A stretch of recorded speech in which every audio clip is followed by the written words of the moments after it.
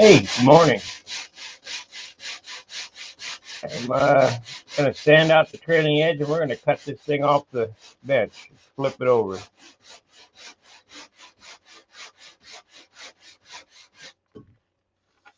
Got a low spot right there. We're going to have to fill. I haven't done any work on this side here. So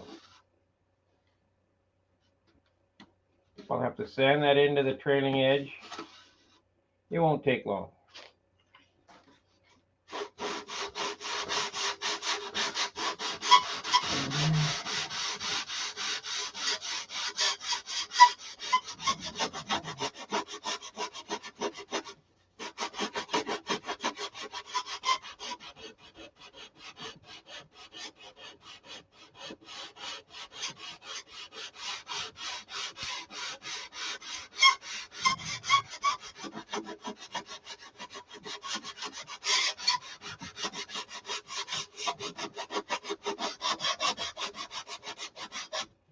Got our doors made, but I need to put the plywood in it and the screws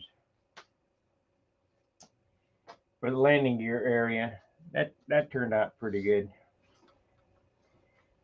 Pretty bueno. I need a little room here.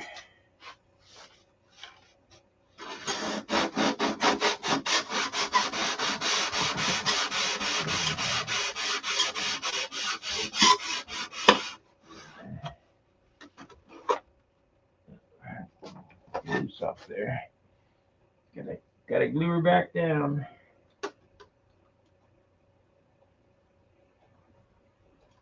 Come on now.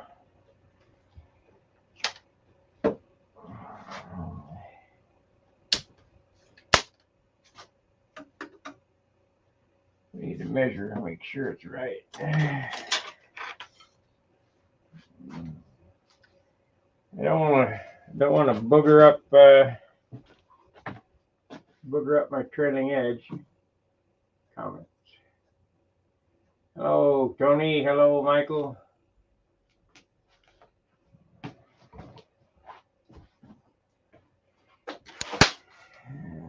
We got. I should write this down so I don't have to remeasure it.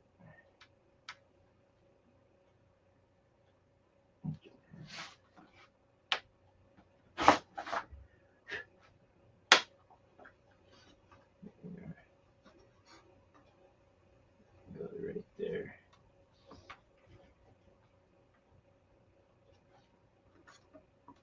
Right.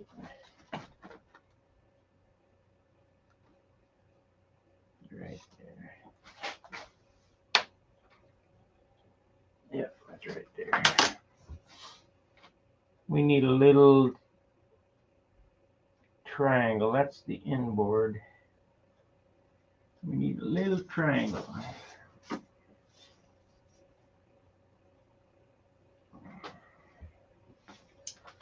Yeah, strengthen this up.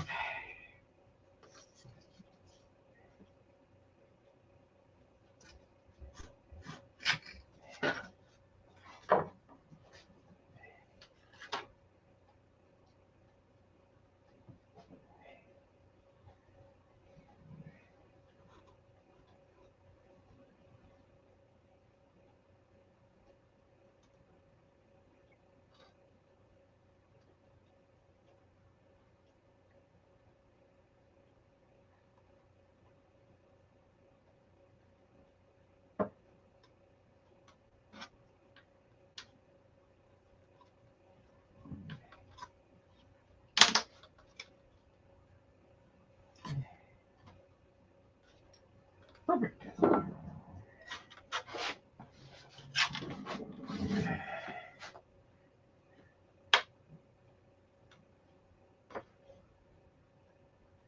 That's it, right there.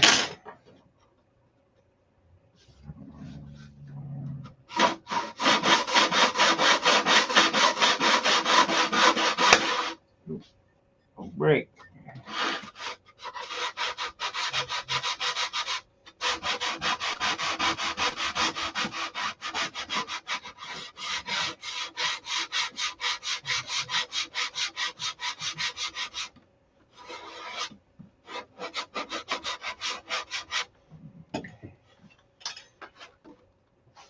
I will tell you this.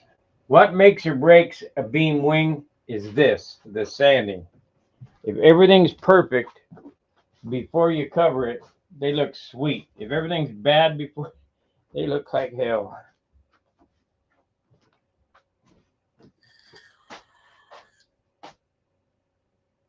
So, like right here, I'm going to, I'm blending in these ribs to the trailing edge. That doesn't mean after I cut it loose from the bench, that doesn't mean that I'll stop sanding. I will go over this again, I'm sure.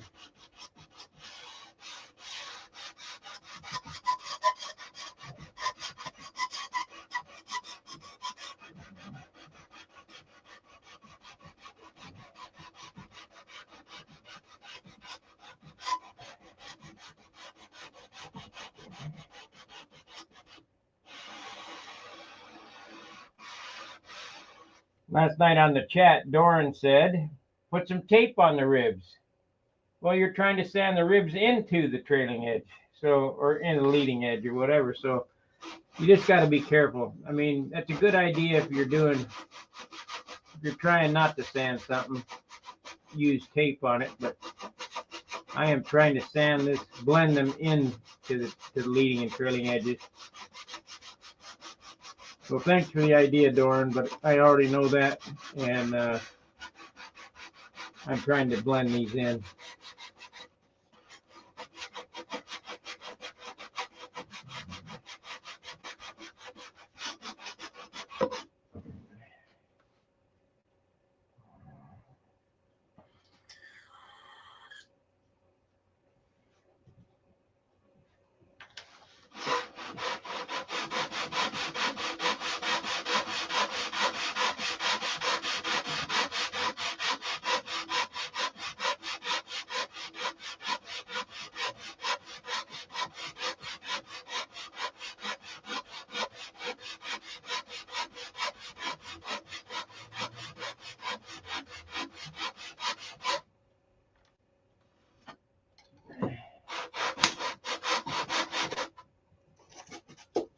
I'm a week out from FCM.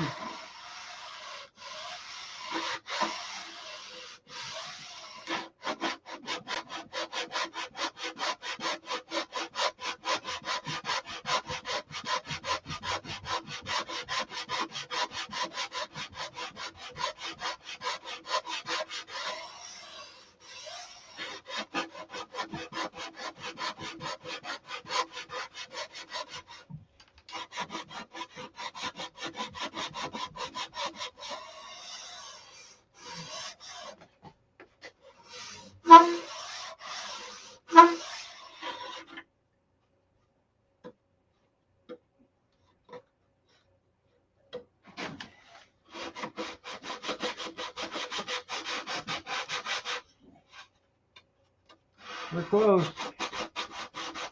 You don't want to use too heavy a grit of sandpaper when you're blending. I mean, I could hog them out really quick.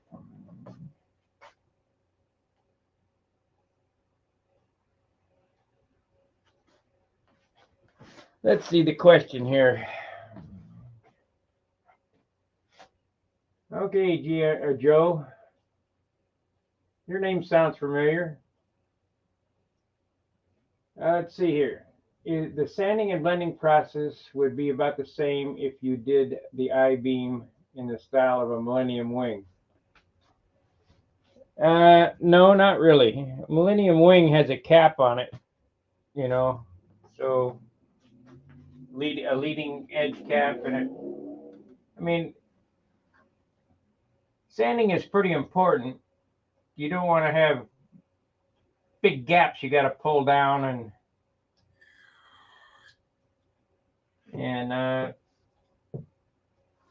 sand off or whatever, but it's not the same. I would suggest that you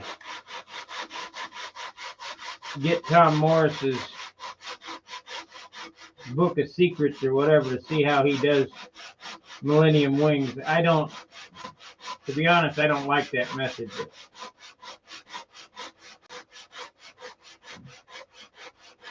He likes it because it's fast.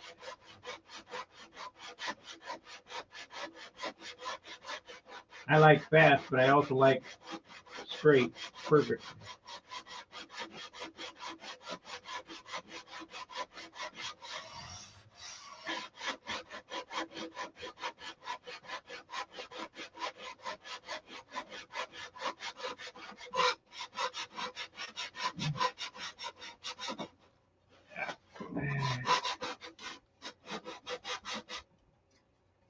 Why is that wiggling? It's not broken. And they're all wiggling.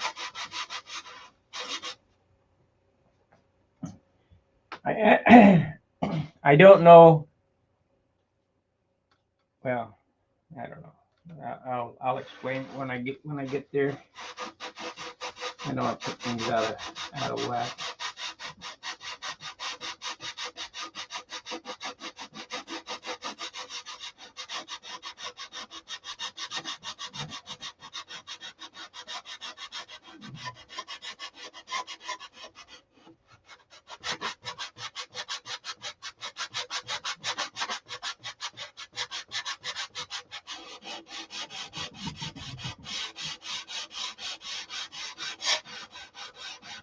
Now when I do this, I'm holding the sanding bar off the rib.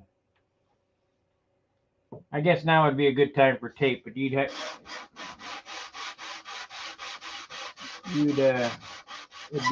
be tough to put the tape on, take tape off.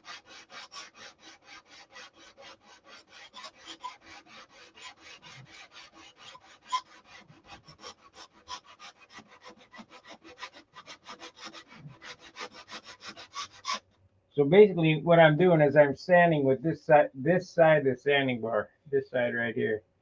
I'm just holding this up a few thousand so it's not rubbing on the rib.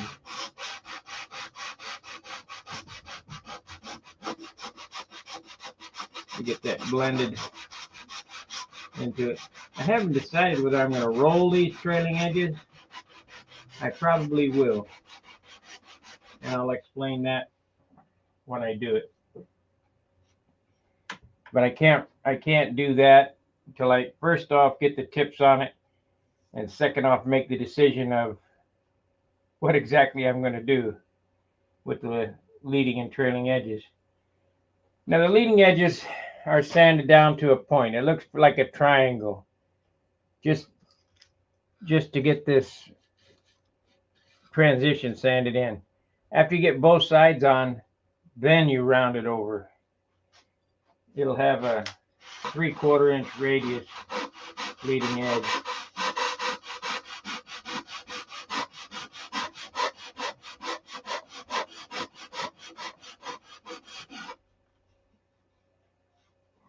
I will tell you that a rounded leading edge is more stable than a pointed leading edge. A rounded leading edge, it won't hunt.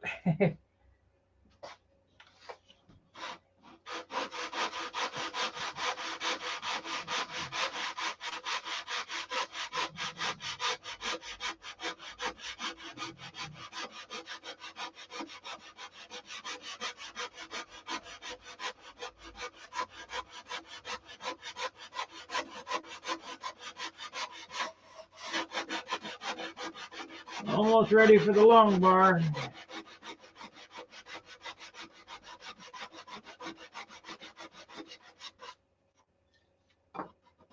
Yeah, we're so damn close, it's ridiculous.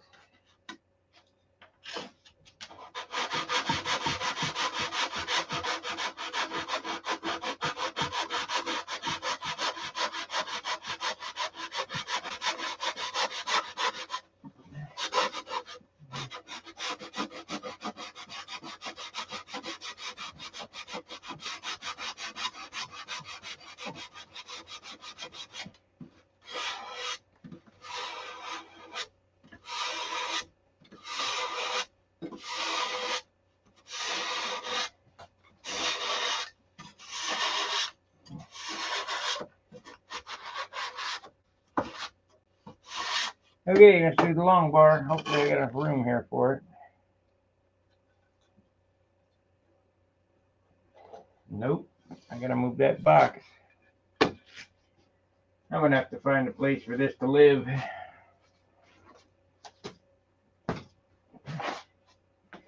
Yeah.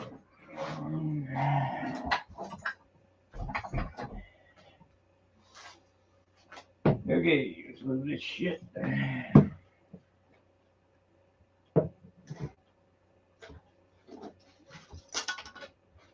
We got our tips here. Tipsy. Yeah. Tip pattern. Something from the past.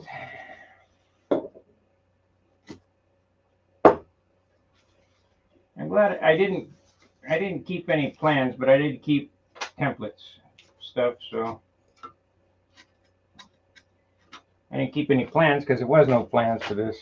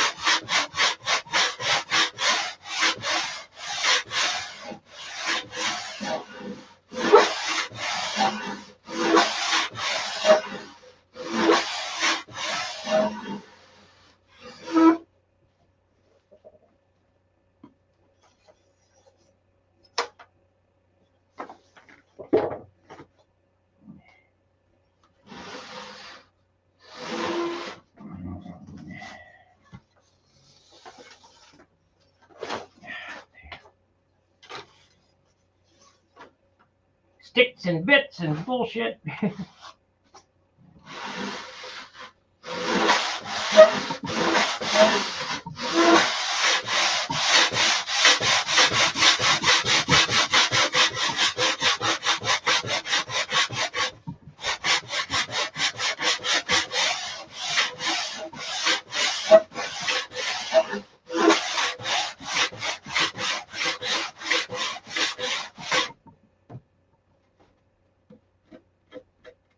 Nope, no good yet. Almost, but no cigar.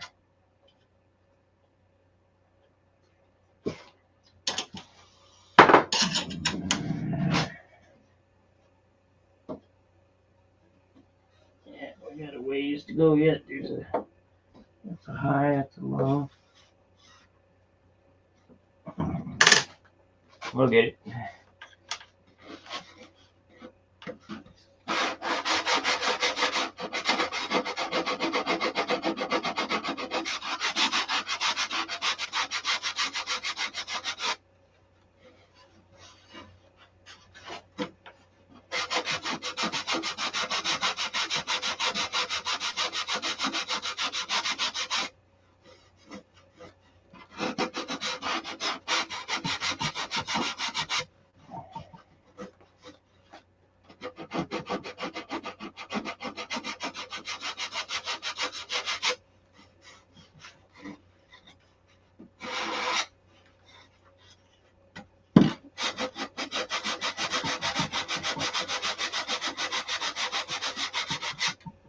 Pretty boring video watching me sand, but it's important. And then we'll cut it off the bench, flip it over and do the other side.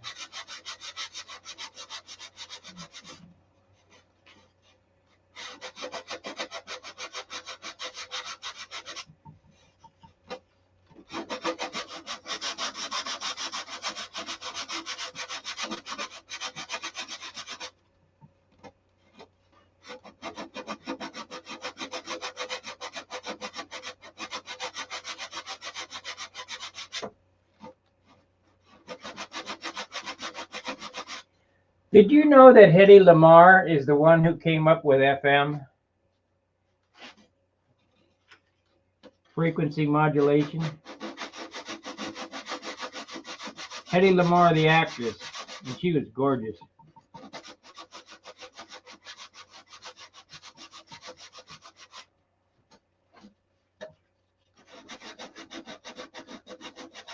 I don't know why I thought of that.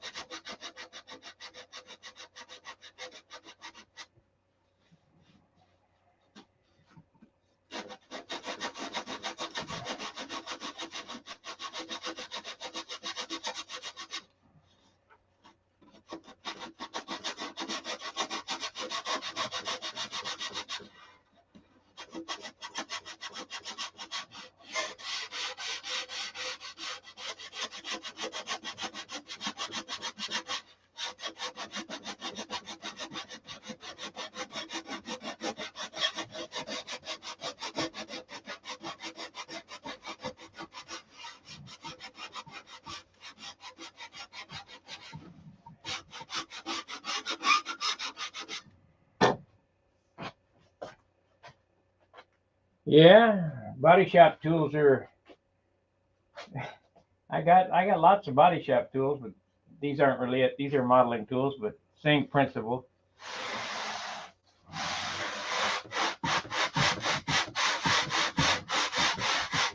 You want a straight line, you got to sand it in one stroke.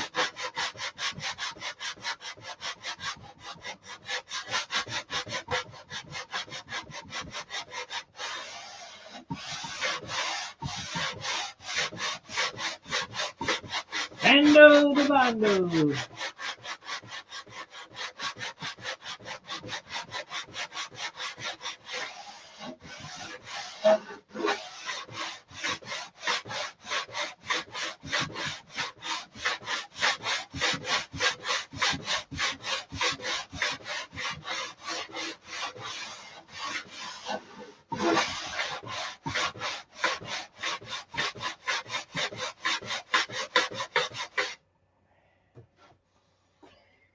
Okay, let's get a long ruler.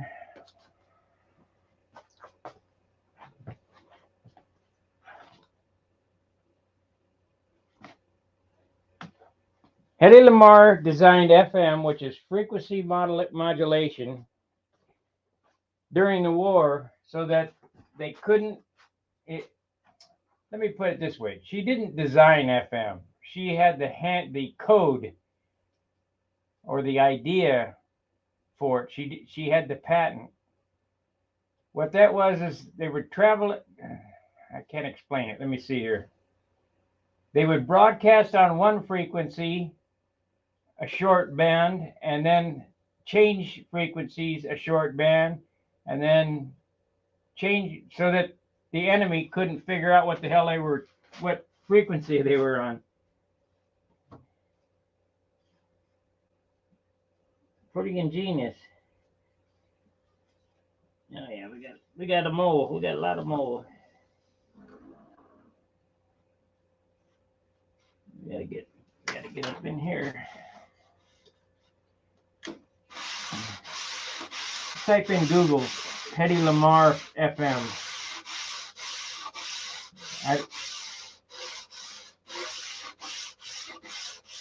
I watched a documentary on her life. It was pretty amazing.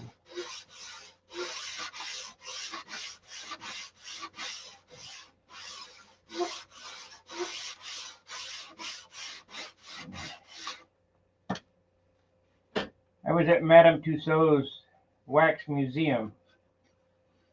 I guess it was, I don't know, whatever wax museum's in Hollywood. I thought it was Tussauds, but that might be in England. I don't know. In Hollywood. And I saw a statue of Hedy Lamarr. She was beautiful, boy. At least the wax figure was. So I always was interested in what she did.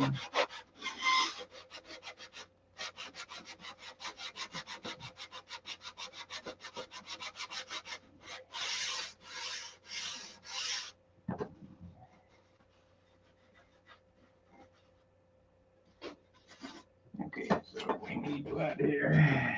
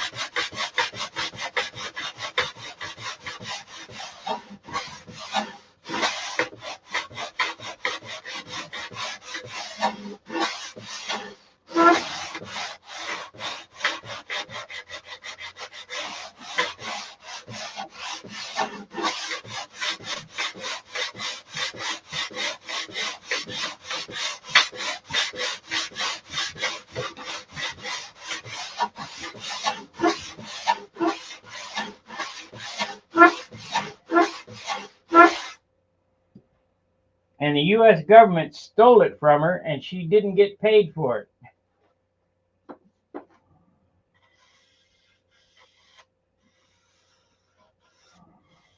Typical government. Ooh, I spent a lot of time on them. It turned out real good up there on the leading edge. Those three are good. That's good. That's good. Oh, I'm getting there.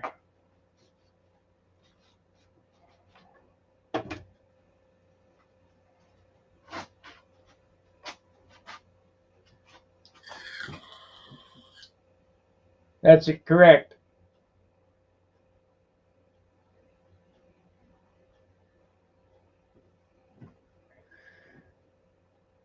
I guess you Googled it and copied and pasted. That's good.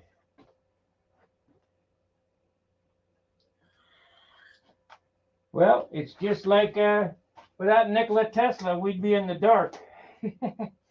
We'd be on Edison's DC.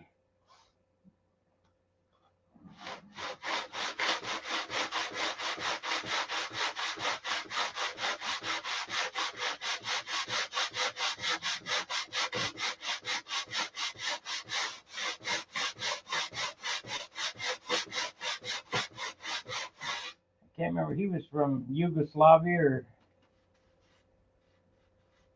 somewhere where they teach kids other shit besides woke.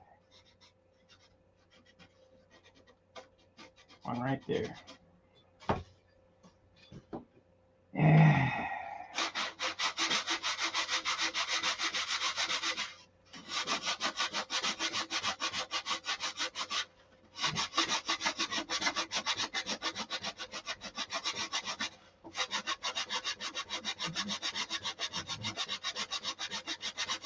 See, when watching my channel, it's just like Mr. Wizard. I don't know if you guys, how many of you guys are old enough to remember Mr. Wizard.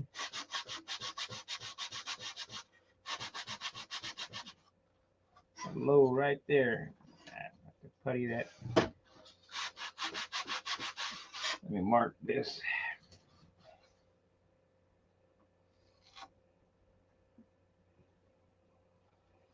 Perfect candidate for stupid fill. We're going to use wood fillets on this airplane. I'll show you how to do those.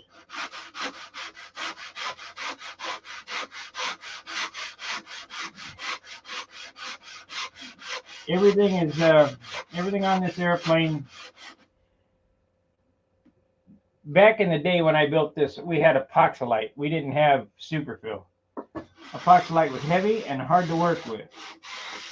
So talked about making wood fillets instead of using that heavy ass epoxylite, and that's what I did.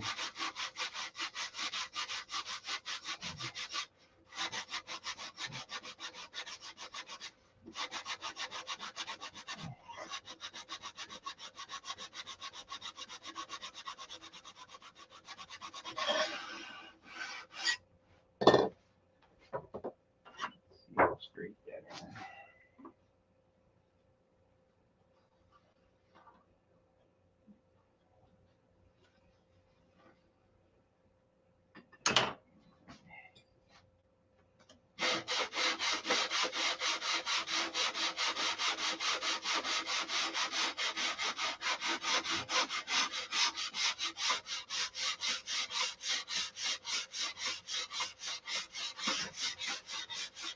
You can hear that it's coming into flame.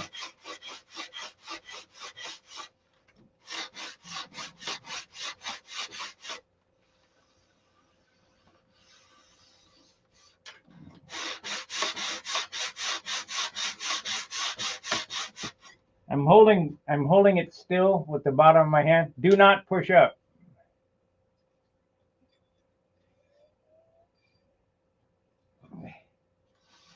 Well, that's good. That's good, Tony. I'm glad you like my channel.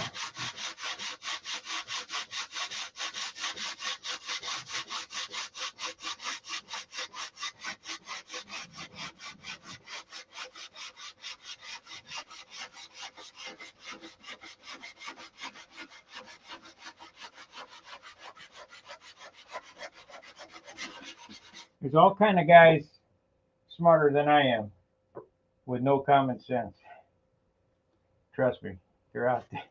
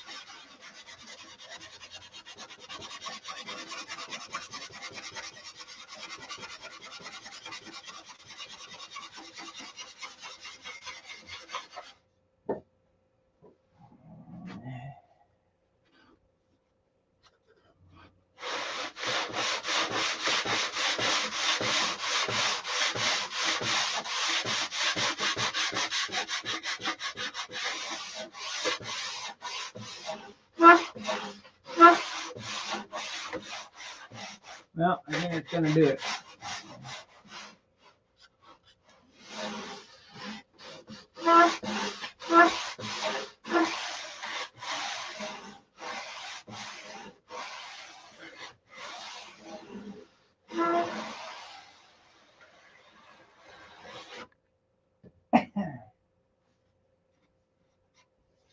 Ever so close. Maybe one more. I'll cut this thing off the bench, clean up all the mess, flip it over, jig it up, and do the top. That won't take long.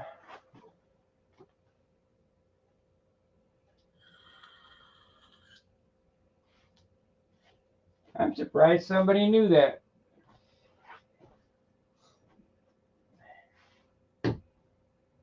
Joe, you must be in the 70-year-old age.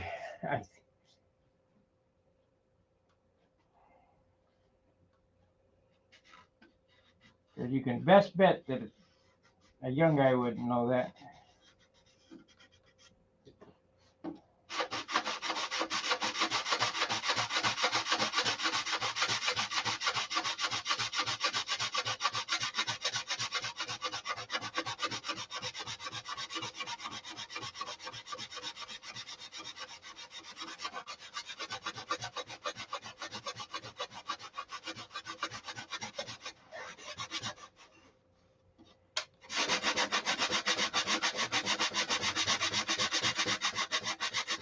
Either that or in the electronics field.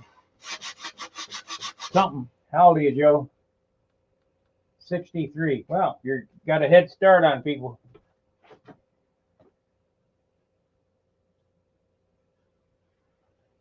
Yeah. Blazing Saddles.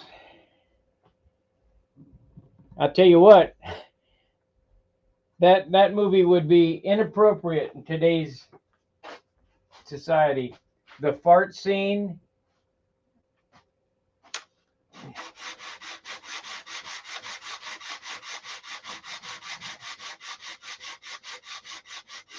Let me see who was in that. With Mel Brooks. What was the black guy's name? Can't remember. I watched a movie the other night with Slim Pickens in it. That couldn't be his real name. It had to be a stage name.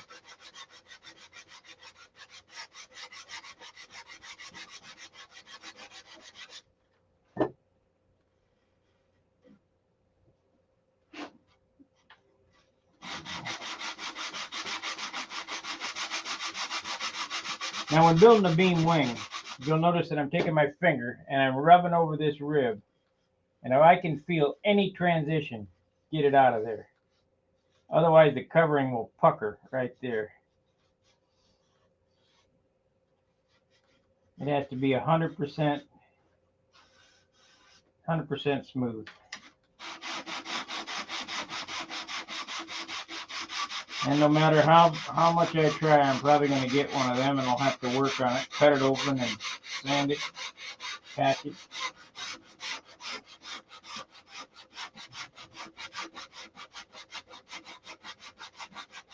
We'll see if I can get it first go around. It's been a while since I built the Beamer, so it's been about, let's see, within Dayton 6, 9, 15, 18 to 20 years.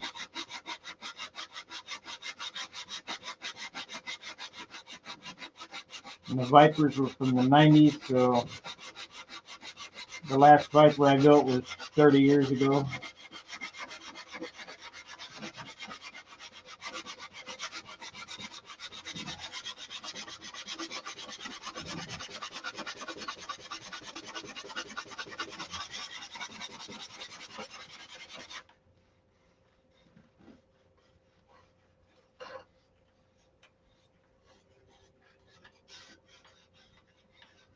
I got it. So now we'll clean it up. A couple of swipes with the long block.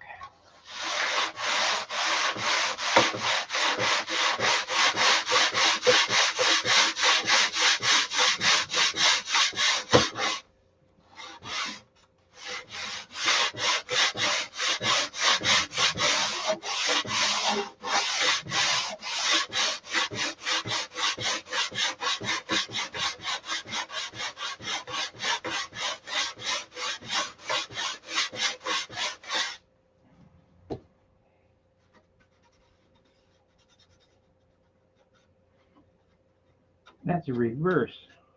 Get that one. That's a reverse.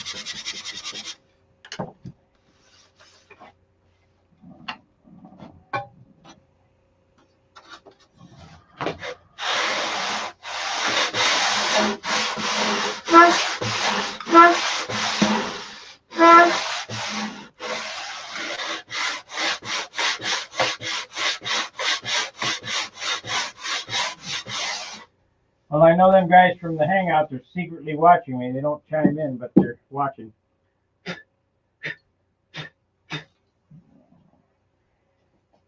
Okay, let's cut it off the bench. Let me check it.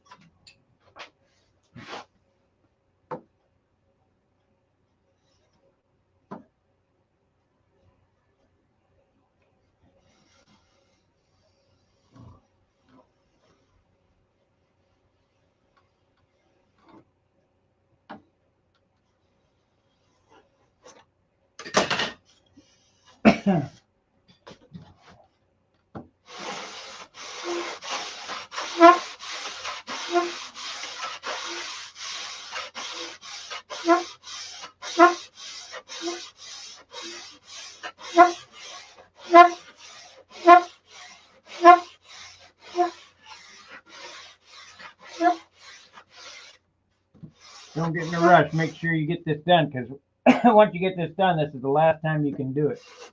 It's got to be glued down.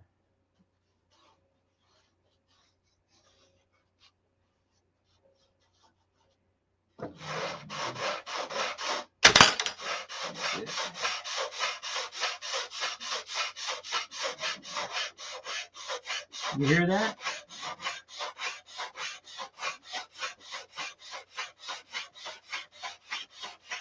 change tone.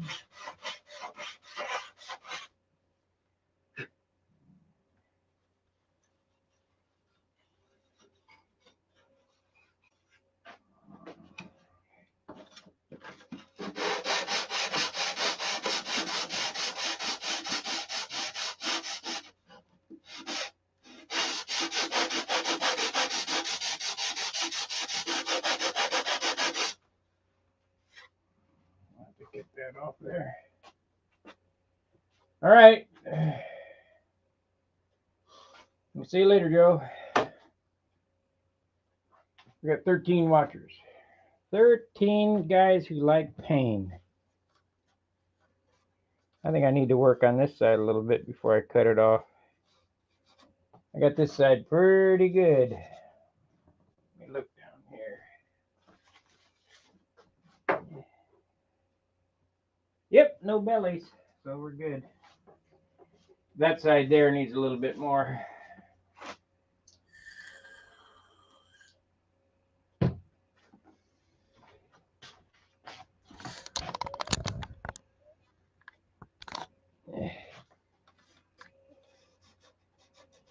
A little bit more. See, it's only up, I'd say, a thousandths.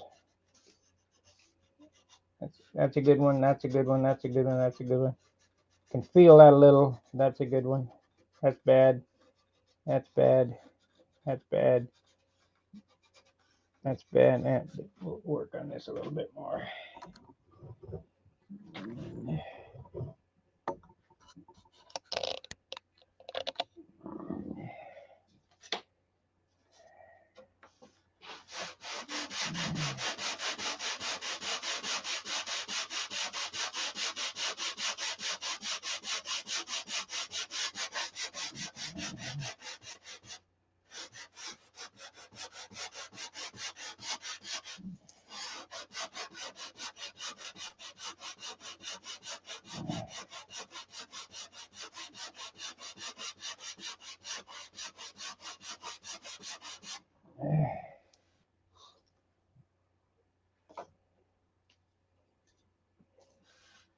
Oops, sanded a goober in there.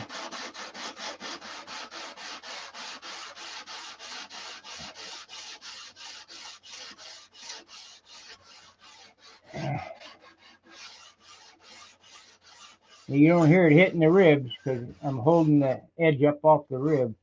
I'm tapering the trailing edge to the rib angle.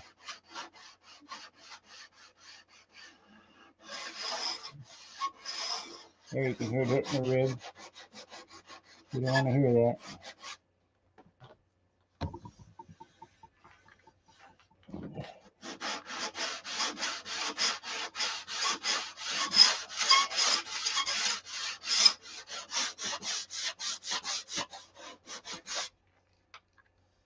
There we go.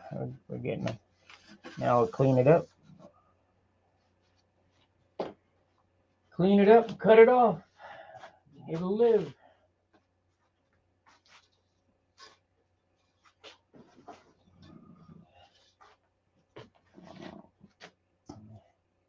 I've been thinking long and hard how to get the horn in here.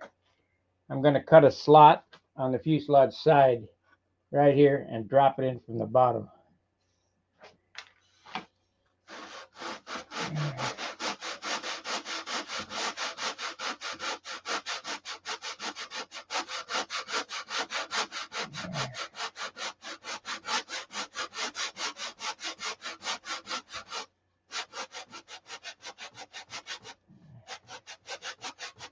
Mr. Wizard, tristle, trestle, trestle, trone. Time for this one to go home.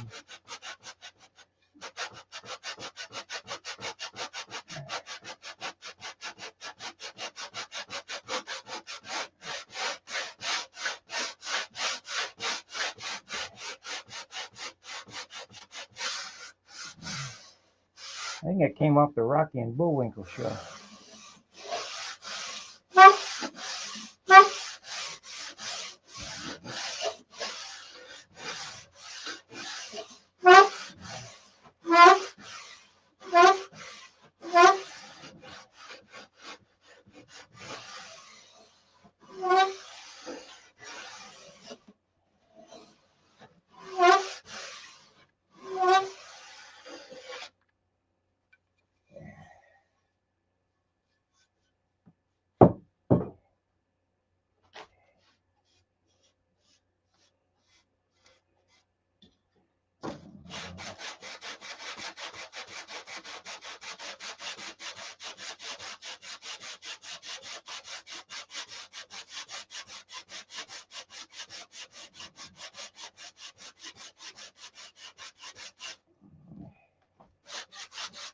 Already thinking about version 2 of this.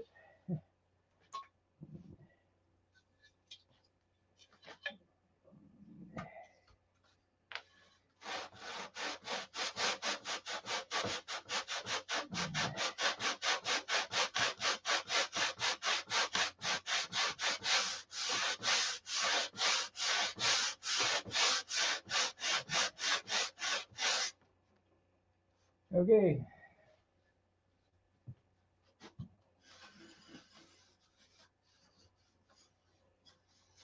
Let's cut it off the workbench.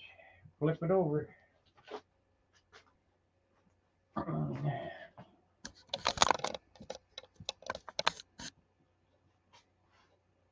And there we go. Let's see here. Let's go to this other angle.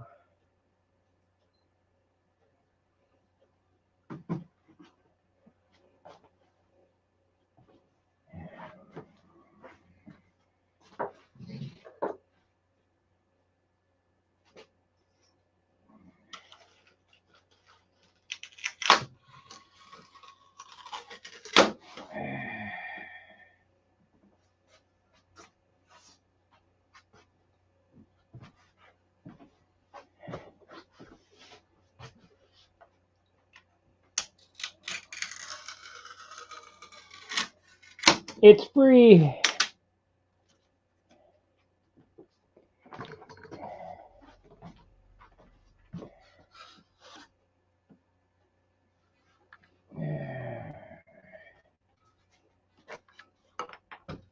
Yep, my doors fell out. It's straight. That's a good thing.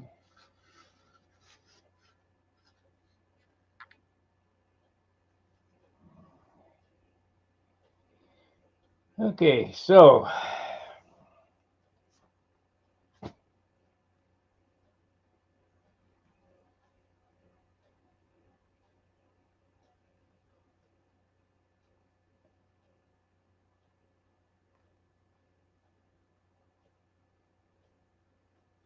we better make sure I built the damn thing right.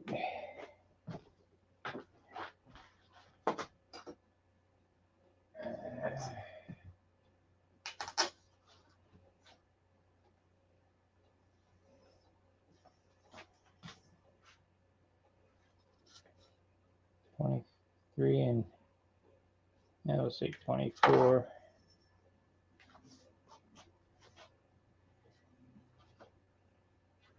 We need to get a weight on this.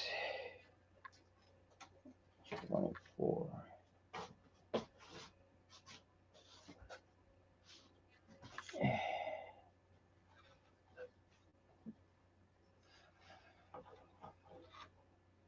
Yep, I got it.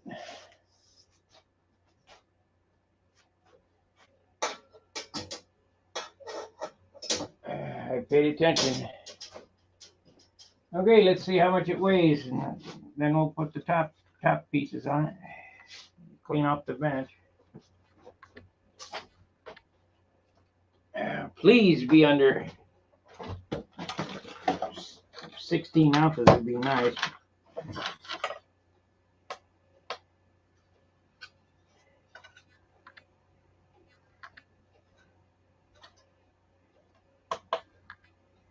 We're way under 16. Woo-wee! 10 ounces. We're way ahead of schedule. Let me get a file. I got it free. I can get it up close to my face.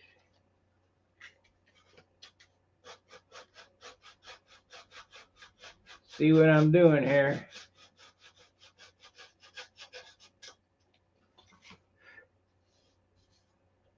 Now this side.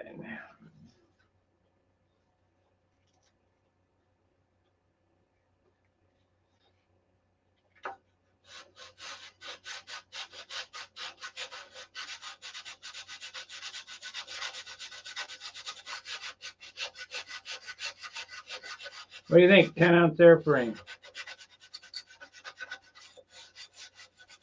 so far. So let's calculate the weight here. we'll say after I get the top ribs on, it's 12. So we got 12, and 3 for the stab is 15, 16, 17. Yeah, this is going to be a light airplane. That's a good one. If I don't get crazy. Let me change angles. You can see better what I'm doing. I need to have this over here anyway.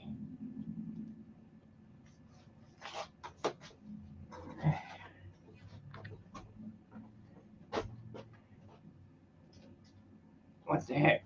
Wrong view.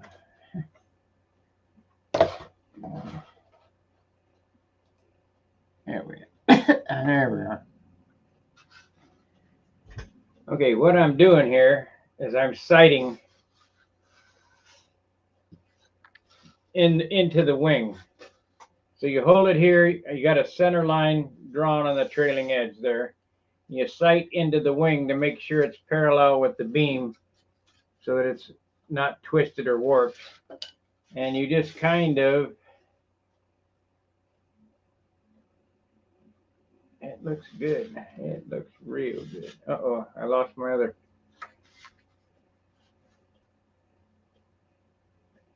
There's the door. Outboard. I had to work on those.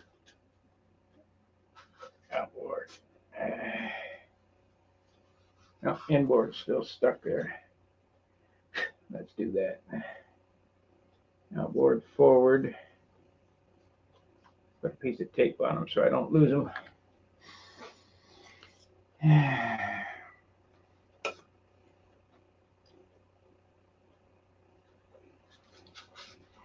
That's what makes a beam wing nice. There's no weight out at the end of the tips.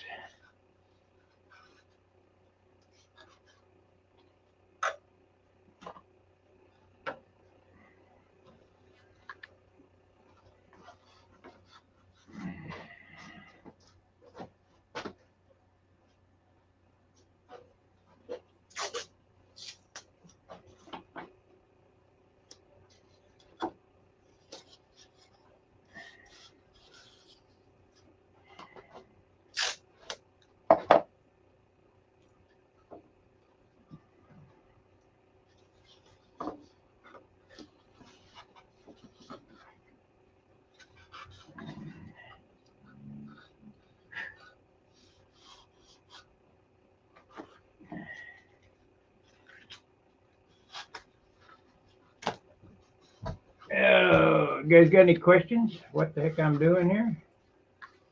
Got her off the bench in an hour.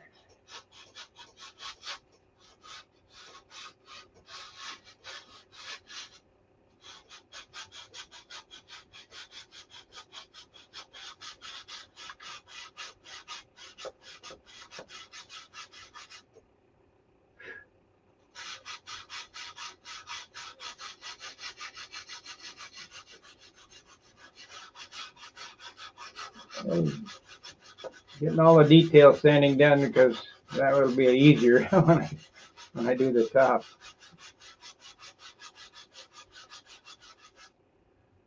Okay, let's clean up the bench, get it jigged up for right side up.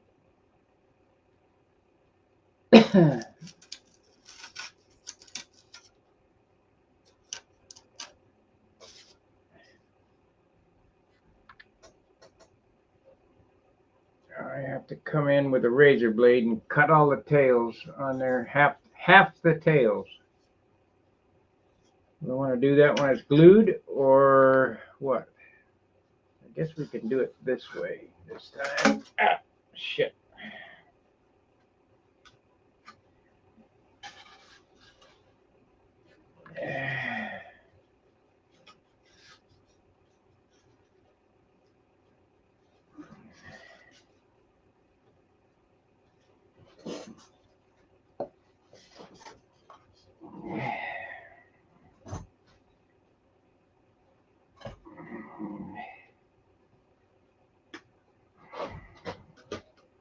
What's the leading edge here?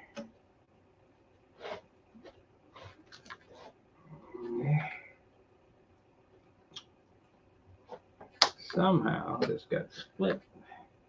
Not a big deal, but just a pain in the ass.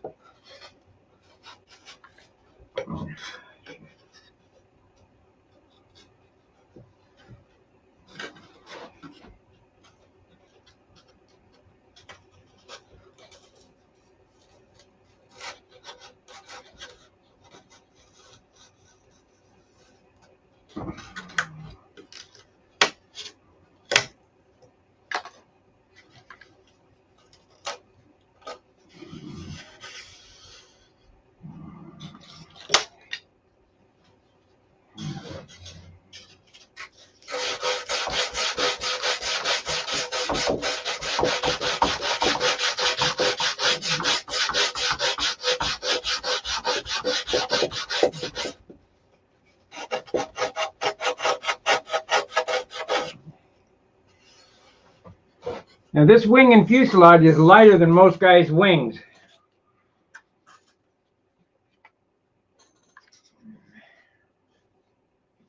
And just because it's light doesn't mean it's not strong. Because it is strong, I guarantee that. Oh, shoot. It's fragile, but it's strong. So we got to get that glued on there. That's glued to the trailing edge. That's good. We need to flatten this out a little better.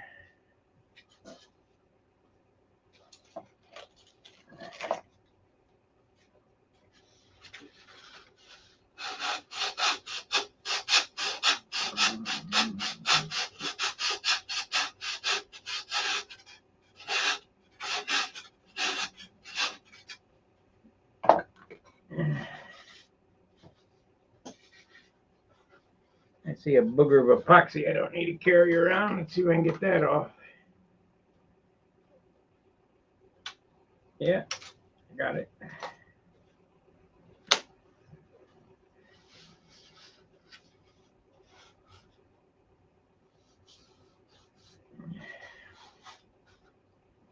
Okay, let me clear the bench.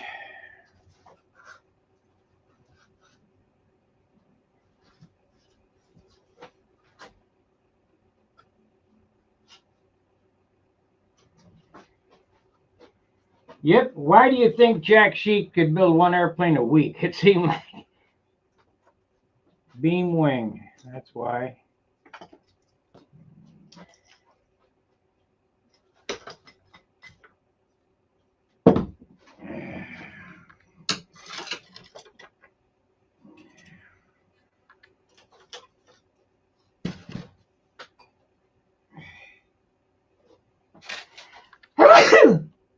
Dust. Gotta have our tip here.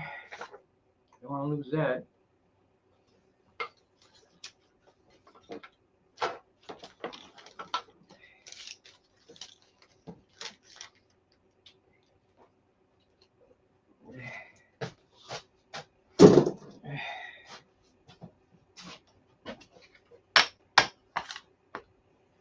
All right, we don't need this. We'll need to cut some pieces off of that for the landing gear. I'll have to work on them right away. I'm going to have this wing done today. And we can start on the fun stuff, the shaping.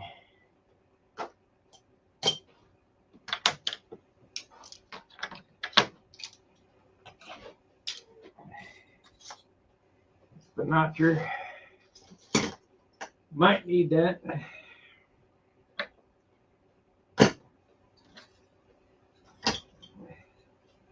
2 ribs. Don't need any of this shit. We got a blade we can use for scraping the glass.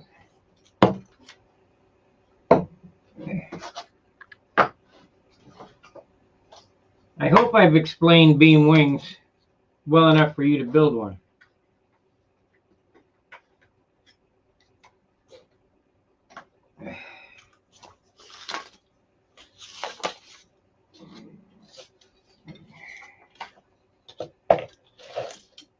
We got to get these off because they're not going to be the same.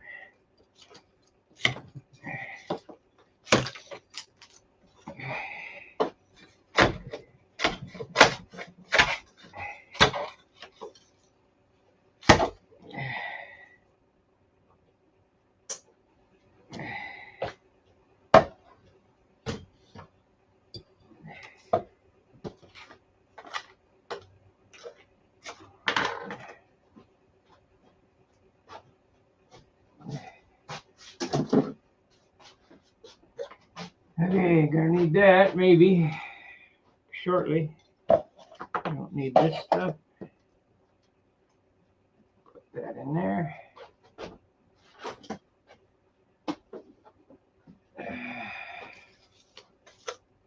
This is a nice block. This is 2-pound wood. Let's save that, even though it's a little piece.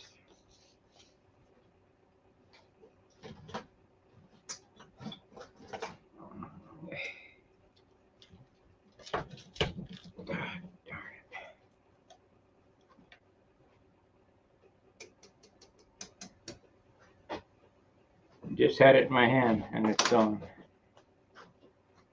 Okay, where did it go?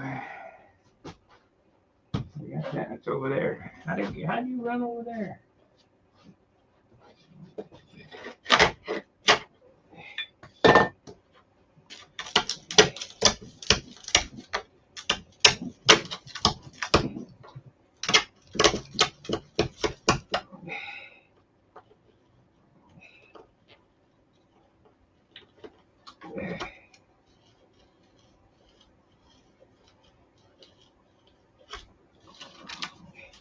You don't think CA strong? John got me a piece of 3/8 plate, and I used it in Dayton, and I glued. I can't remember what I was, some kind of jig to the top of the plate. And when I broke it off, the glue didn't come. It took the glass with it, a big hole in the glass. I think it did in a couple of spots. Now I don't know if that's the kind of glass it was or what. But this hasn't done it. I've had this 30 years.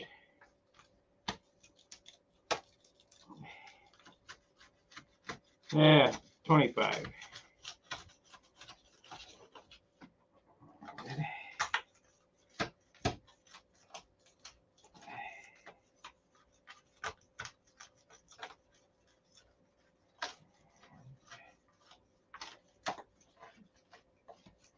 Found this in the alley. Somebody threw away a bathroom shower door. Big shower. I had one bigger than this at one time. I got rid of it. Had a 4x8 sheet. This was it? No, this was some other mirror. I was thinking that I had a 4x8 sheet of mirror that somebody just threw away.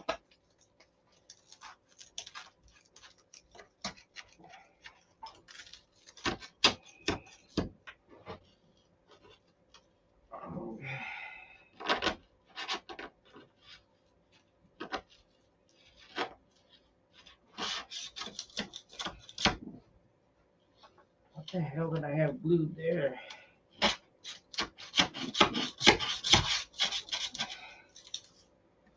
Don't want no boogies on there. Okay. Of course, my brush is missing. Where the hell did it fell on the floor? Yeah. I have the picture of the viper. The knife. This other shit. I'll get over this way. Oh, there's a clean blade. Brand new. Don't go under there.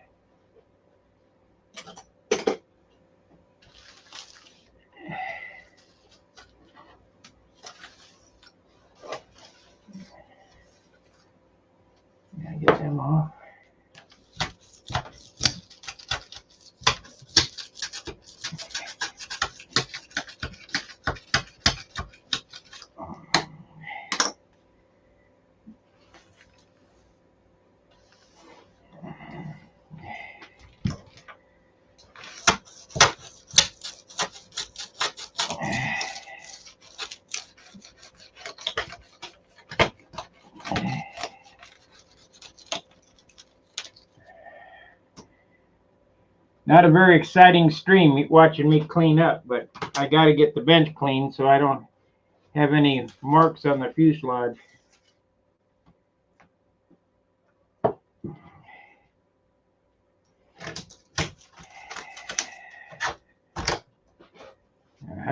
This big saddle down here. Ah, shit.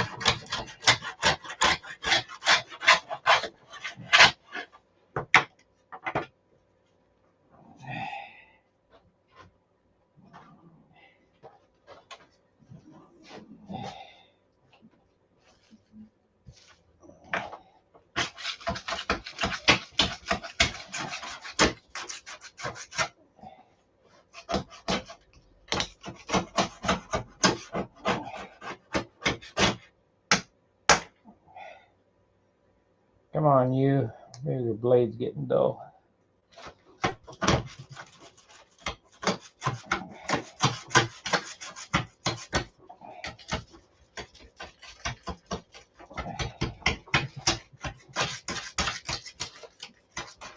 Close enough.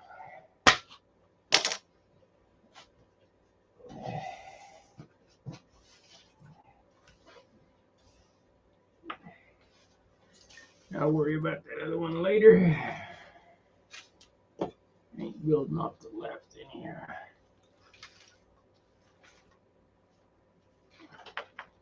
Save that.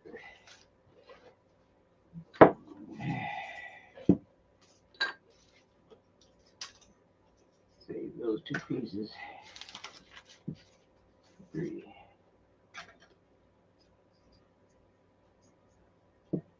This is 2.5 pound wood. This is it's ridiculously good stuff. I wish I had more. 3.5 pound wood, I should say.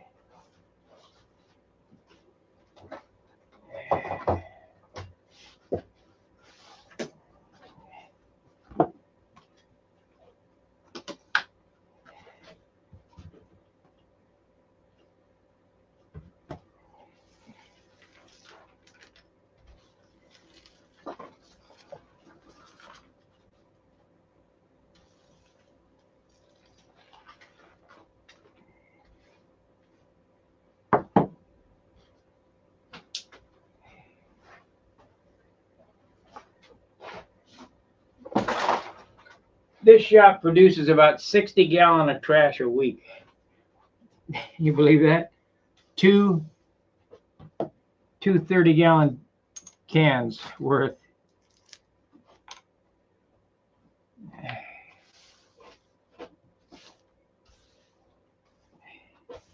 My wood shop, when I get rolling out there, is going to be ridiculous too, because it's the same thing, only on a giant scale.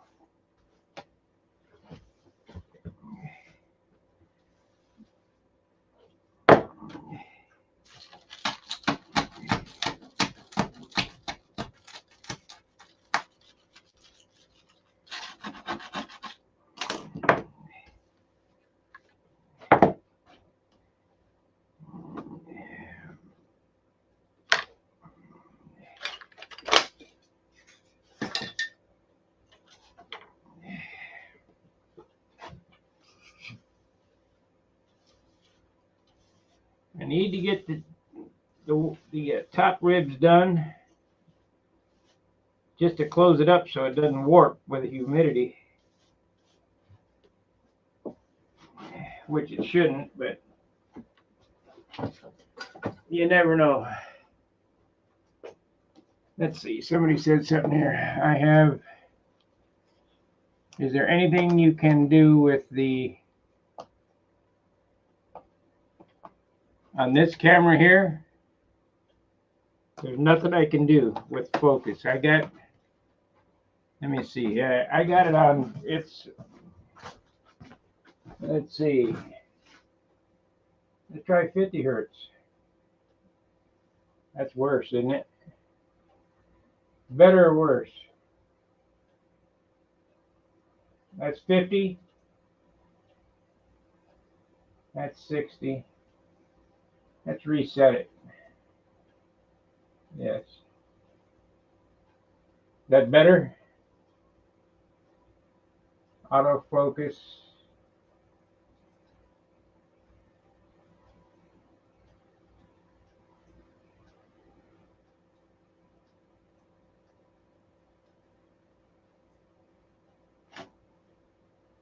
That's about as good as it's going to get.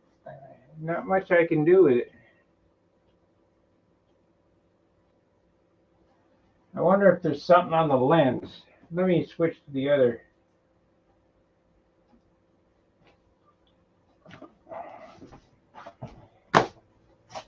Let me get a clean paper towel and some alcohol and wipe that other lens off. Maybe there's some dirt on the lens causing it to be out of focus.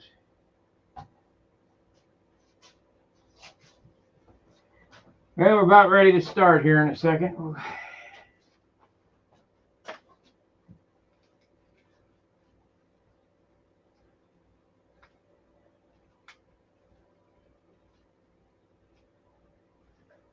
I guess maybe it's time to buy a new one. Okay, let's see. Let's see how that did. I put some alcohol on a rag and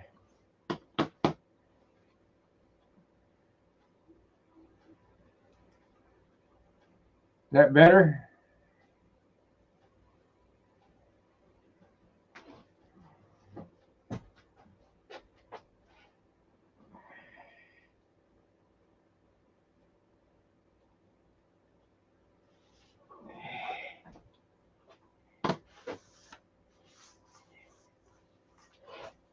If not, we can just run on that other camera.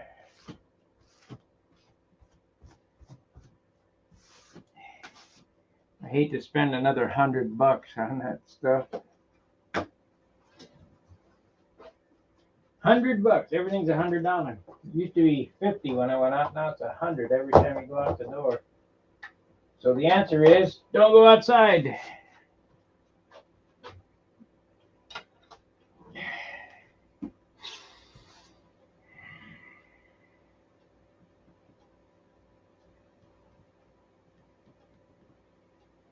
Waiting back. Victor Dart, is the focus better on that camera now or worse? Or the same?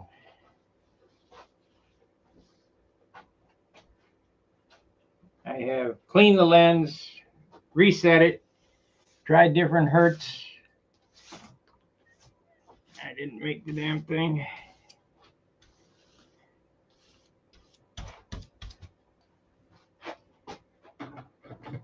Okay, let's set up to do the do.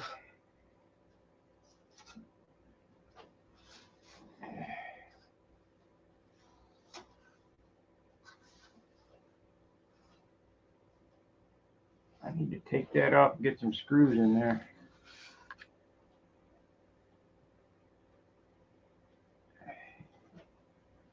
Yeah, I know. Everything costs so damn much.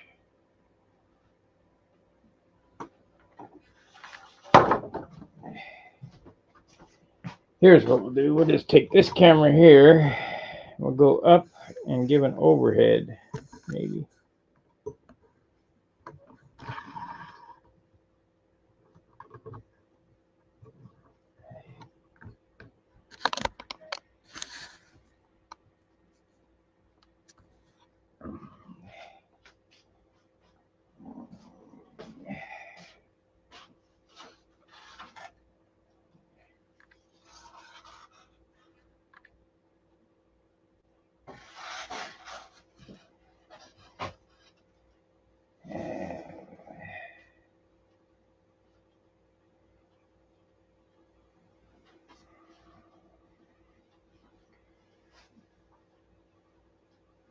looks like it's sitting on there pretty darn flat.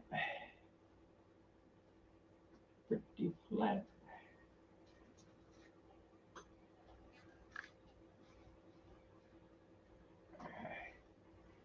Okay, we need some scrap wood.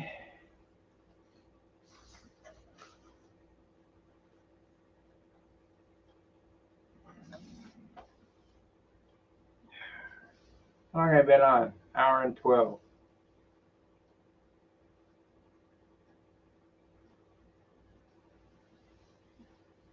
And let's see here. Boy, it comes right to the edge when I do that.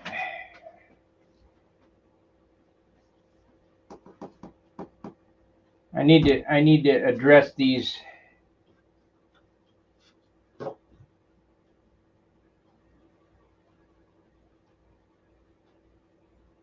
Before I go any further, I need to work on these landing gear blocks. Let's see, that goes right there.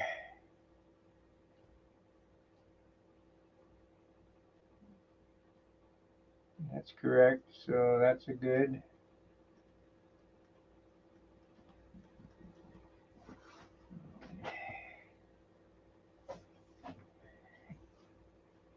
Probably need to put some epoxy on that there.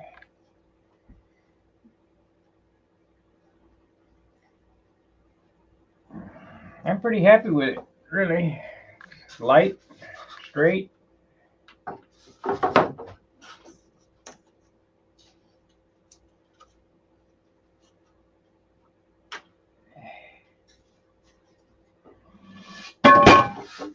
Tear it up. 10 ounces.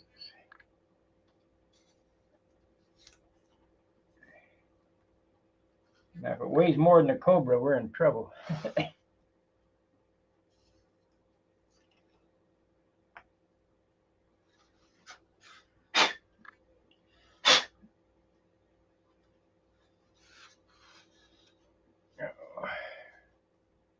Uh-oh. Uh-oh.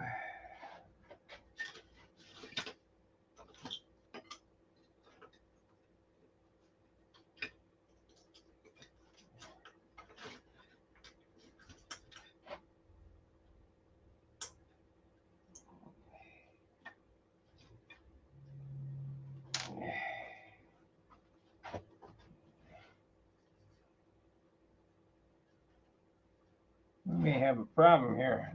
Even though I put the bolts in this, it looks like the blind nuts are clogged. We'll see.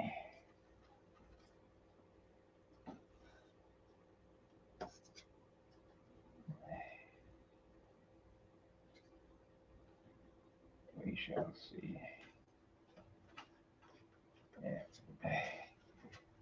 Might have to get the tap out.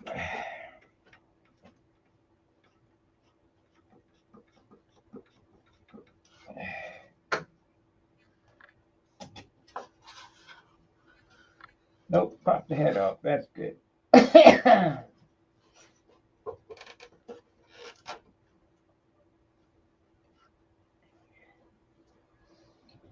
that's one. Then we gotta. I told you the other night that you gotta make sure that you epoxy these in. I didn't epoxy those in, and that could be a fatal misstep.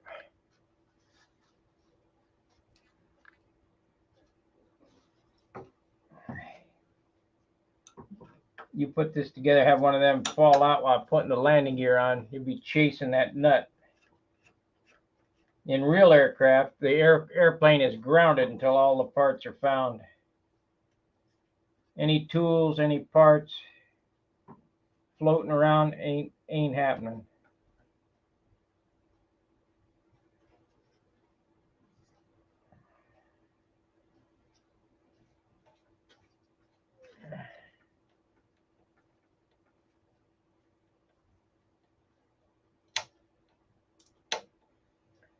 Cleveland Little was the black sheriff. Yeah, there you go.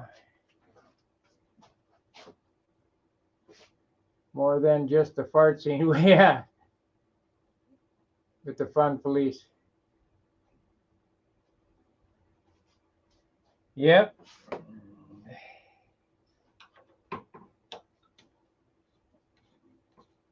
They use the N-word many times.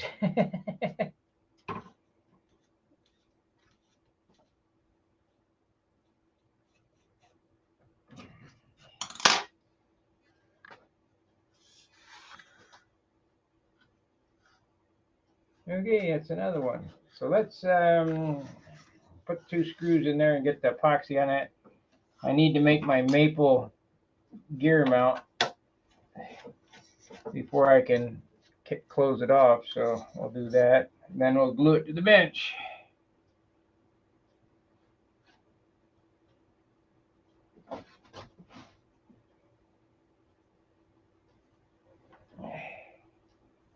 I don't know why people are so damn sensitive.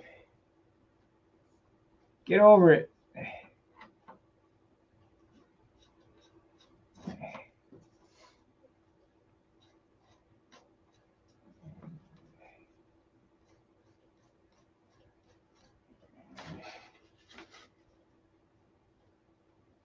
Okay, that's one.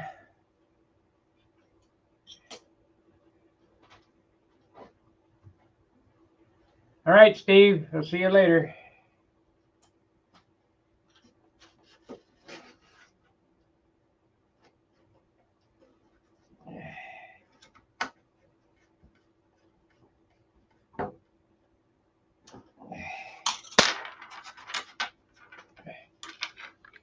All right, let's think about what we're going to do for gear mounts.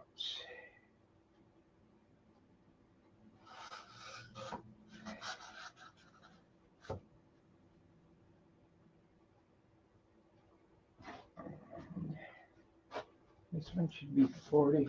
Keep checking the damn thing. 24.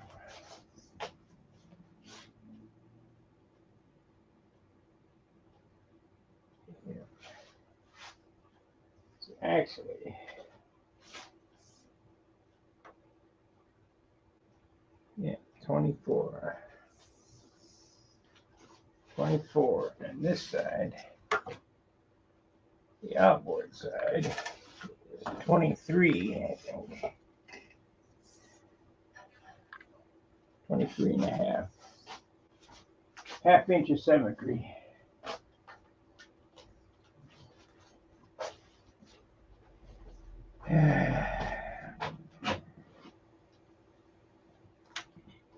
Sorry for the fiddling, guys, but I got to make sure before I go farther where I'm at.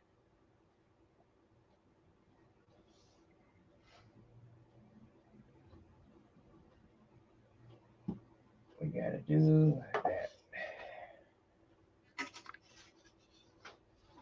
And we got to cut tails. We need a piece of maple motor mount.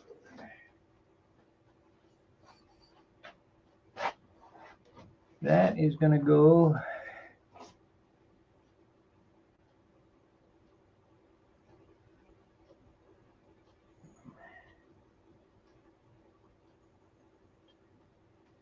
so how wide do I want it? And I can't put it up like that because it ain't wide enough. I suppose I could, but then it would be glued to nothing. Gotta think about this for a second.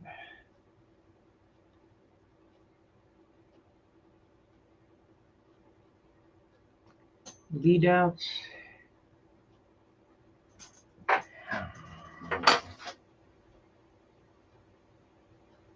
Yeah, let's see here. And we should be in good shape. Lead outs will pass there, even if I gotta cut that. This one's okay. This one's okay. And let me cut a couple pieces so I can visualize what's going on. I think I want to put them in like that and round them over. But then I got this line nut here in the way. I'll have to notch it, which is not a big deal.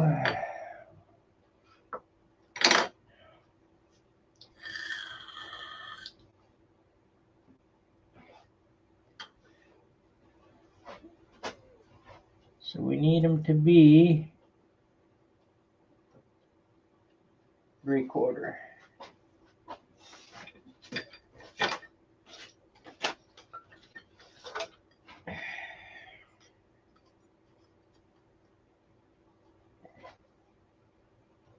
And we'll make it 1 inch and then sand them to shape.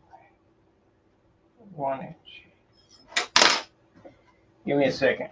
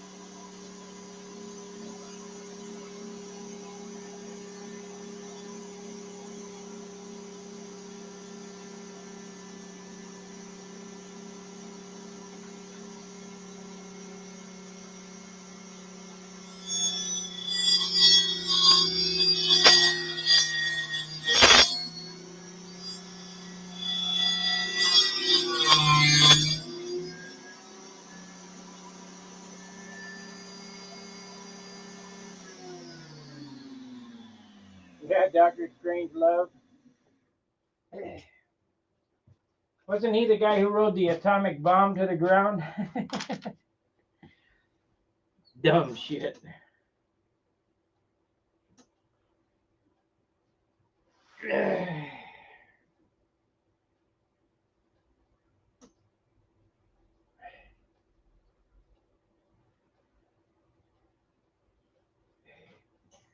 Okay, let's do this side because yay, it's in perfectly square. That'll be no big deal on that one. Okay, little details. This is to mount the tang on the landing gear wire. I'm going to take this. I mean, it doesn't seem like much, but why is this thing so light? Because I've not passed any of the details. I'm going to take it over to the belt sander or to the disc sander and sand that edge off like that. I'll do both of them. Give me a second.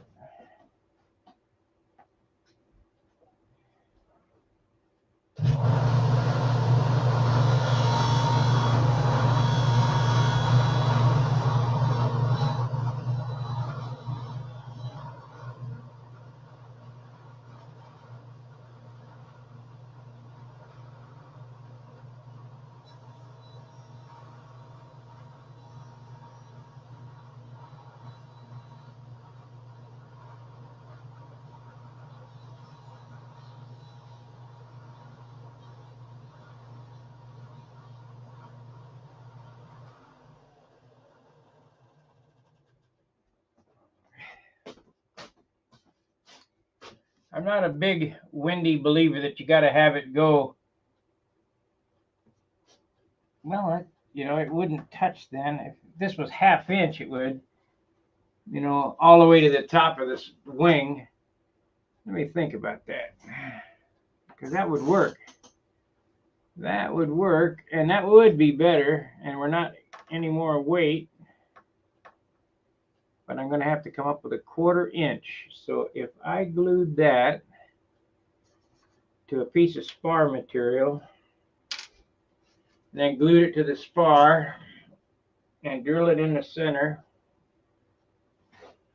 and on this one it would behoove me because of that clamp. And maybe I'm not a big believer in the windy theory of it going to the top of the wing, but the way this is designed, it would probably help and not cost any more weight. So we're going to do that. We're going to put that there.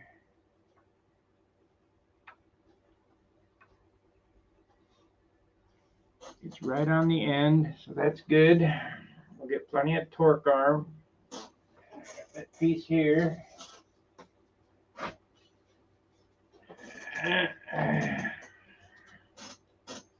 I mean, if it works, it works. We'll see.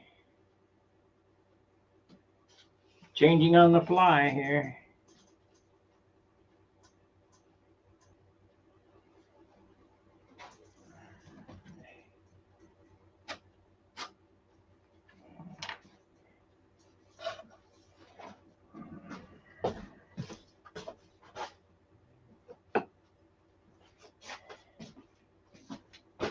Let's see here.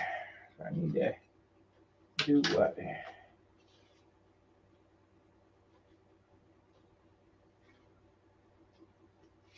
Oh, crap.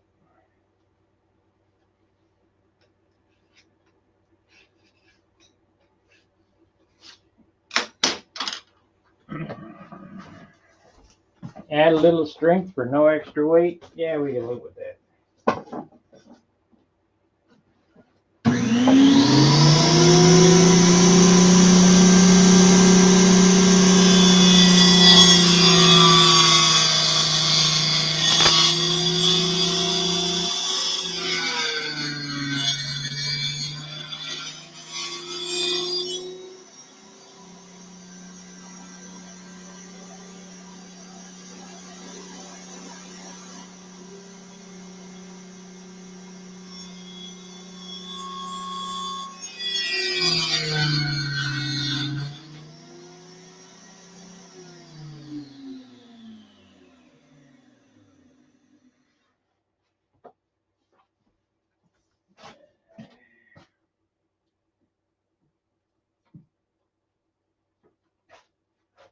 Okay, so we are going to do that.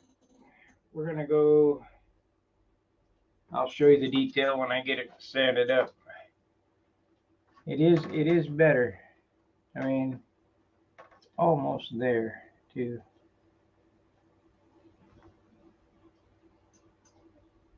Glue that to that. Need to cut that off. And then sand it.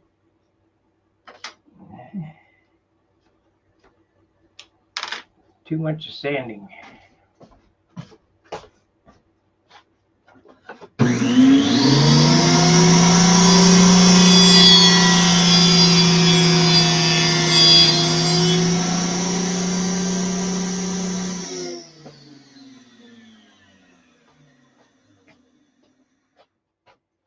only thing is I'm going to have to sand a little notch in there.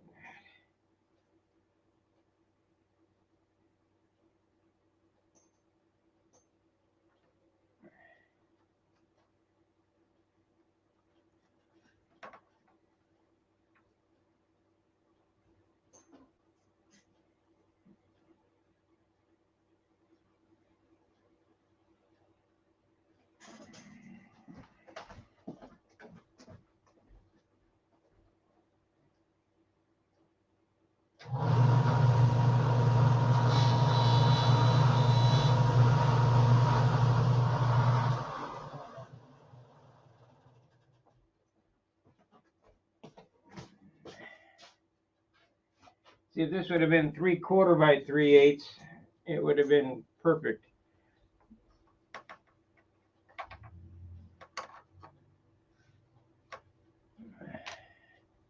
I'll bring it around to the other side so you can see what I'm doing.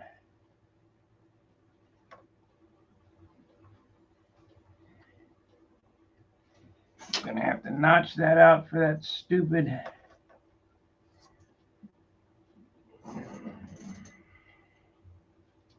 blind nut. I'm gonna have to do both sides.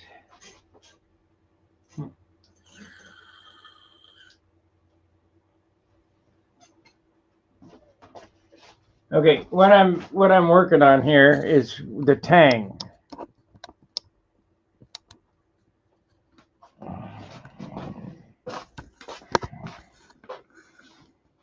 So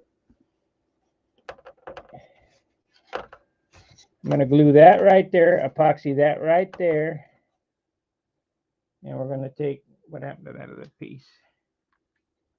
Yeah, it's this one. We'll take this one and epoxy that to that. And that's where the landing gear, where the landing gear tank pops up. I don't think it's going to affect lead out clearance, not way back there.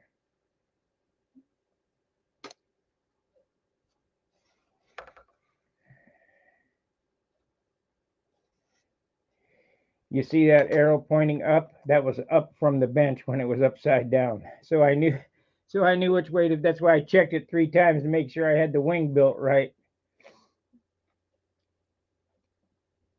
So it's not up from the airplane, that's up from the bench when it was upside down. So I need to knock that little corner off and we'll epoxy this in real quick.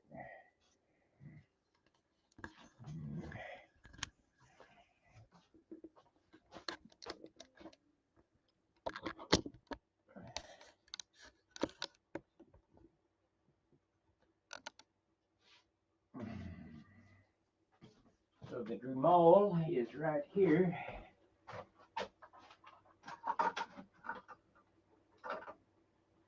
We got the sanding drum on it, that's good.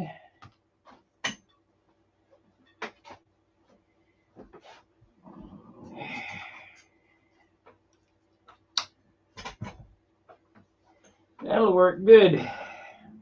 Thank you, Wendy. I don't normally do that. Stand them up and go all the way to the top, but thanks. So this is on here, this corner right here.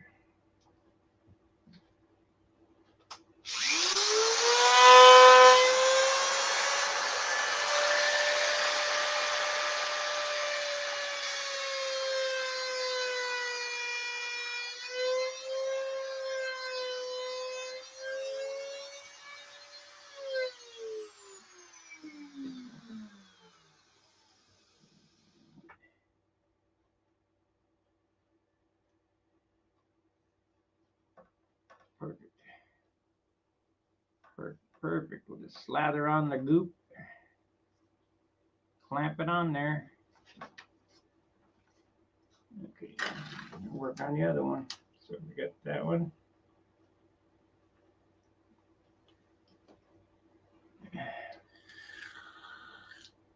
You guys like the vomit cam so that I can show you exactly what I'm doing? Let's see, we had this one. This one needs to get cut there. And it's going to have to be really botched up there.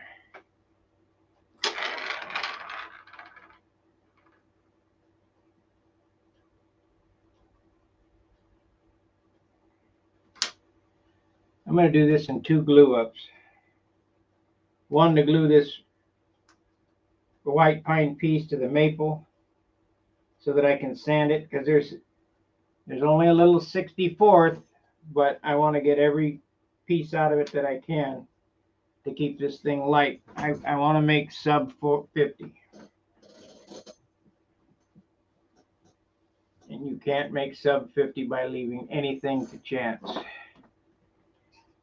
Goober there.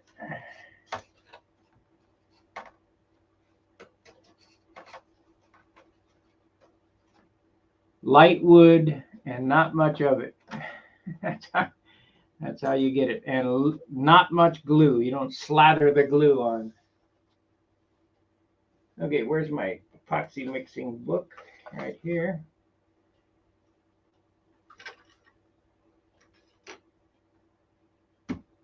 So this won't take long because it's 5-minute epoxy. So we'll do these 2 and then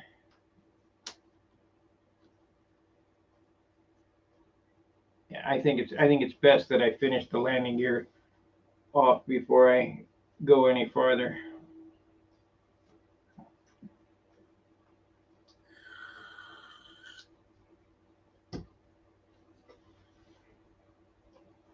Yep. I guess Yogi's flying today. Yay. RC, but flying nonetheless. I'm actually surprised that more RC guys haven't found my channel. You know, because it's the same airplane, it's just different controls.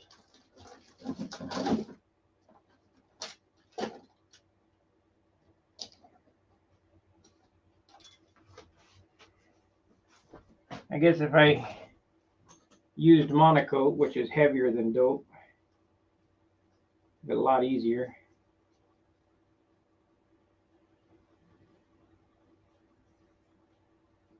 Of course, I don't know. I can't say that because with monocoat, everything has to be perfect. There is no second chance. At least with dope, if you don't get it right, you just sand it. You can fix it. Monocoat, you can't. You got to strip it.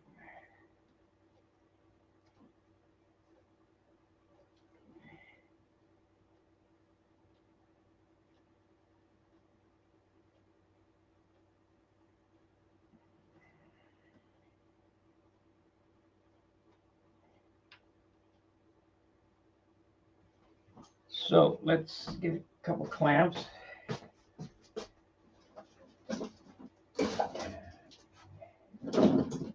Big uns. Get the big uns.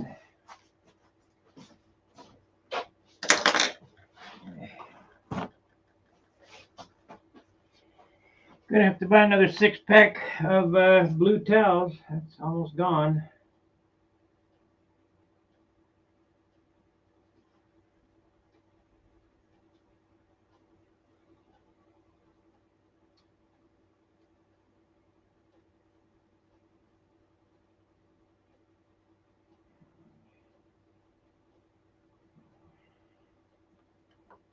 Okay, that's one.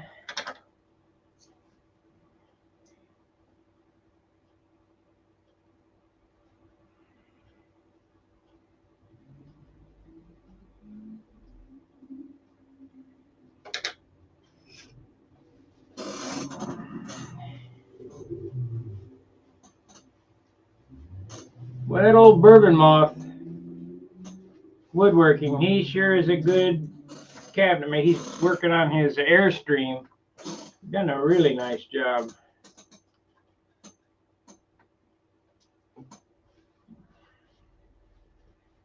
He'd have been better off to buy a finished one, but he wanted to do the inside.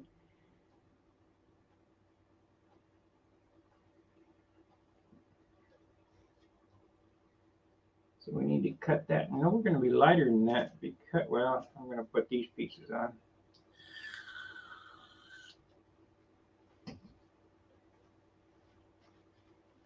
Well, now is the time to ask any questions or make any comments, because while I'm waiting for glue to dry, I can answer.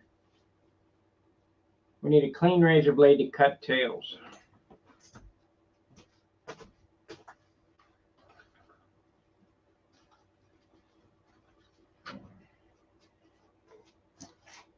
I have to go in and cut the tails of every one of these ribs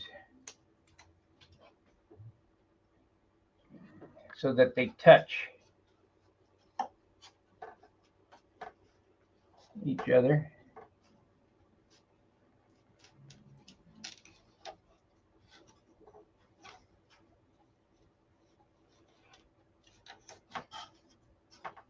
That was not bad.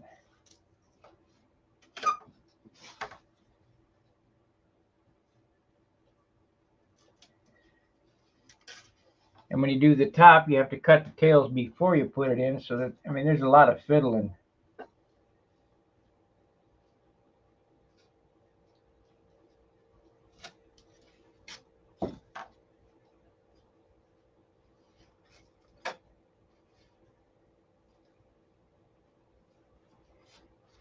I guess we could cut ribs while I'm waiting for that glue to dry. Time management.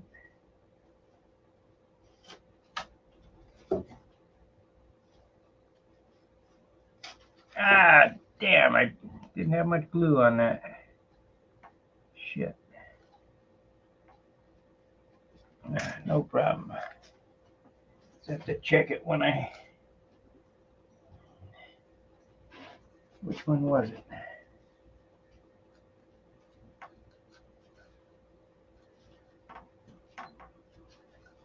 That one.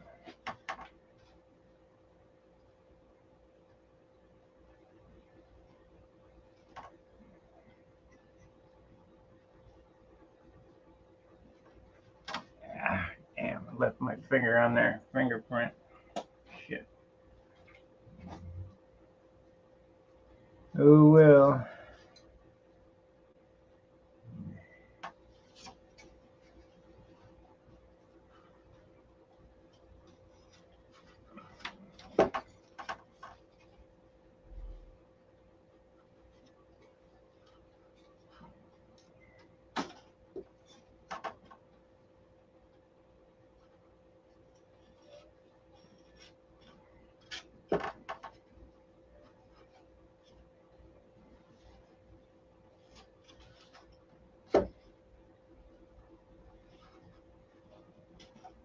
I don't think I'm going to put a second spar in this. I'm just going to sew them with Kevlar. I'll put a standoff in between, but no second spar.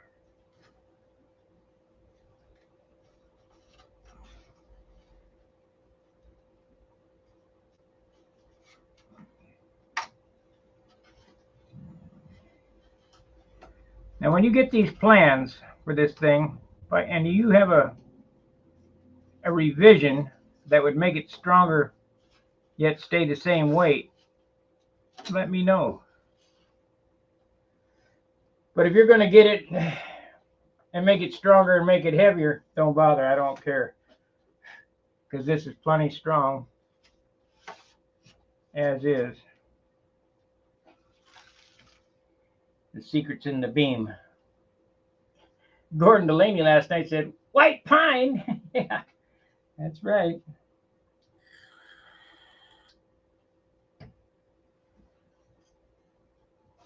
I know Gordy's built quite a few Beamers.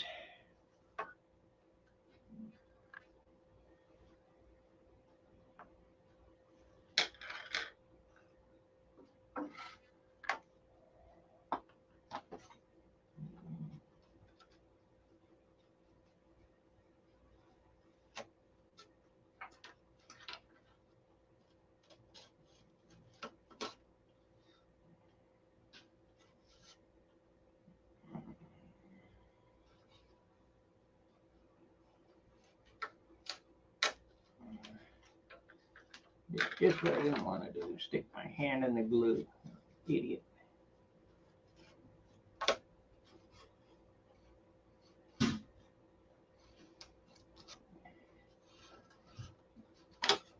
You guys got any questions?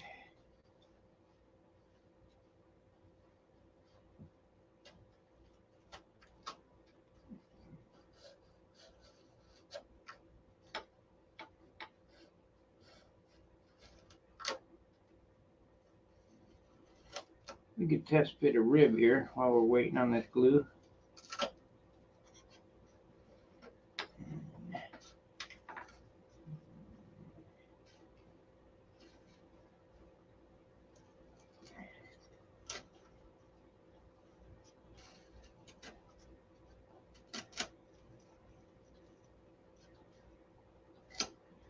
Double ribbed at the landing gear exit for strength, because that's where the torque is going to be, right there.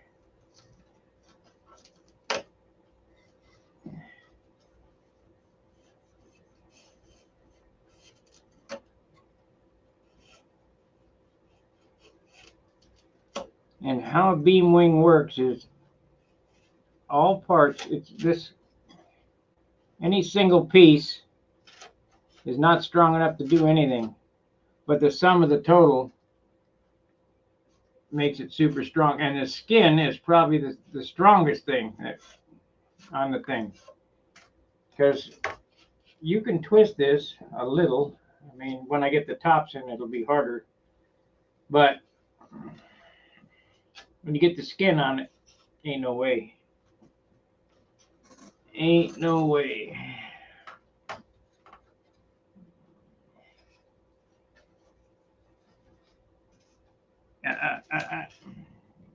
screen is making it go goofy. Where's the knife? Where?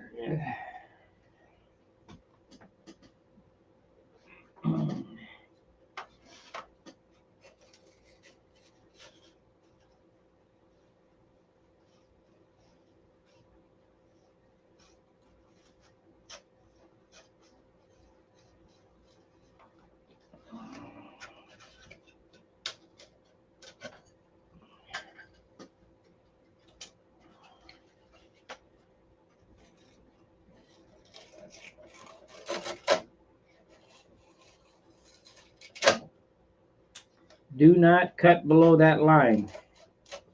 We'll sand to that line.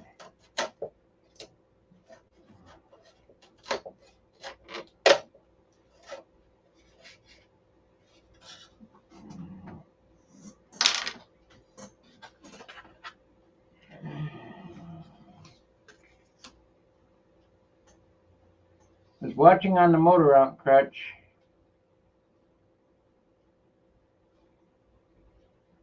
Would you use the same? Absolutely. Absolutely. Get out as much weight as you can.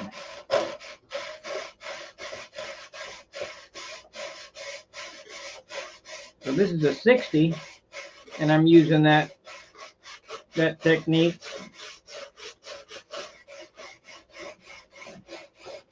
Why wouldn't it work on a 40? Because a 46, the 60 vibrates more than a 46.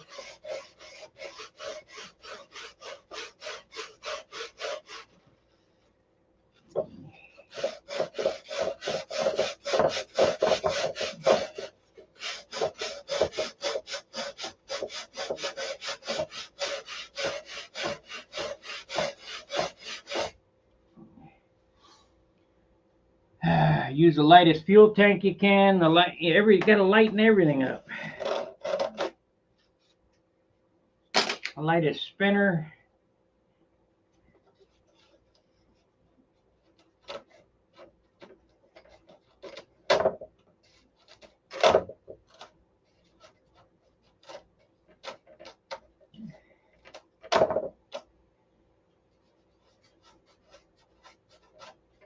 Absolutely.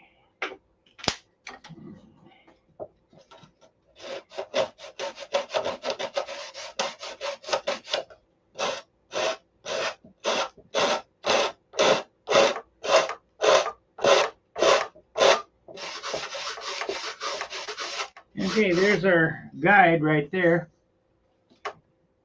Now, should be done here.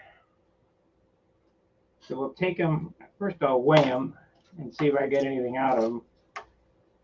There's the other one.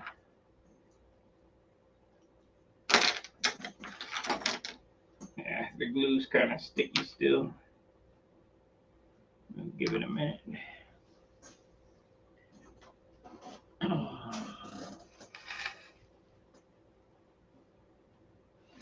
See if we can get a little out of that.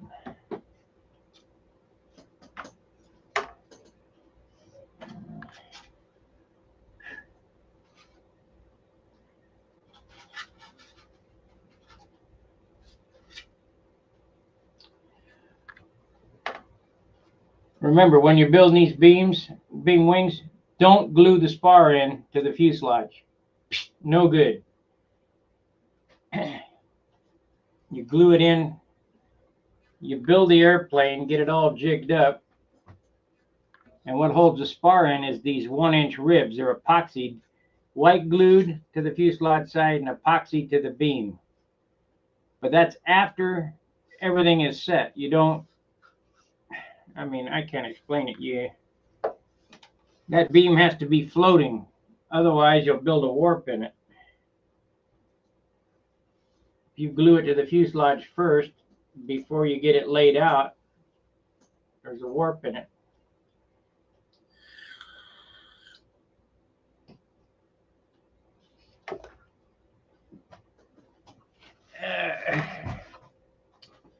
I got to take an intermission here. I'll be right back. Give me 3-4 minutes. See you in a bit.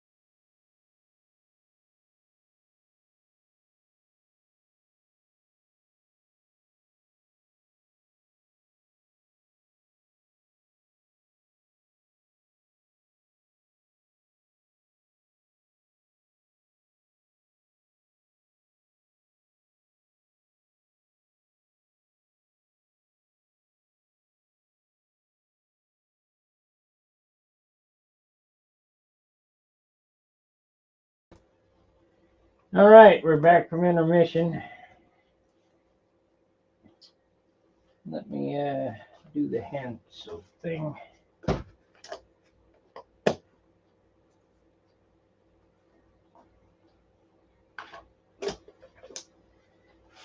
want any contaminants in this one.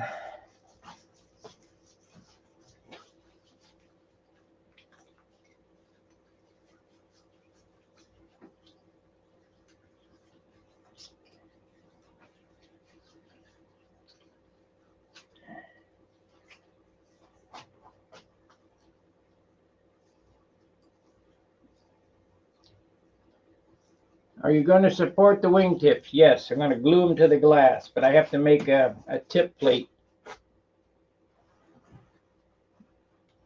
I will, there's a center line on the trailing edge that I will, you know, you can't sand this wing free. You can sand it freehand, but it's just a pain in the ass. So I glue it to the bench. But right now we got to get this these tip blocks finished, or these landing gear mounts.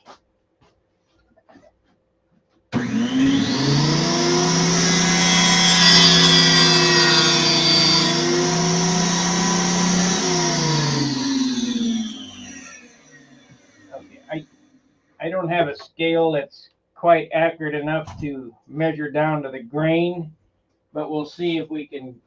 Be nice to get a gram off of these, if they weigh a gram.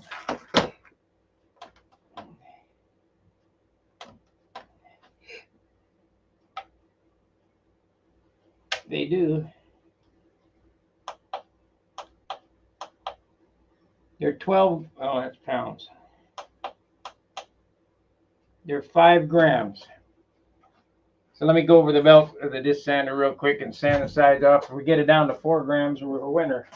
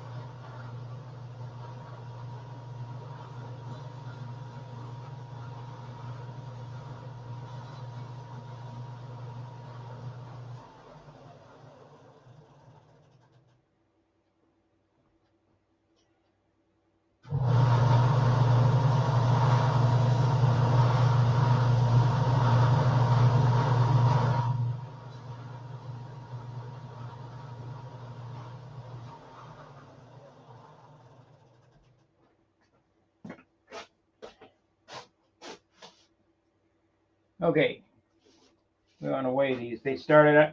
Well, what the hell's this? I didn't get that off. Got to get the boogies off.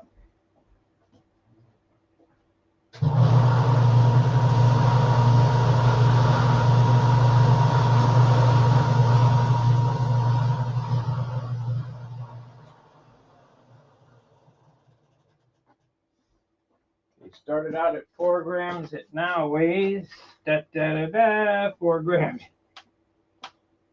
But yep.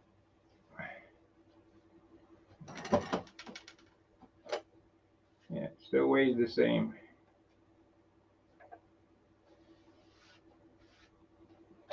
Oh well, at least I know that I sanded them.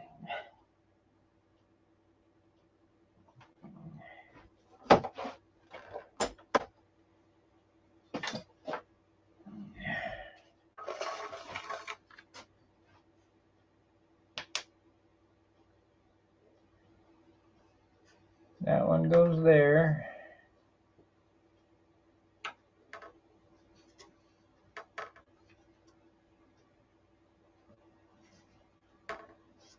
That's nice.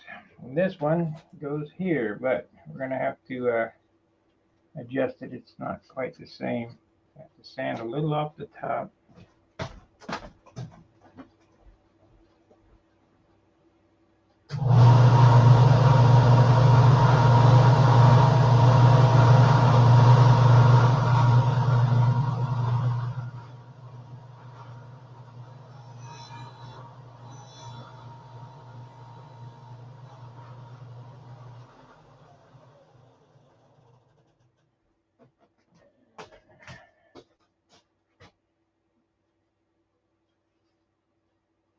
Some more. Shit, quite a bit more. 1/8 inch.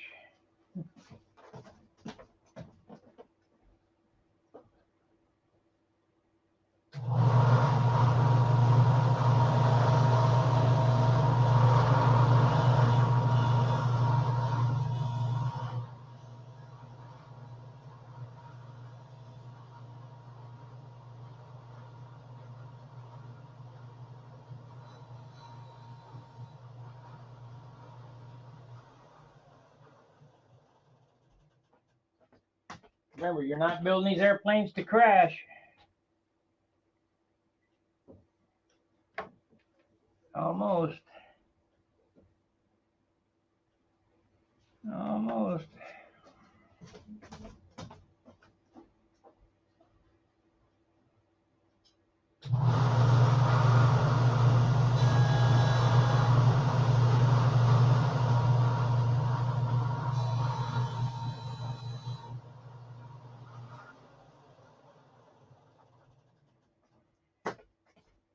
I got a kick out of Wendy. Oh, we're put the 1/2 by 1/2.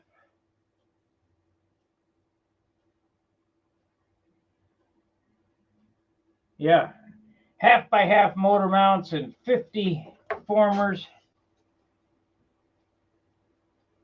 Okay, that fits. We need to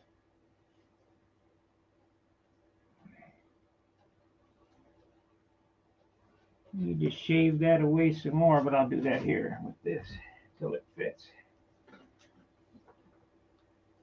I don't know how that happened, but it happened.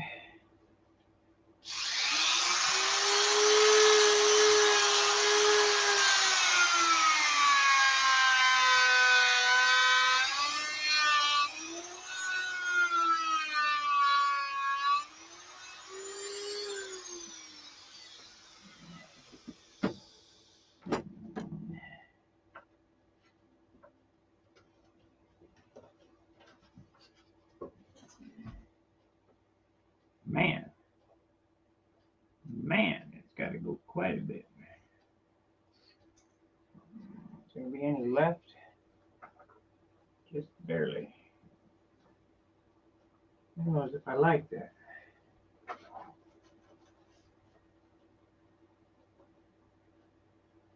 So, what I'll do is I'll take it off the back side.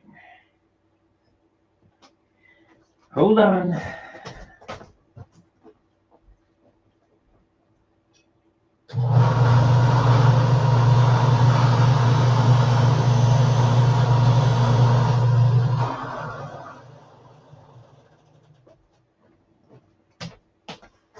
I want to put that wire right dead center of the material. There we go. That's a more better.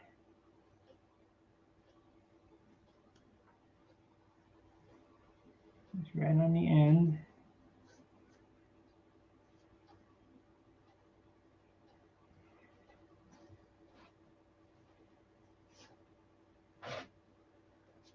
Okay.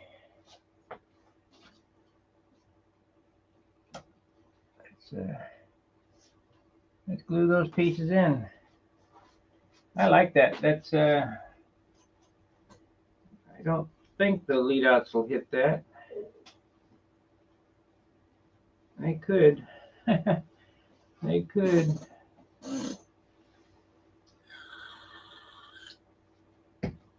Won't bother on the other side. But let's see, I got that bell crank. For example, what I need to do is get my bell crank made up and get it fitted in before I do all this business, but I don't want to go to Schaefer's, and I ain't using this damn bell crank.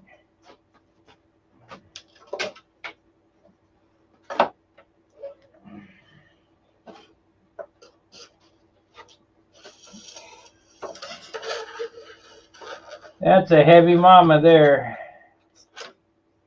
We use one of ours, the Windship style carbon. Oh,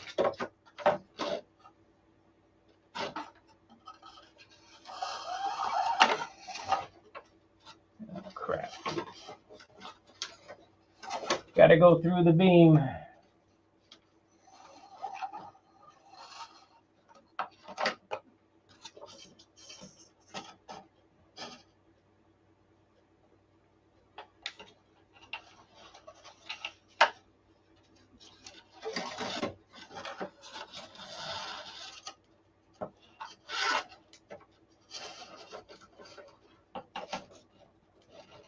Of course, I should have went in from the other side. God damn it.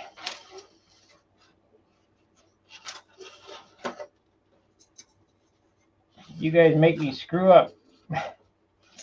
Can't think while I'm talking.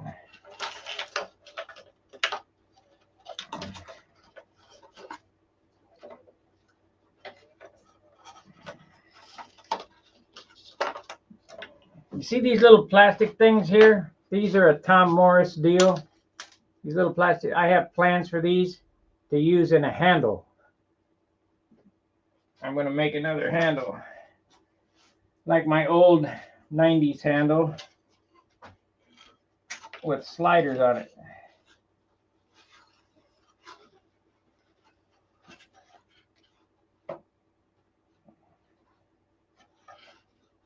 You know what? I could have just went this way. I'm not thinking.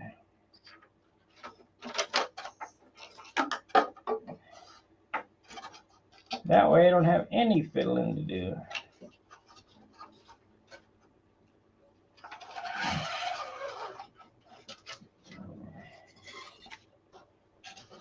There we go. Oh, I can see that hole's not going to be big enough.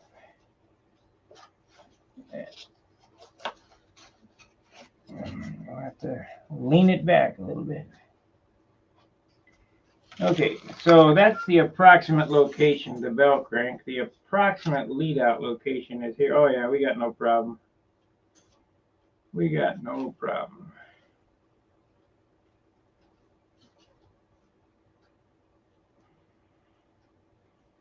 Don't even have to split the beam unless I go way forward. I can't see that happening.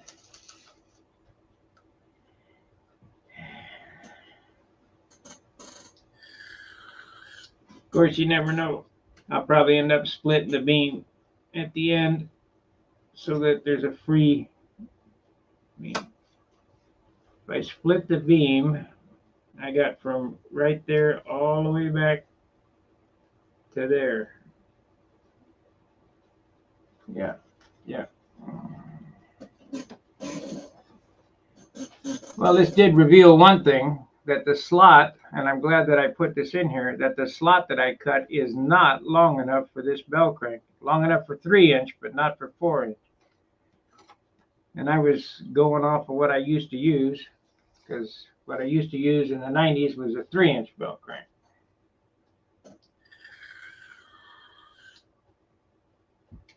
So we'll open that up by an inch. Inch on both sides. Not a problem. Glad I caught it now, though, because it would have been a bear. Would have been a bear to do with the ribs on. I'd have to do it from the inside here.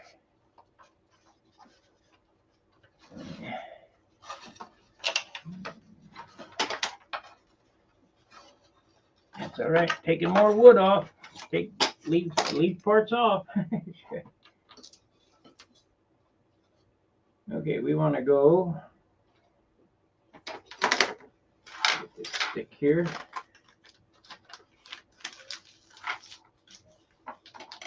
We'll break it off. Throw that out.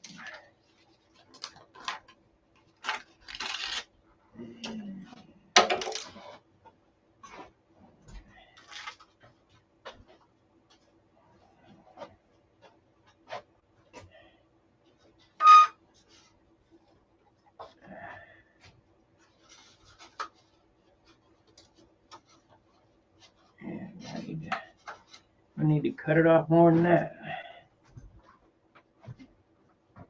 Almost fell out my ass there. We'll cut her off right there.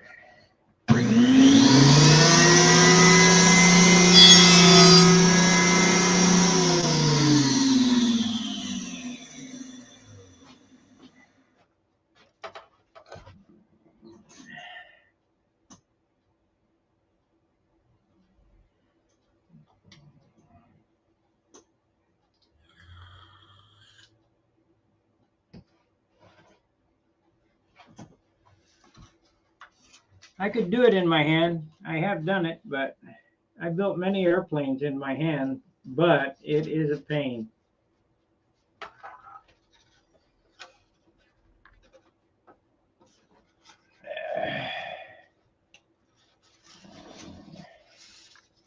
So what I'm doing now is I'm tracing.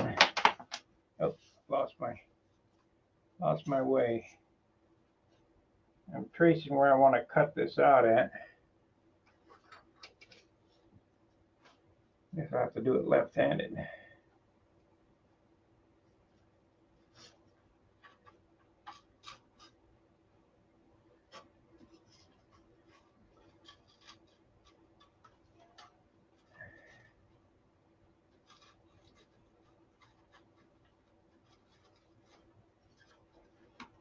I didn't open it up much. Oh well, we'll just grind it. See, hell with it.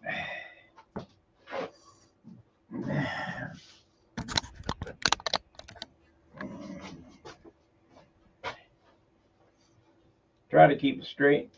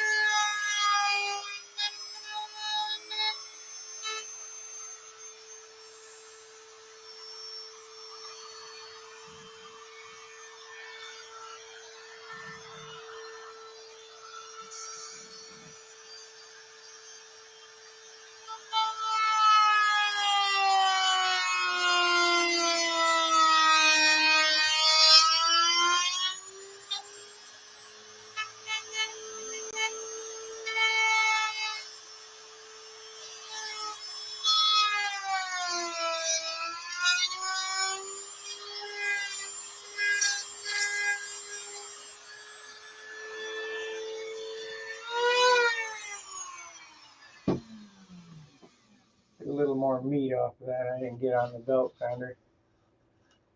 That's okay. It's fine. It'll be fine.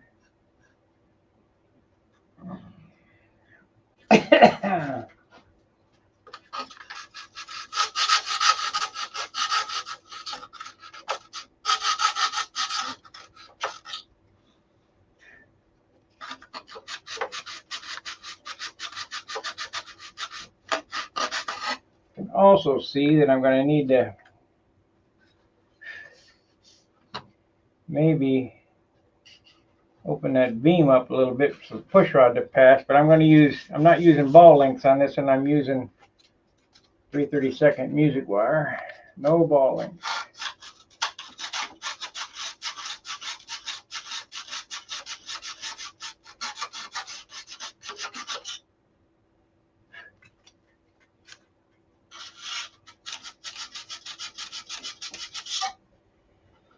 Okay, let's try again. Make sure it's going to swing. Let's get my other belt crank. Oh, monkey with that stupid thing.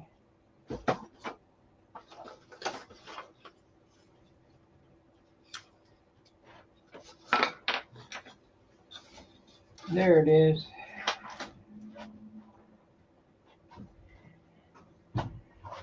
$7 grams. 1 ounce on that other thing. Oh yeah, we're fine now. They're both the same length. Yep, both 4-inch bell cranks. This one's 7. That one's 1 ounce.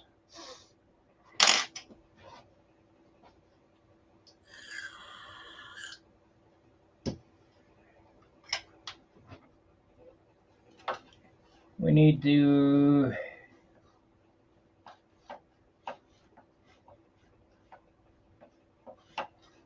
I'm going to mount it on 2 plates.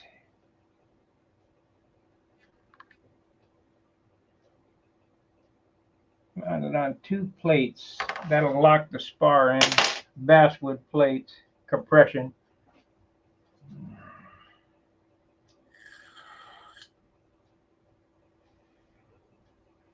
Okay, let's get these blocks in before I lose them. And we can do something else. We can start fitting ribs, I guess.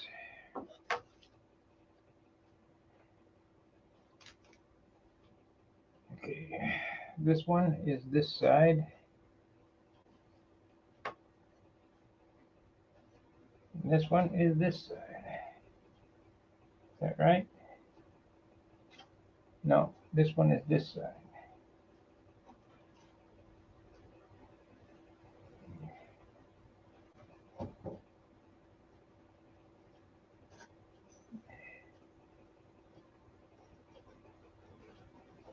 This one is this side.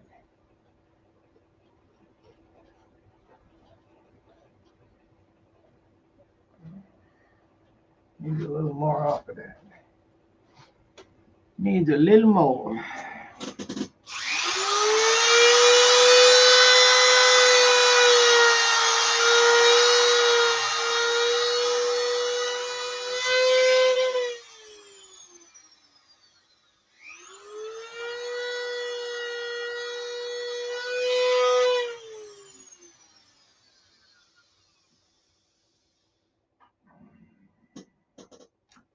I think I'm going to put the banana wheel pants on these. I had pointies on the other one, but I did some bananas back in the day.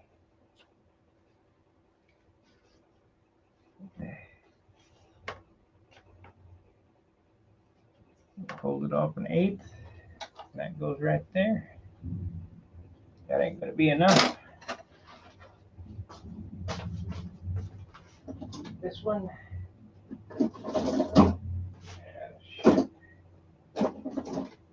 The clamps I don't use much of got the pads on it.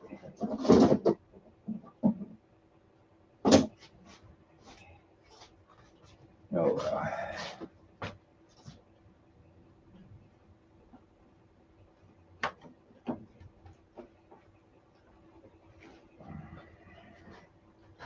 I'm holding that off 1/8. Hold that off for 8.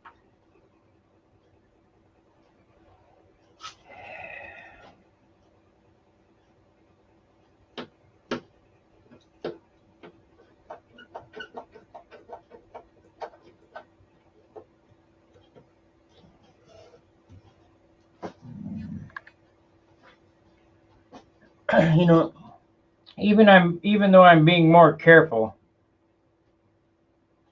to make sure everything's correct and the fits are right, this airplane's going together a lot faster than a regular D-tube wing airplane.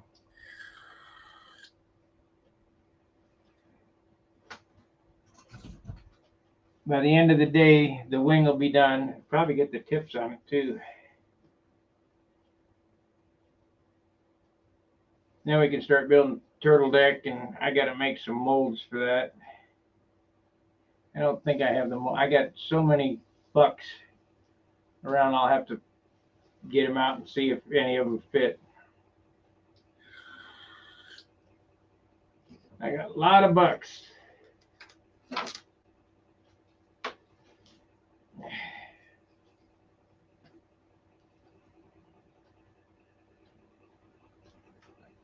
So we got a 2.5-hour session going already, and I've made big progress. So that shows you guys what you can do at home in 2.5 hours. Or you can do like I did in Dayton, 1 hour a night. Need to make sure that there's bolts in that. There is. Good, because we're going to make sure to get them fly nuts glued on. Do this one first.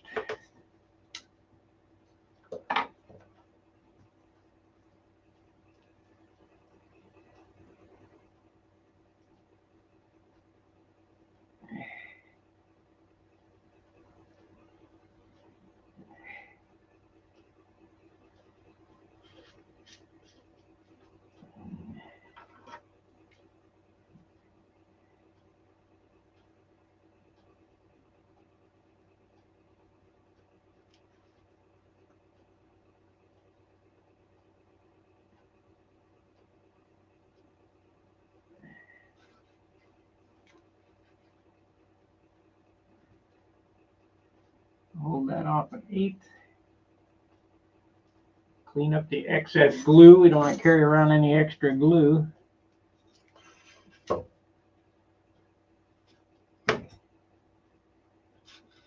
that back. Get the clamp on it. So that's going to go right by the bolt. So that's good.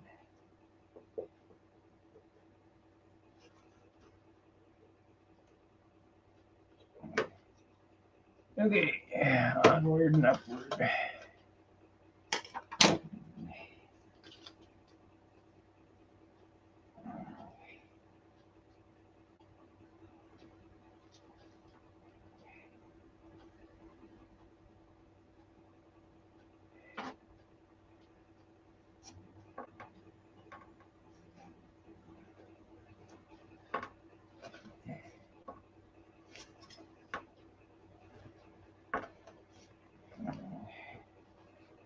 Excess glue.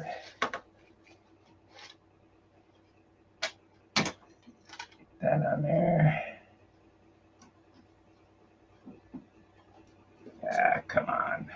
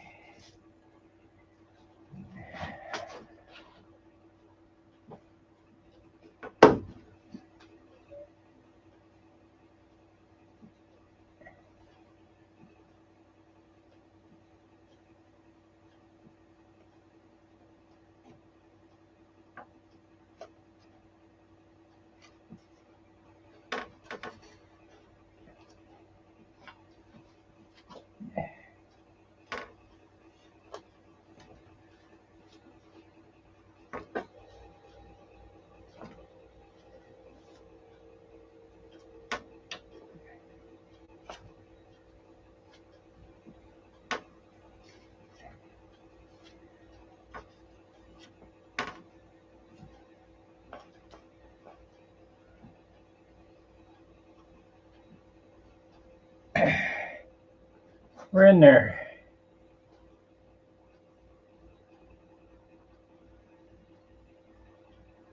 Yeah, I test fit it.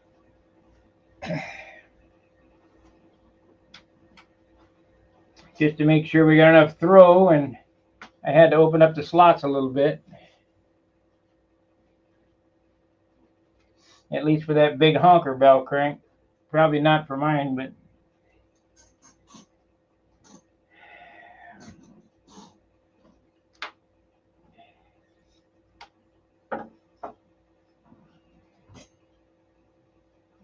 hands feel like epoxy's on it. You don't see none, but it sure feels like it.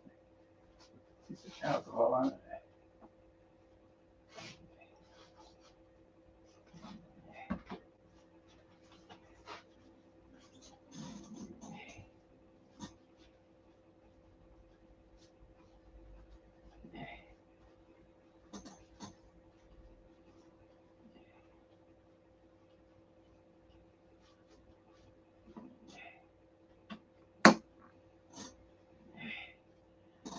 By the looks of this, on the nose on the plan, I'm going to have to change this by 1/8 of an inch because it doesn't split the spray bar like I thought it would. I'll have that all worked out on the drawings for you.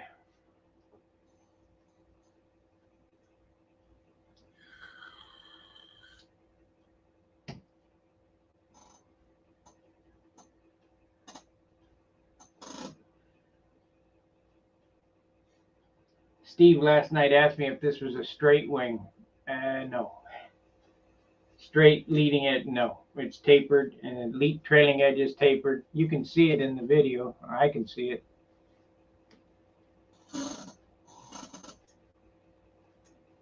You can see it in my picture.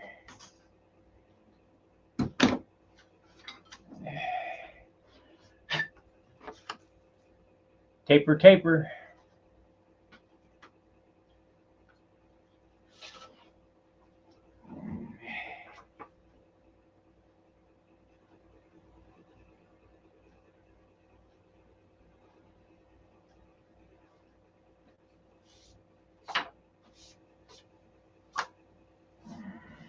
We'll start working on those in a bit. Got to get this wing closed up so the humidity doesn't twist it.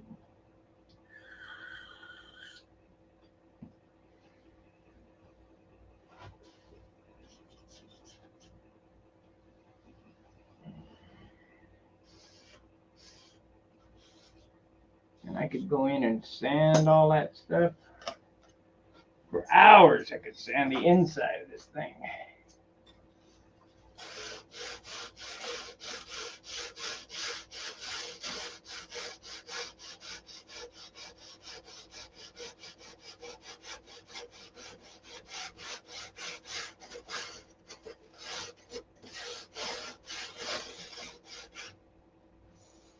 We could get the weight off of this puppy.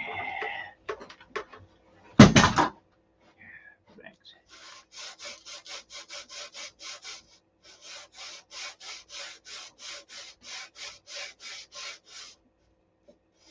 This is a 80 grit, doesn't matter on the inside.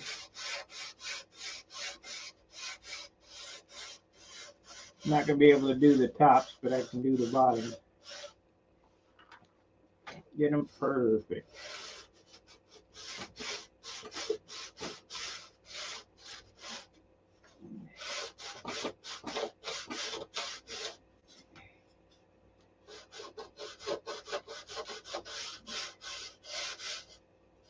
Will anybody see this? No. Does it take a big substantial amount of weight off? No. But it does take something off. I can see the dust coming off. And the self-satisfaction to know I did it.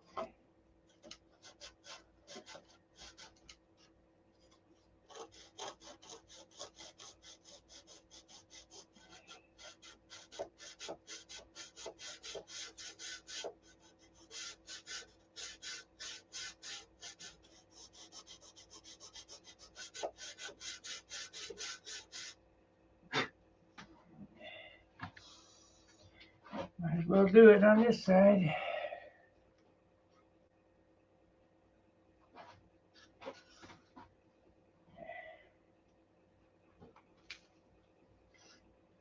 One of the tests that you can do on your airplane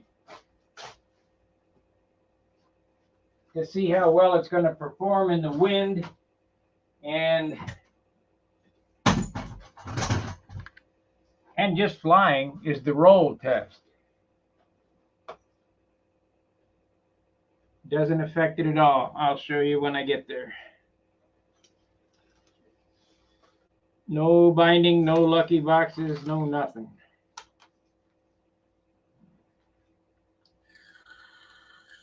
All depends on how you bend the horn. It's flat in the center here. That's flat.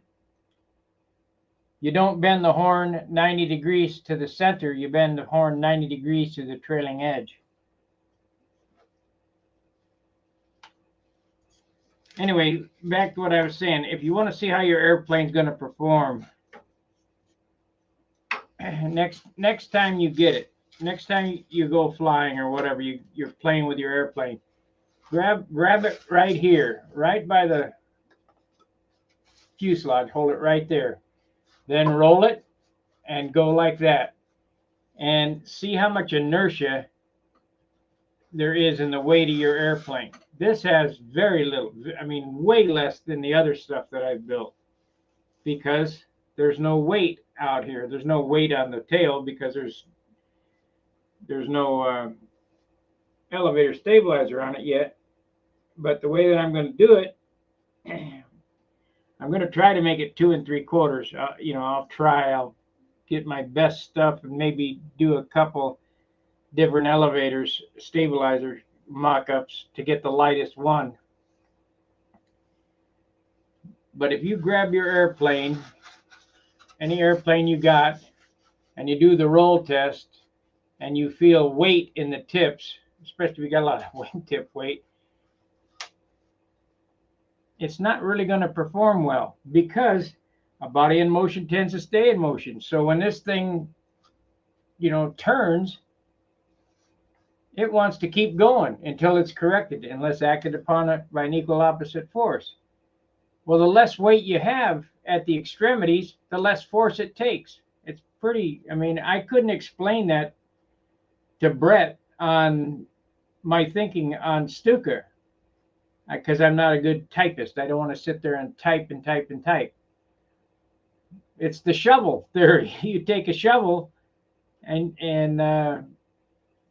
at the end of the handle, and you fill it full of dirt and try to lift it from the end. You can't do it because it's too heavy. You take half the dirt out, and it's easier, more manageable to lift. You take it all out, it's real easy. Or you can choke up on it. Well, I don't want to choke up on it. I want length so I can, get some stability. So you want to try to get all the weight out of the nose so that it'll turn quick this way, and all the weight out of the tail so that when it turns, it stops, and all the weight out of the tips so it doesn't do this crap in the wind.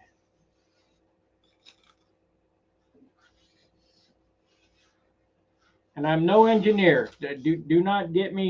Do not think that I'm an engineer. I'm just a backyard airplane guy that's built hundreds of airplanes, hundreds. And after building all these airplanes, I know what works. They can. Well, we added 8 ounces to the center of gravity. Flew better. BS. You did something wrong.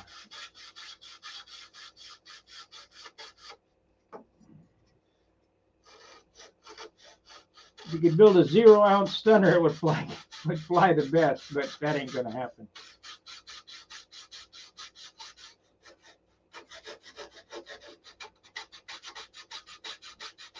And people think that Doran loves his airplane. I think it's too long. He likes it. Okay, well, that's up to him. If he likes it, he likes it.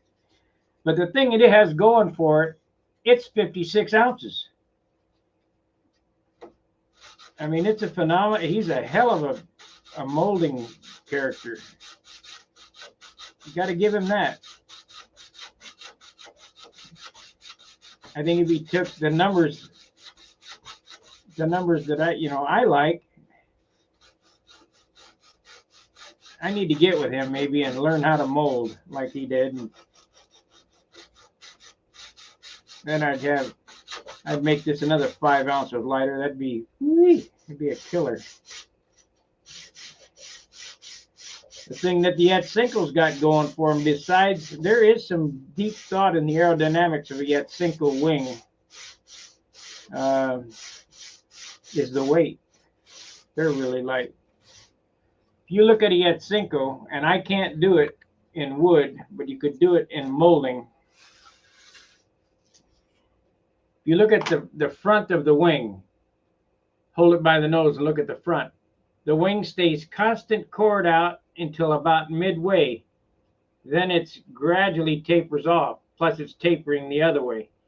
So it's an elliptical wing in an opposite direction. But there's a lot of thought to that because it holds the lift to the center of the, next to the fuselage and reduces the weight to the tips. I need to ask Orestes when I see him if I can roll his airplane, just do what I just showed you there to see how it feels. But I bet there's something to that. I bet it's more like this than like the standard stunner. Because there's only about 4 ribs in the thing, and the rest is sheeting, molded.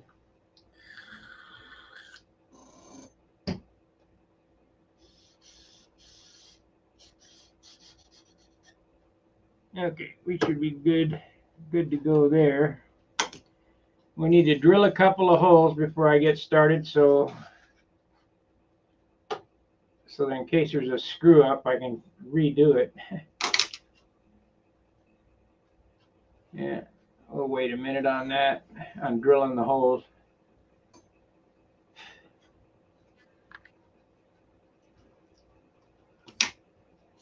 I'm liking that.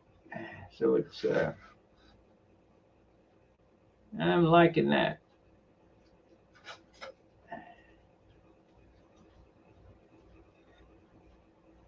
That's probably the lightest landing gear floor I've ever built.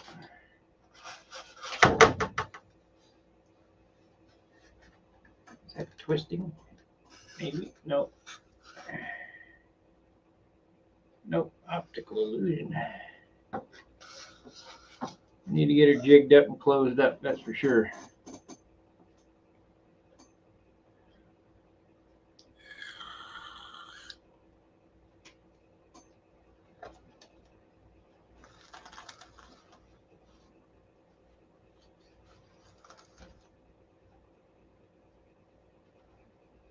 We're gonna have to get it mounted up pretty quickly here.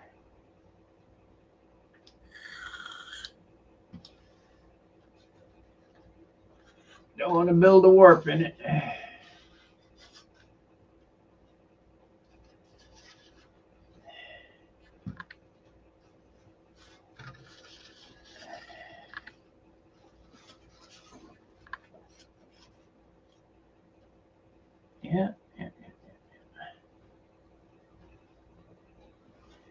Yeah, optical illusion. Okay, let's drill a couple of holes for the landing gear. It's just south of that. Let's get a pencil.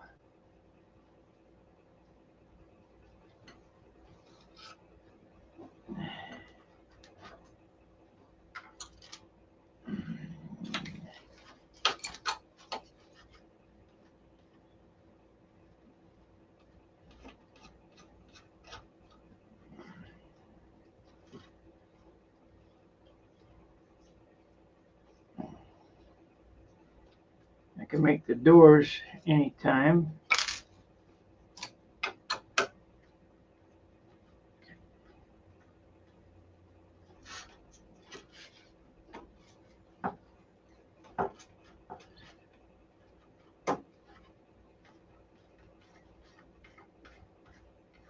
Okay, we'll see you later, Larry.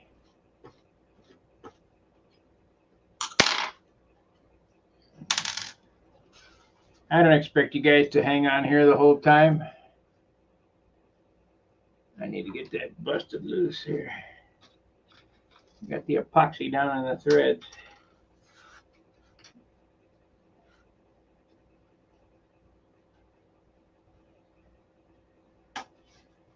Can't have that.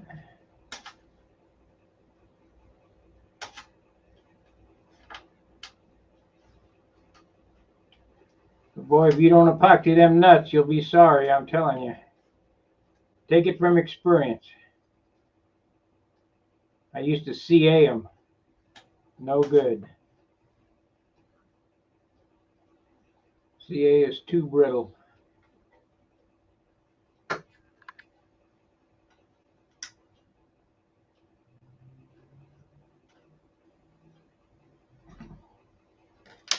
Shit, I gotta screw the damn nut back in it.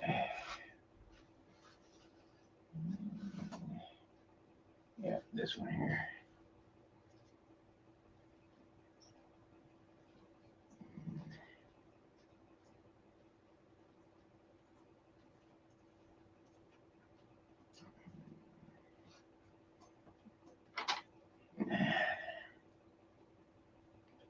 Oh, I got a little rough there. You have to sand that. Can't have that poking through the covering. Got a little fill that needs to go there.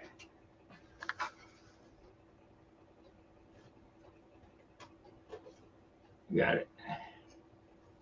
We got it.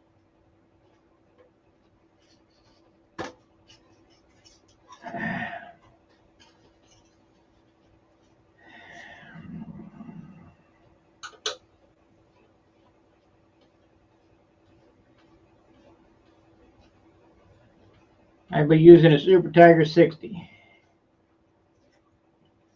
A Brian Gardner Super Tiger 60. The original one of these, Viper 2, had a Super Tiger 51 in it. The newer style square head job. They were okay. I mean, they ran okay. Couldn't get a 60, so I put a 51 in it. That's good enough. Well, look at that. Should poke through, no problem.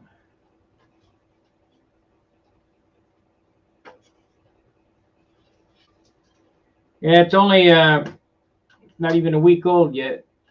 I started it on the 13th.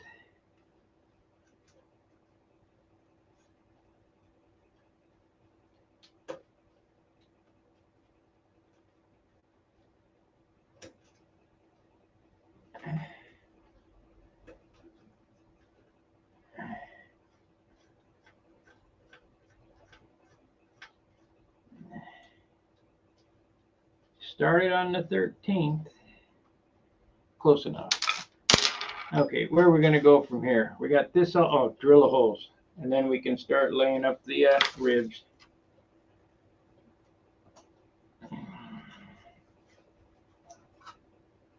Okay, it is just ahead of that bolt.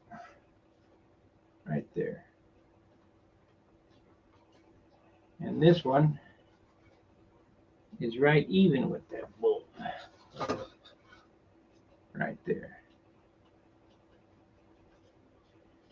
Okay, drill a couple holes, then we'll jig it up and start putting the ribs on it.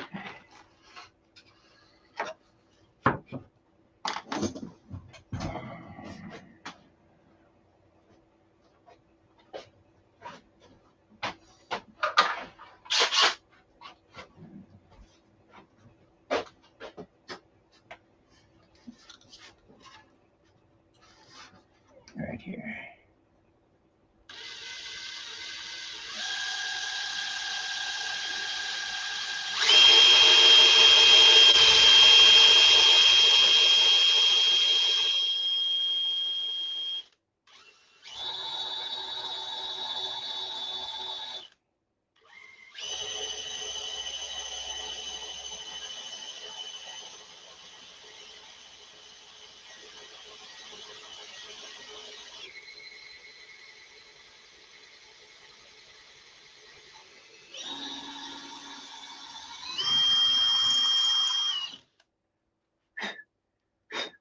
The human drill press. Let's see how that worked. A little bit off. That's okay. It'll be fine. This one here is right there. Right there.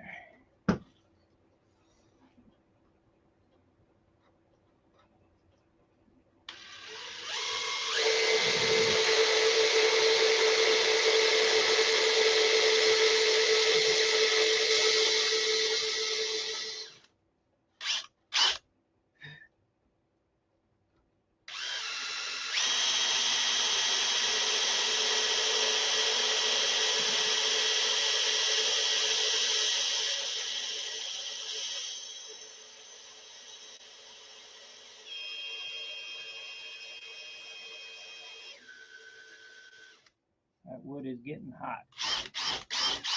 Might have to glue another piece to the outside of that. I missed by a little bit. No, I didn't. Just the wood is getting hot. Really hot. Must be a dull drill bit.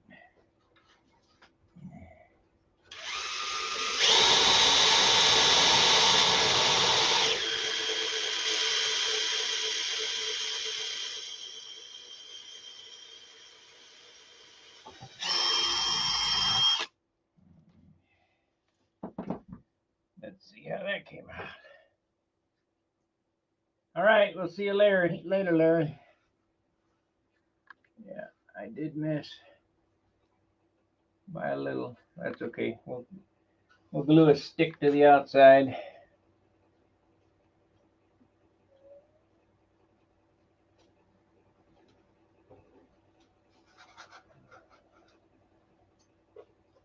So I need to make a little piece to go to the outside of that. Damn. Not a problem. So where's my pine here? Right here. Needs to be an inch wide. 3/4.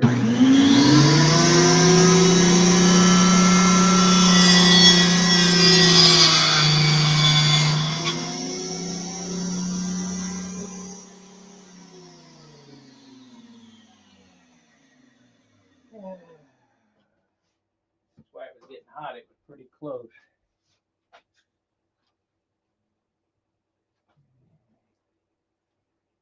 Needs to be that tall.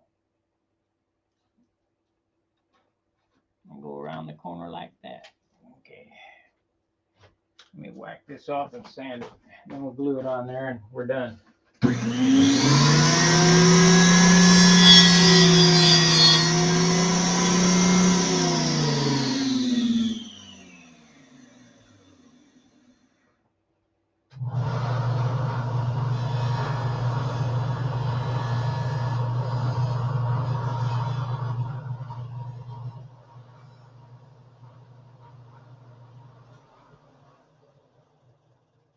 I think if I had to do this again, I'd make these outside the airplane.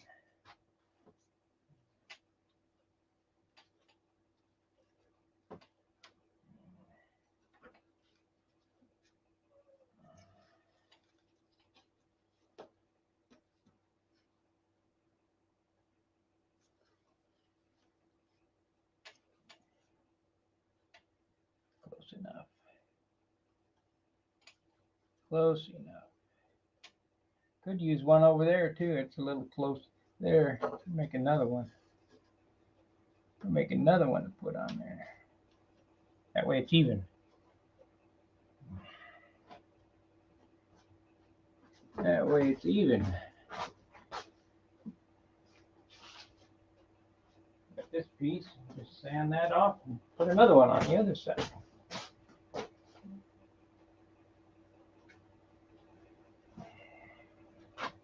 This one goes there.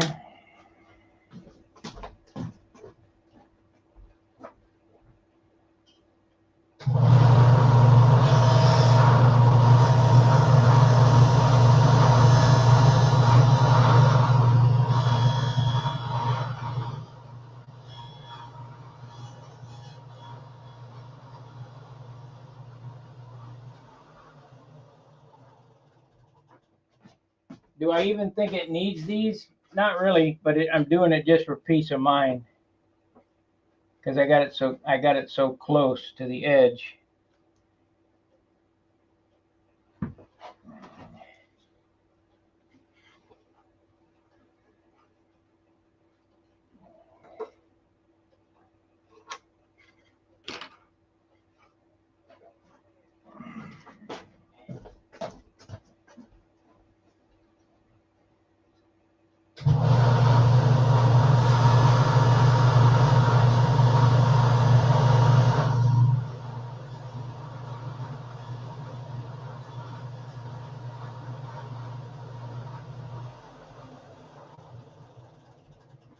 Do we have any betting people in the crowd? I will bet you this. I will never have a problem with these, but like I say, just for peace of mind, we'll put it on there because it's close to the edge, and that's where the torsion is. But it's going back and forth, not side to side. I probably could CA them on, but I'll epoxy them. We got 14 watchers.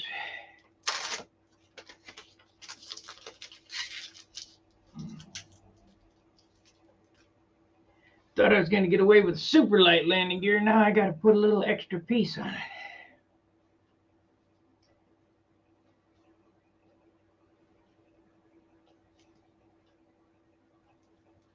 it. Extra piece.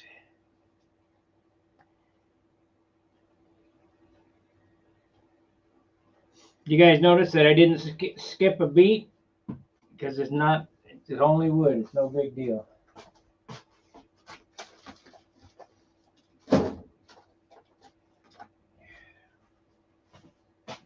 Always a fix for everything.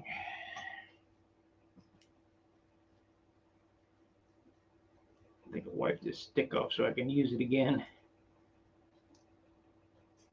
So that goes on like that.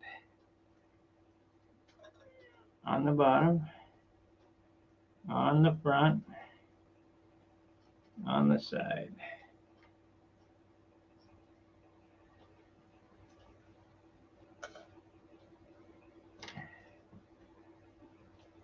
It goes right there.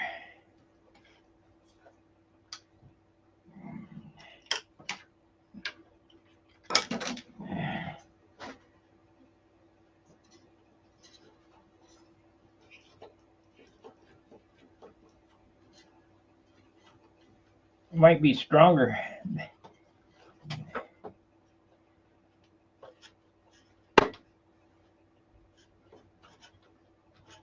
Yeah.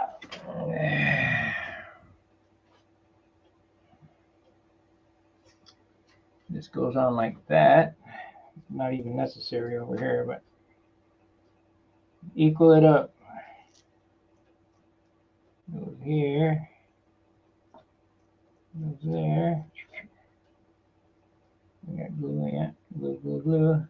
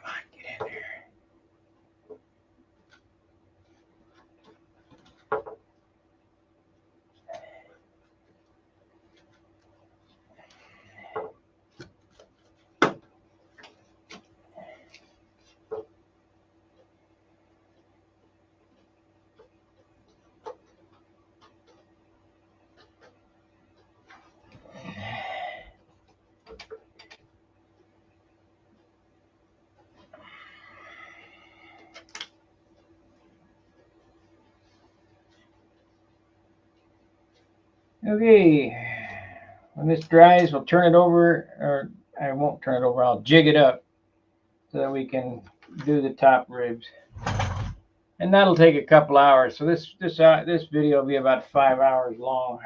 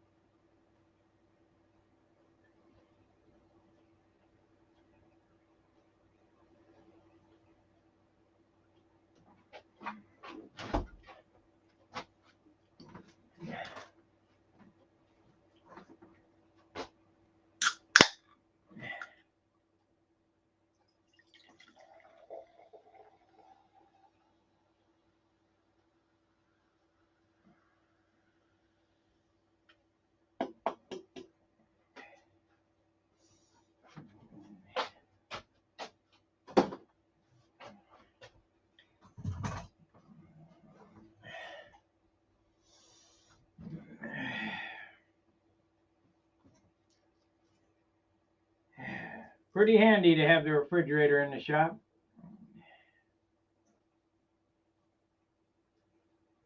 Let's see how this looks from the bottom. We got a hole there and a hole there. I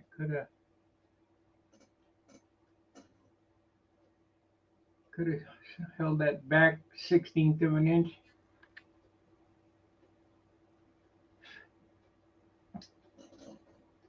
Yeah, trust me, this will have no effect on anything, but for peace of mind, I scabbed that little piece on the side because it got within a 32nd of the edge over here, and it kind of broke through at the top, just a smidge. But the tangs that I run are only about 3/8 of an inch long. I don't put the wire all the way to the top.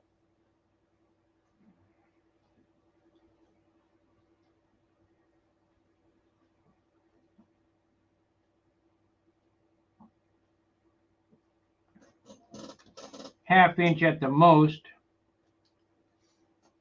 and only 1/4 of an inch is sticking into that block.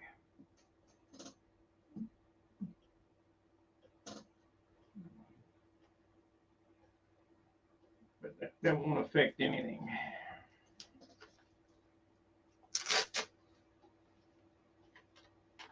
We're almost ready. We're almost ready. What am I going to use for tip templates? Tip jigs. Need to measure that.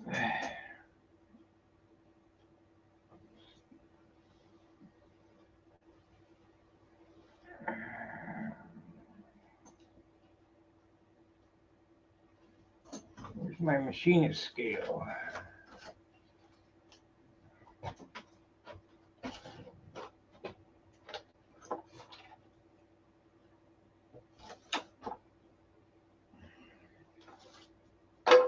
I don't see it.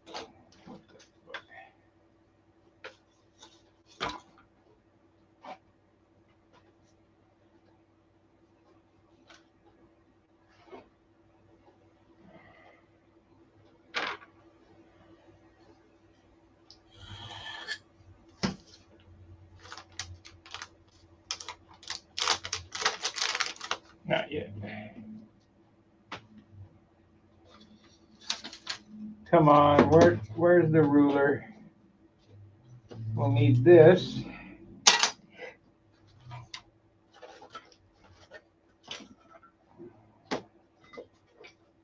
We don't need this. Let's put this back where it lives.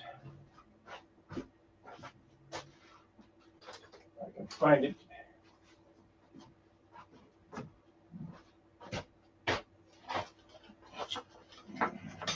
Ah, there it is. Okay, this is going to be how high off the glass? Of course, it's too shiny, you can't see the damn thing. Get my flashlight. What did I do with it?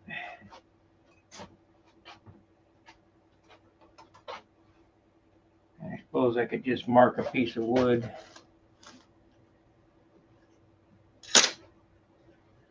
I can't use that. That's my landing gear door. There's my other one. Outboard.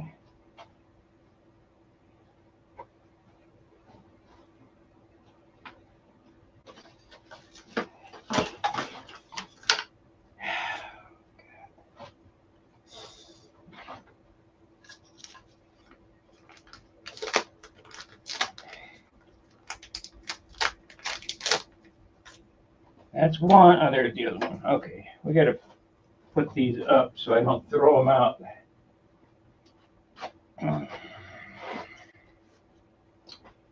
We'll mark a piece of wood here and get a measurement. Pen.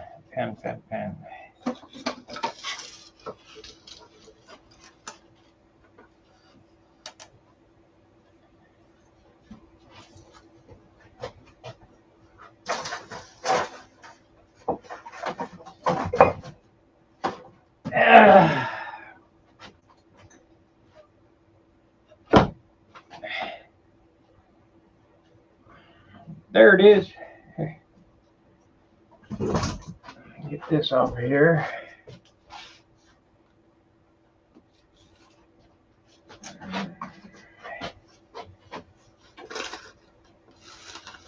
Pull it this way.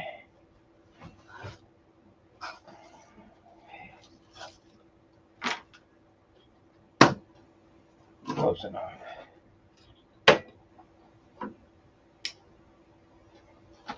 Okay. Guess we could sand them a little bit.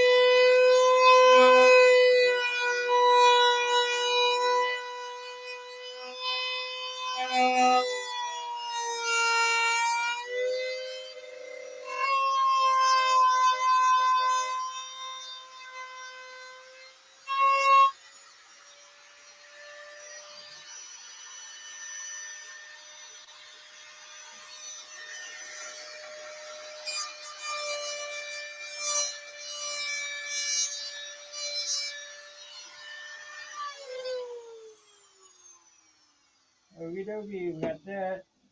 So now, where's my pen?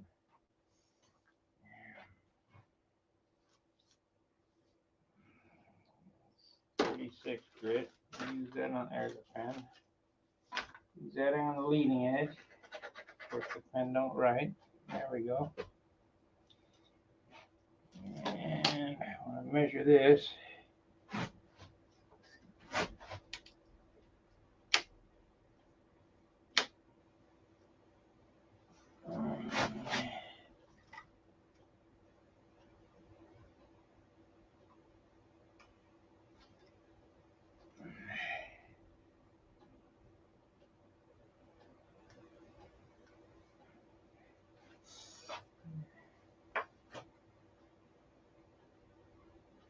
That's it.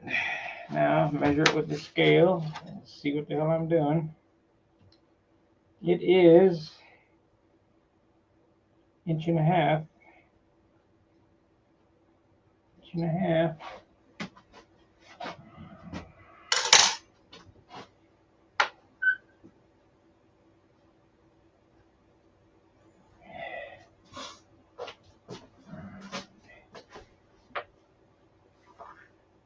Inch and a half, right there. Okay, so we need a piece of wood.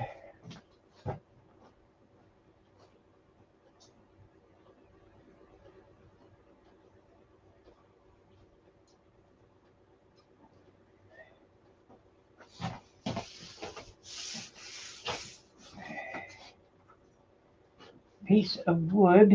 We'll mark it 1.5 inches. Make sure that's right on this side. Yeah. Yeah.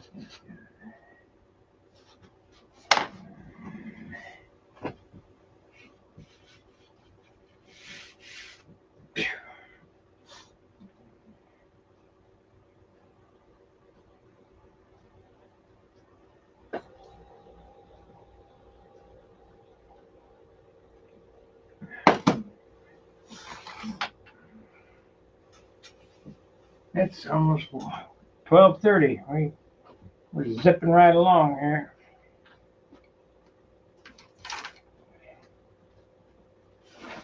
There it is.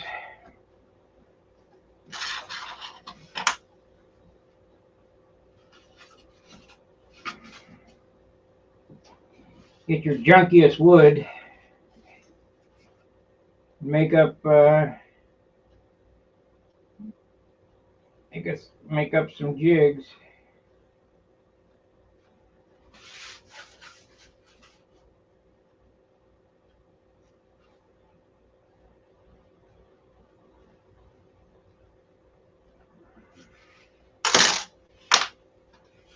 I need the yardstick buried.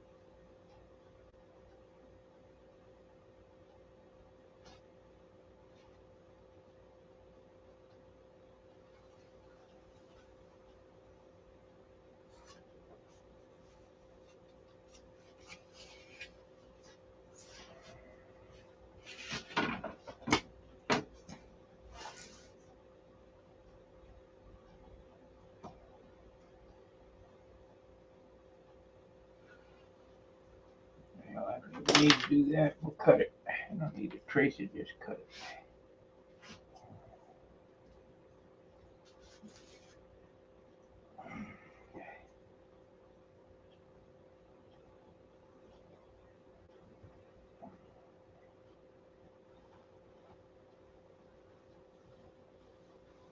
Boy, that's got a hard spot in it. That's why we're not using it. 21 grams. Very heavy. Should be around 13 for that size wood. Okay. So, get this other square. I know it's over here somewhere. Okay. Can't find anything when I need it. Too much crapola.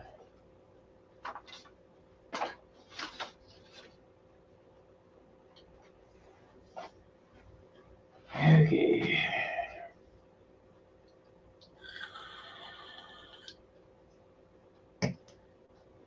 There it is.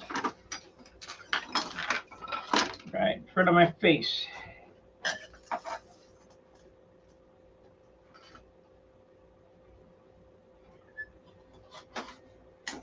That's hard shit. Rock hard crap.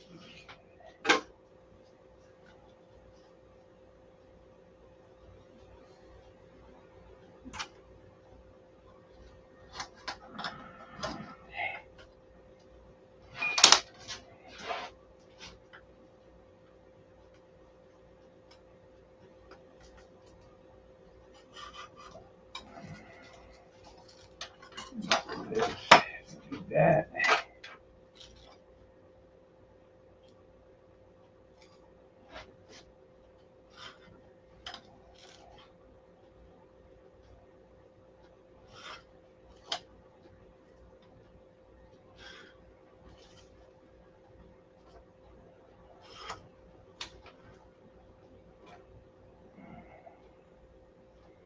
Remember, you build a beam wing right, it has no choice but to be absolutely perfect, straight.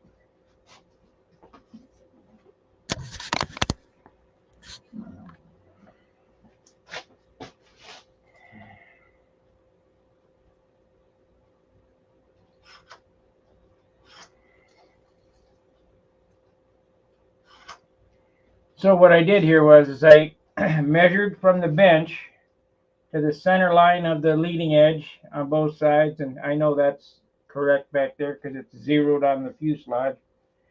I got a weight on this to hold the fuselage, you know, from rocking back and forth. That's just a piece of computer server weights. I got 4 of them. I should have took all 8 when I had a chance. What the hell am I going to do with those? I wish I'd have took them all now.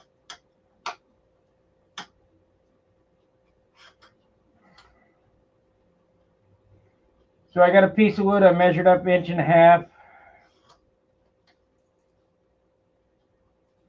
I drew a line. I measured up another 3/16 of an inch and cut it off. I I'm going to go around the perimeter of the wing with these and glue these to the bench and line that line up with the line on the leading and trailing edges. That way the wing is 0 to the bench. Then we're going to close off the top and it won't move. Right now it could move because of humidity. It can also move when you dope it. What happens is that the dope relaxes the lignin in the wood and it will pull towards the sun. Not the sun outside, the sun that it knew when it was growing. It has a memory.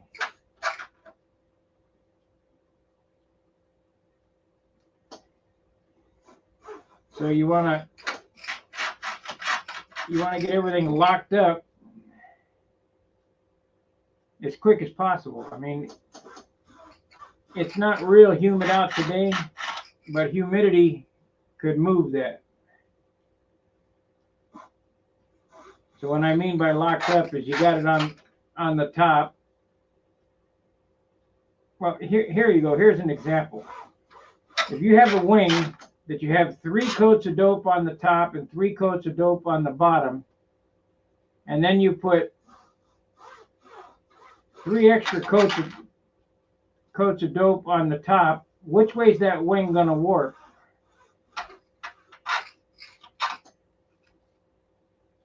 Up or down?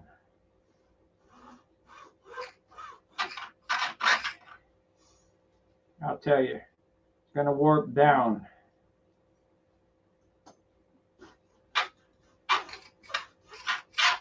Because you're relaxing, the thinners relax the lignin in the wood and it will pull to the dry side. You can get warps out of wings like that too if you know what you're looking at and know how to do it.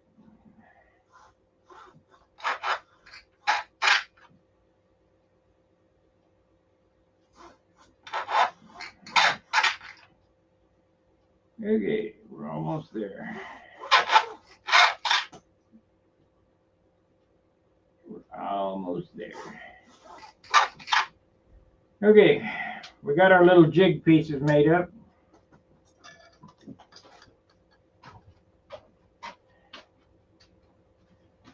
Get out your stick pins.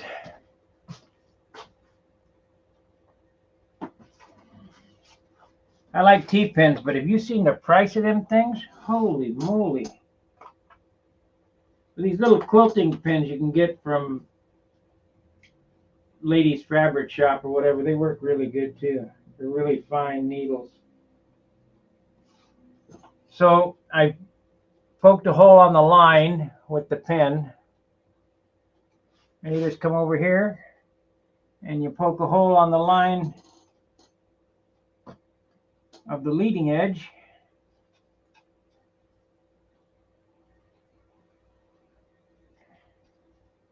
Trying to keep it straight here.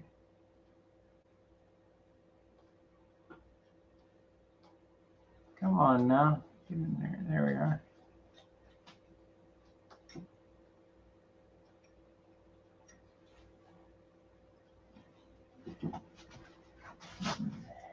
Yep, lines up. Okay, that's good. So I got to go over on the other side, check it, make sure that it lines up. If not, we'll have to adjust the height of the shim.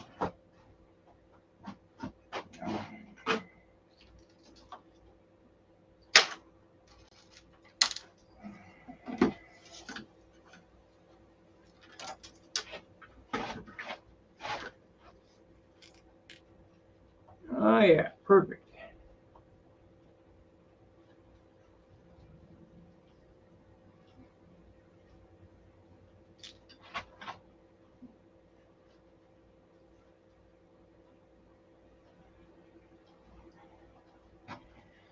Okay, now the trailing edge, go around to the other corner.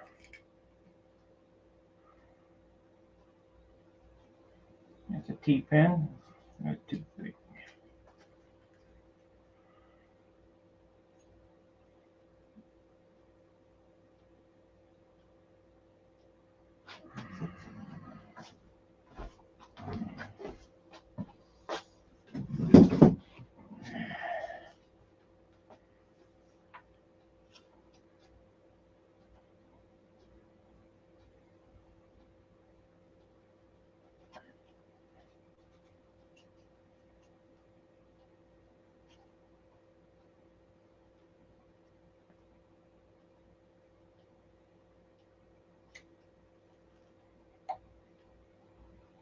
Got a little lift on it right there, a little pull. Let's put one on the other side and see if it pulls, and then we'll glue it down and glue them down and make sure that it's correct. When I say a little pull, it's probably 30, not even a 32nd, a 64th of pull, but that'll get pulled out of it when I put the top ribs on.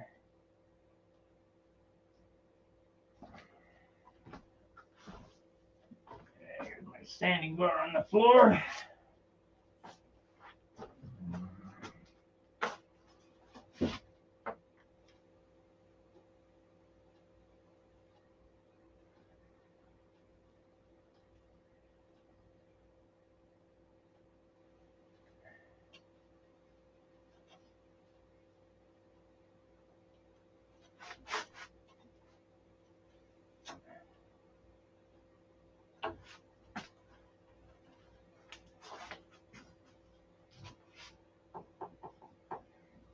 Very little.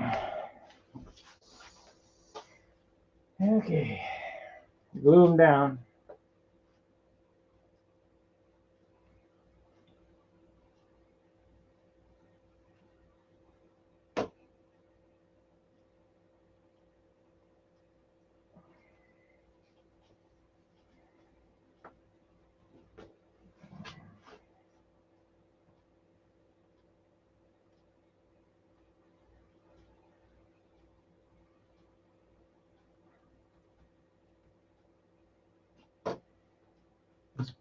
Now you think, well, that's going to be it. No, I got to do something on the tip too, to hold it on the tips, because I'm going to have to take those off after I get all the ribs on so that I can sand the damn thing. So the only thing that's going to hold it is the tip. So I need to put another tip plate out there after, or about half a tip plate, after I get this thing set.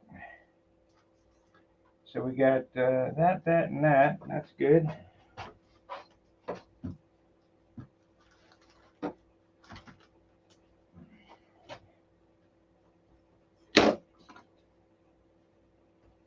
Nope, no movement.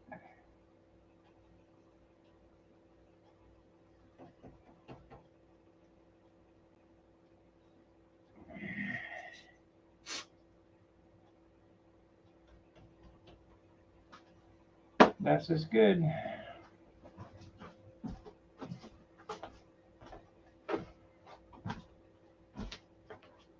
So it might sit in the cradle here another day like this, depending on how much I want to work on it.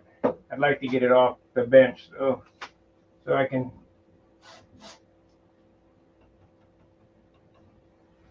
we got to start other things. Now, just because you got the four corners locked down, you want to make sure to go along. We're going to have it, we'll half that, then half again and half again to make sure that the leading and trailing edge stay perpendicular to the bench.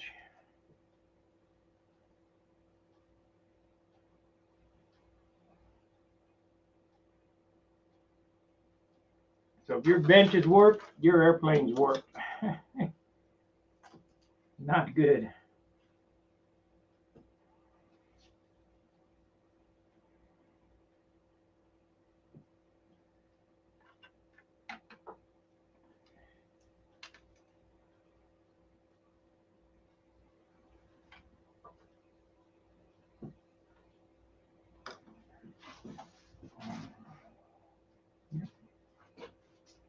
Yep.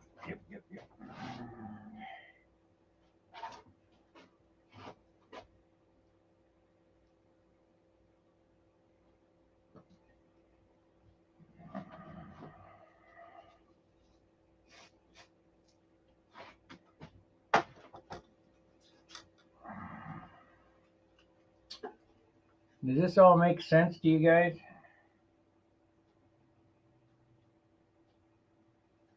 Once you know the procedure, it's not that complicated. Boy, this wing, I mean, I would say it'll take maybe an hour to do the rib set on top.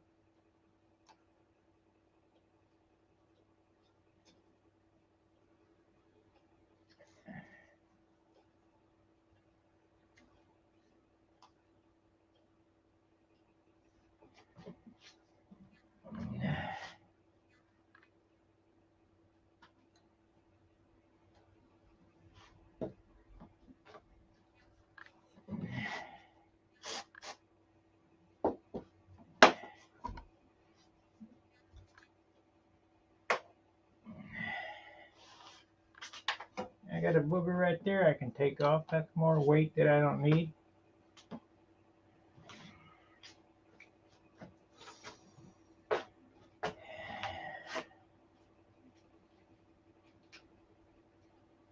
We got 16 watchers, and everybody knows what they're doing because nobody asked a question.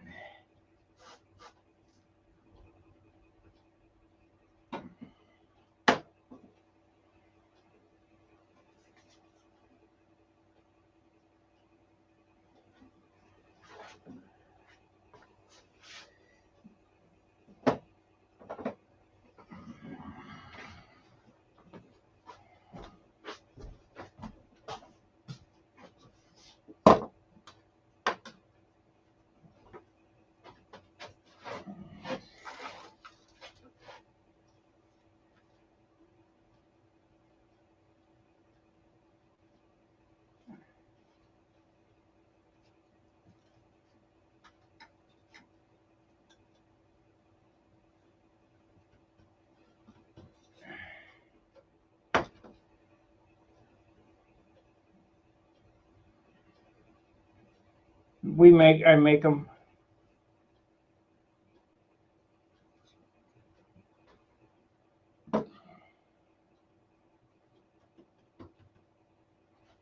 Okay, so that's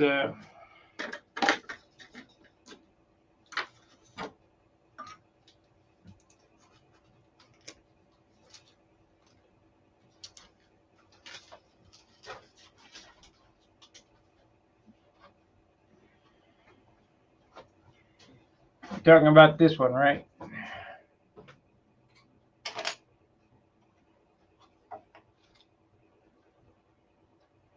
That's carbon fiber, molded carbon fiber.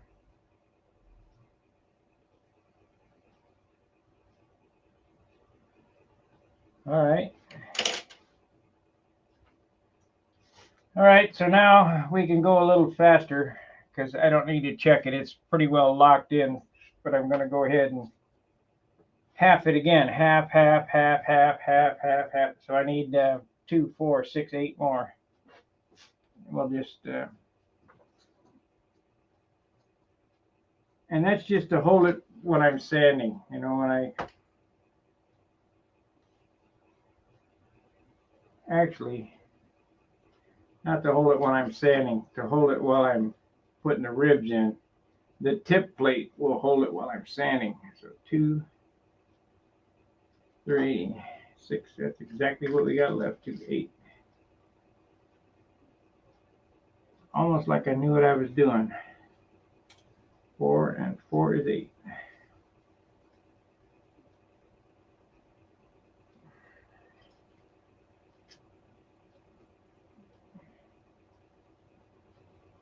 Yeah, those are molded carbon fiber. I've shown you the mold.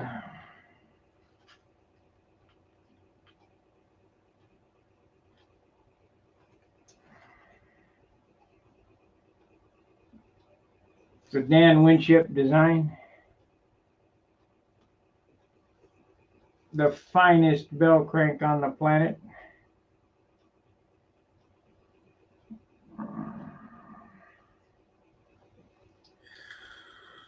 Have to call him again. I've called him several times. It's like he fell off the planet.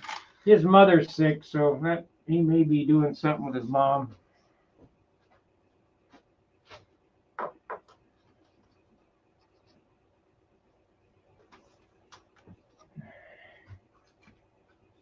I think she's 100. My sister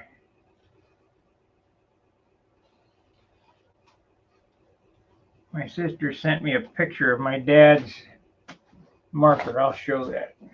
Let me see if I can find my phone. I thought he was 98, but he ain't. The best I can tell, he was 96. It's just quick math. But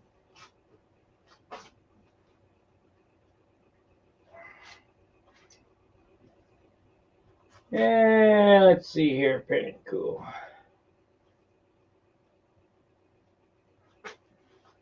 25 to 21. 4 minus 100 is 96. There's my dad's marker at the World War II memorial. Fire control technician, United States Navy, first class. World War II, 1925 to 1921, honored veteran. Pretty cool.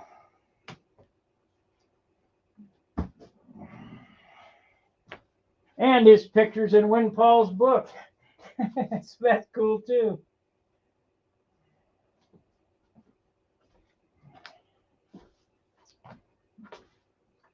I forgot. I built a beam wing crossfire. Of course, it didn't have this kind of beam in it. That was my last beam wing airplane that Jerry destroyed.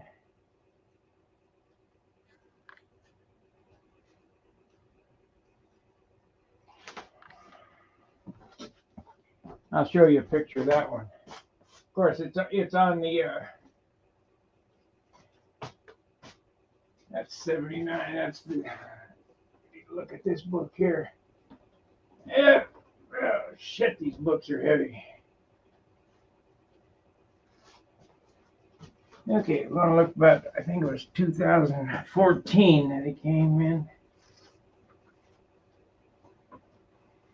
Phil Granderson. It might be that year because Phil beat me out by 1 point. This is 07. Maybe.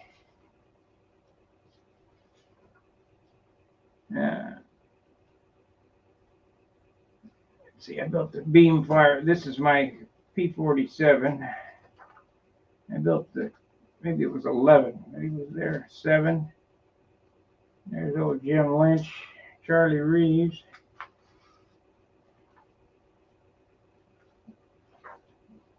I sure am.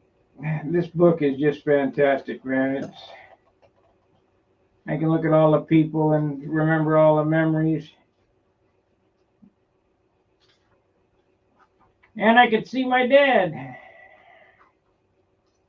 It's 2008. I think he was 11.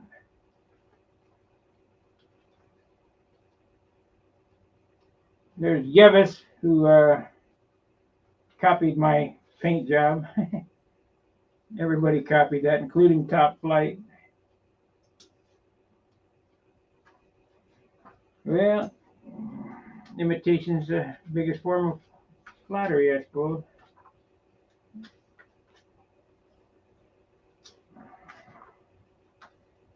There's Billy. This is 9. Was it 9 maybe? No, 10. I think it was 11. I'm not sure. Sorry, we'll get back to work here in a second. I just want to look at this. show you the last beam airplane I built. 10, 11. There we go. I think it's here. I don't think it was 12 either. Here.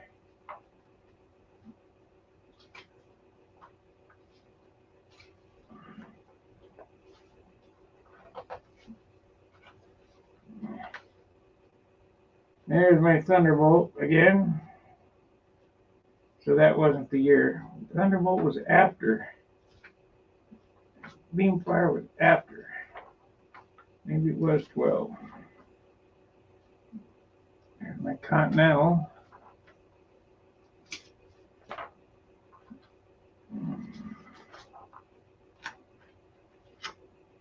Well, Joe Gilbert looked a lot younger in 2012. A lot younger.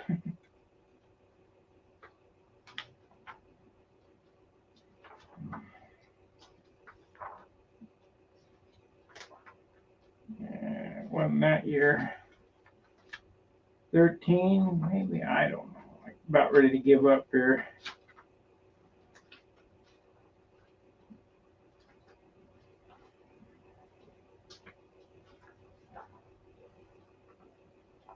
My memory's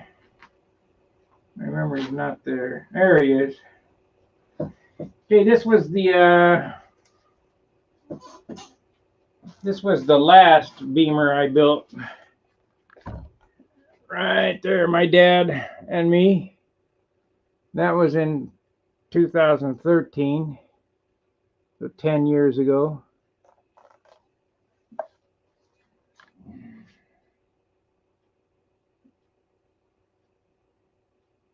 Thank you, Jean Martin, for taking that picture.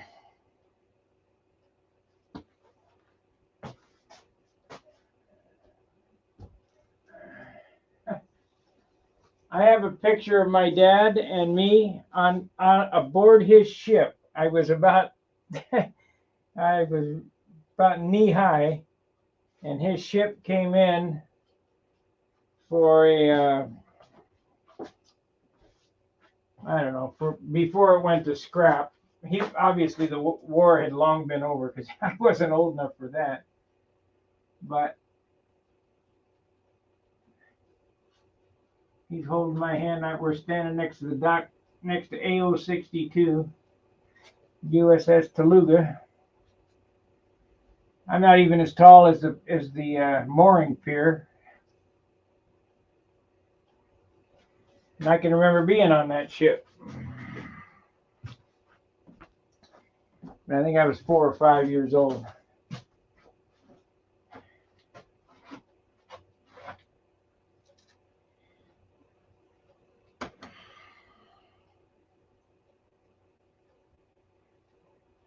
When I was born, the war had not been over that long, really.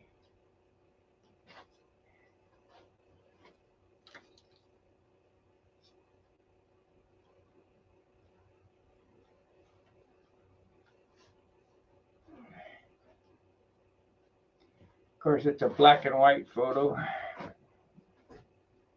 Still pretty cool. My dad was, my dad was probably around 40. No, he wouldn't have been that old. 18 in service and about 30, I guess.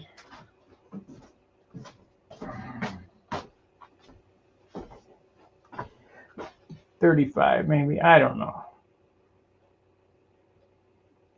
Doesn't matter.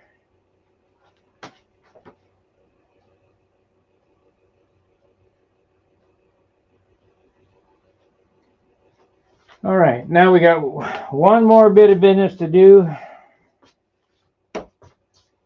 Then we can start adding. I need to shore up these tips. Now it's pretty solid in there. It's it's attached to the bench, but I need to put a plate half the distance here, because when I get the ribs in, I got to take all these sticks off.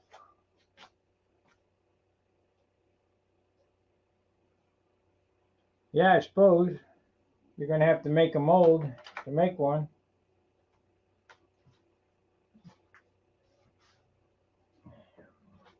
You know, I suppose that I could do really make an in-depth something that a set of plans with a DVD and on a PDF with all the links to all the shit I use and all the companies and where I get the stuff. I mean, it's going to take a lot of work. And if Steve's willing to do that, I'm willing to include all that stuff. It doesn't much matter to me. And excerpts from this series. I'll cut the series and do voiceovers and explain exactly how and why I did. Of course, this build will probably be 50 sessions. Now, 50 sessions at 4 hours long, that's 200 hours. Obviously, I can't do a DVD that's 200 hours long. I'll have to condense it all down into a 2 hours, you know, but we'll hit the highlights of what it takes to build one of these.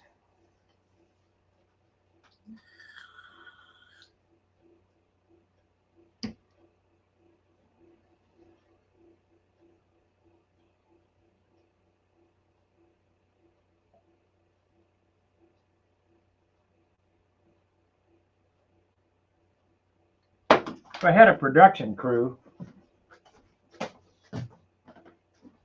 which is really asking a lot. Okay. Cut this here. You know, I tell you, if I had some 12-year-old kids that were interested in this stuff, that were gamers, that knew computers, we could do something.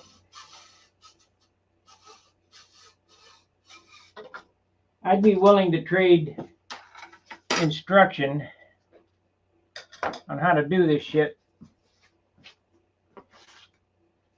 to some 12-year-old guys or girls, whatever, that were interested in learning this skill if I wasn't worried about getting sued or something. Everybody wants to sue you for something. And you ain't going to get nothing out of me because I ain't got nothing. Shit.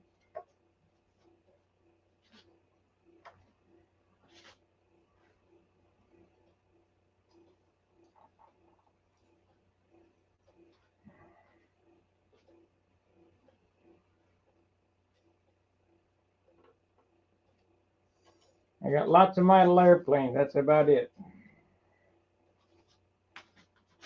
So we need another one.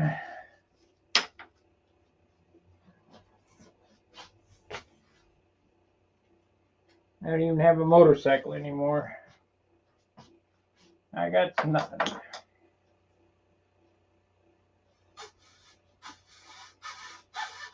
I'm stunt hanger poor.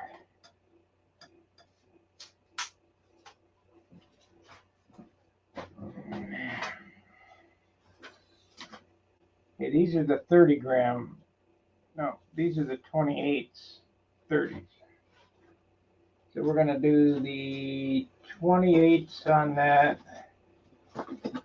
and we'll work our way across. And the 30s on the last couple. Oh, God. And this will go fast because I don't have to do the math. They're already laid out. I just need to match them to the bottoms. So I'd say once I get this started, it'll take an hour to fit those ribs.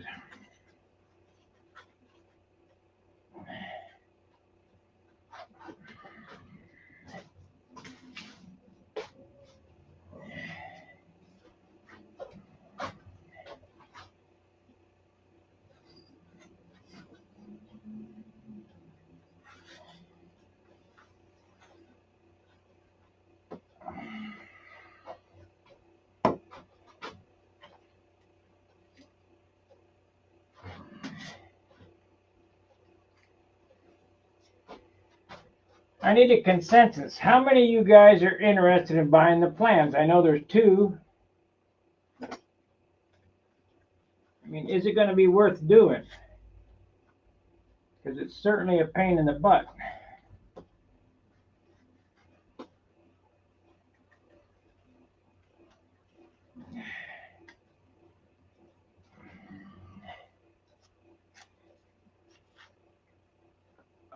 Oh, man. I don't want that thing sitting up there.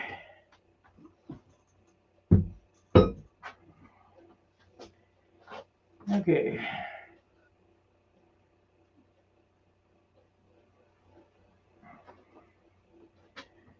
Now, the way this is done, the way it was drawn out, or the way that I build, this line is parallel with the datum. It's not parallel from here back. It's up off the bench, probably a quarter of an inch. So you don't want to just put the weight anywhere. It's got to be on the nose to hold the thrust line 0 to the table. And then you measure up whatever the distance is all the way around, because we measured from the datum. It doesn't matter what this is. And once we get it on the bench and get it pushed down solid, because it's square, you make that measurement here, and which is 1.5 inches, and you just go all the way around the perimeter, make it 1.5 inches. That's perfectly square. That's perfectly square. You know, these things, you cannot help but build a straight wing. It's got to be straight if you do it this way.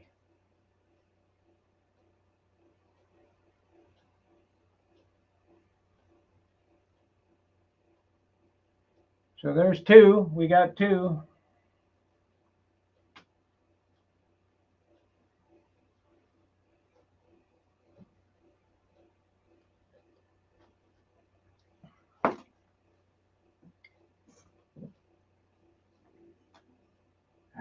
When I get this thing done, when the plans are done, when Steve gets them done,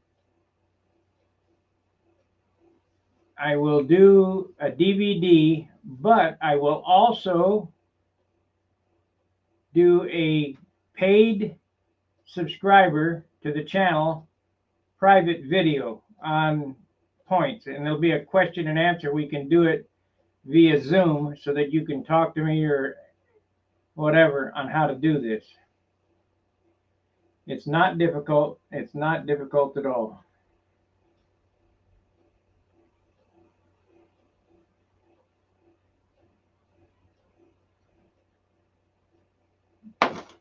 Matter of fact, it's ridiculously easy. Let me get a refill here, and we'll get to putting ribs in.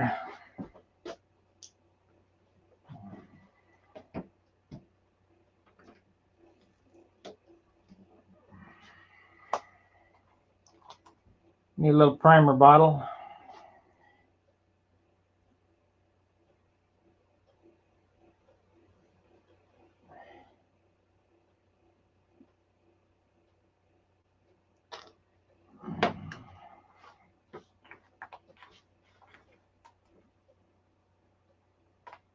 Yeah, I know.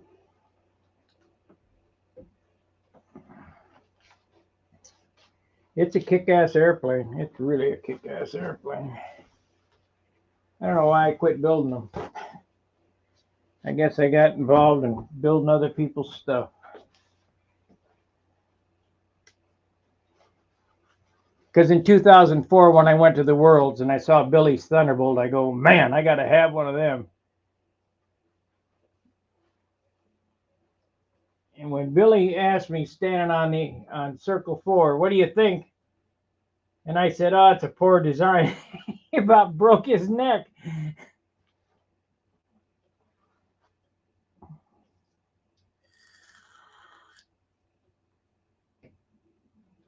It's a cool design, but it's not where it's at. Too much wood, too much lumber. Okay, let's get to work. Need a razor blade. Need a good, fresh razor blade.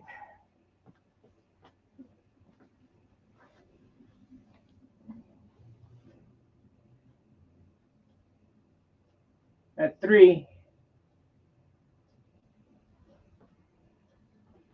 that's 3 sets.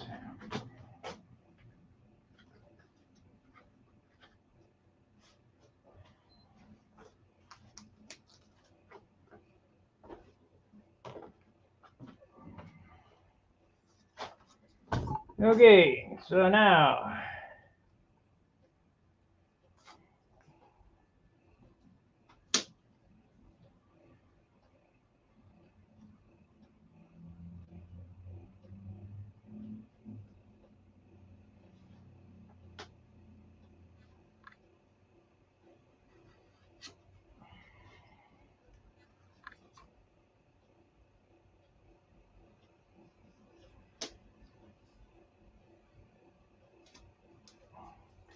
these ribs here need to be trimmed on the tail and trimmed on the leading edge so that they fit down on the other rib, on the spar, on the trailing edge.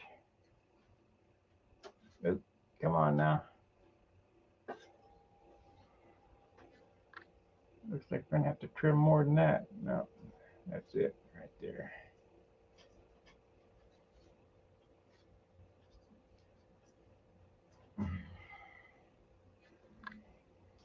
Okay, next.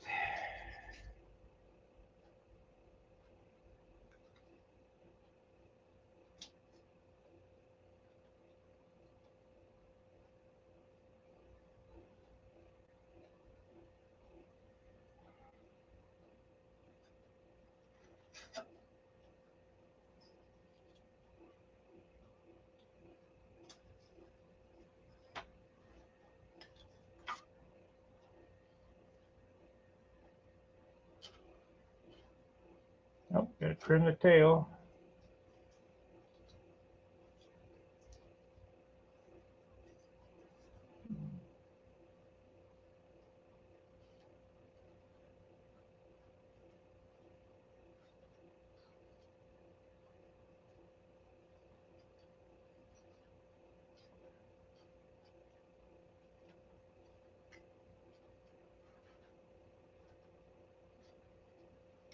Use a little more.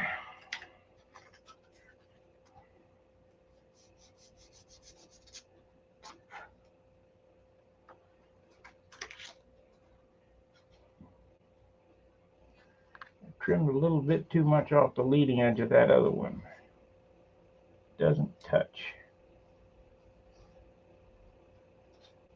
Same with that. Looks to me like I'm going to have to notch the cap a little bit, but we'll get them all in and mark them. I'll make a notching tool in case I have to. Leave that on there. Try that. That'll be closer.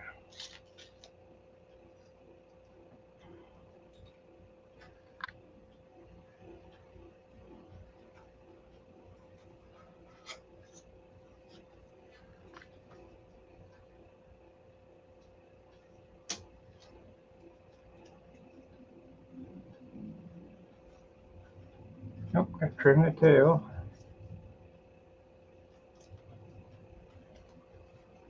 Need more. You can see how this is going together, why this is like wok cooking, you know. Prepare all the shit and put it together, it just falls together.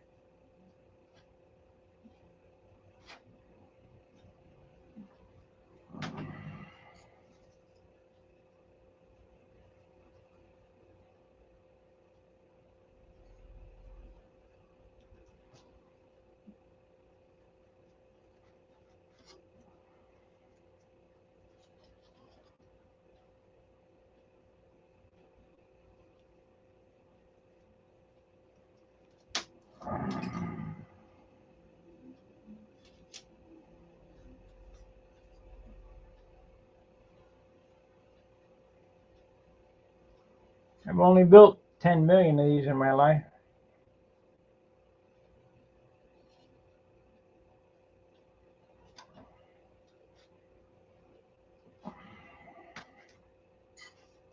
I don't know how many Beamers I've built, but quite a few.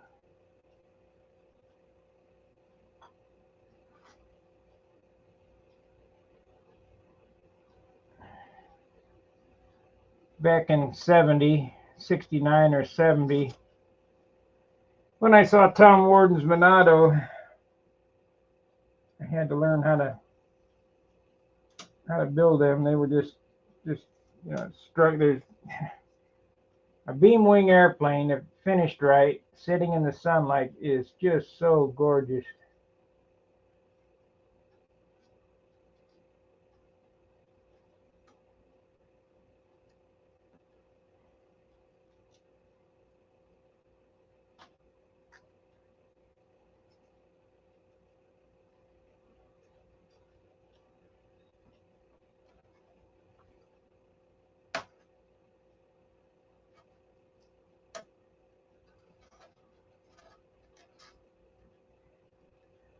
Little fleck of CA.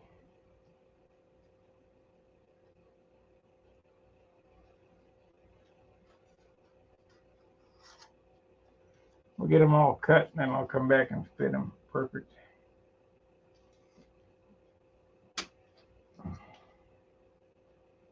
Pretty close as is, though. Pretty close as is.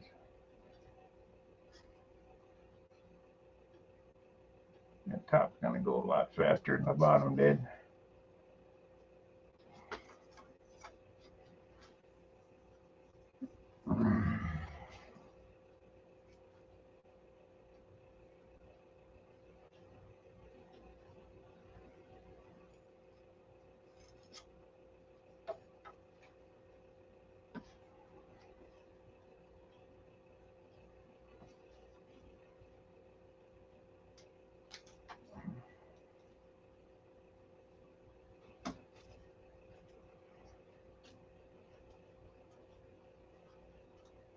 Should be covering this next week.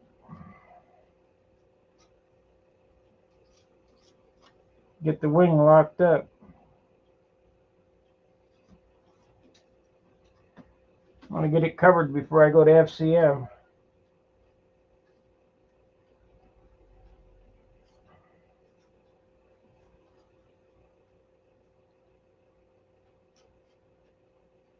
Yeah, a little bit of a resistance there.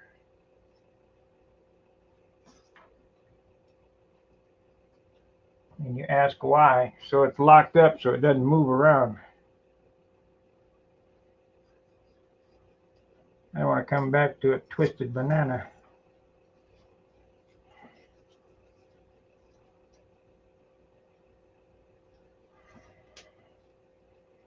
Of course, I don't know. That might be pretty high expectations.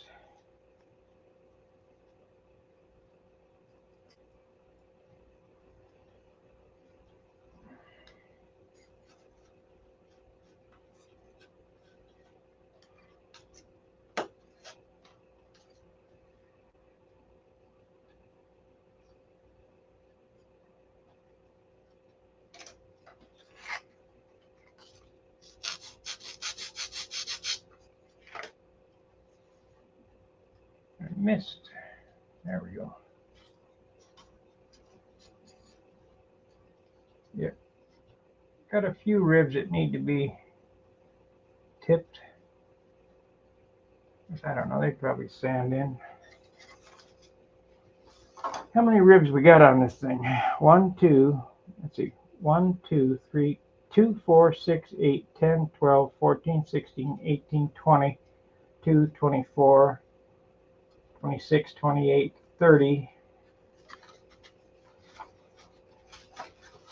30, 32, 34, 36, 38, 40, 42, 44, 46, 48, 50, 52, 54, 56, 58, 60, 62, 64, 64, 66, 68, 69, 70. 1, 2, 3, 4. There's 74 ribs in this thing.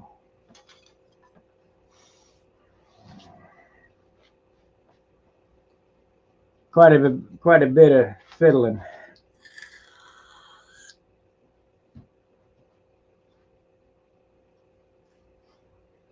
Now I just noticed something here, and I'm going to show you to pay to detail.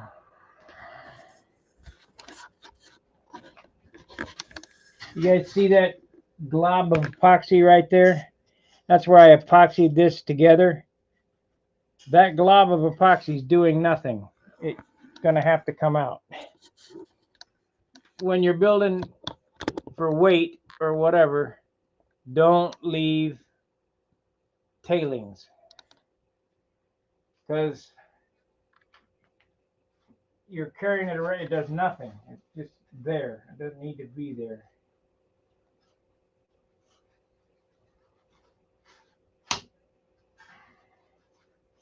We might have to grind that out.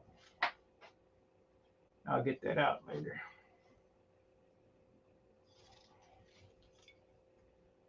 But don't leave the tailings. Just any extra glue hanging out, cut it off, move it, wipe it off, whatever you got to do.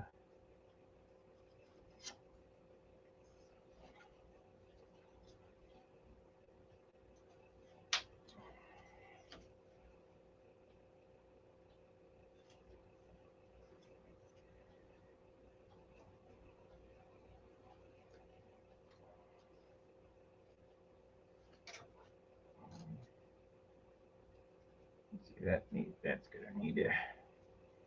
that's gonna need an adjustment.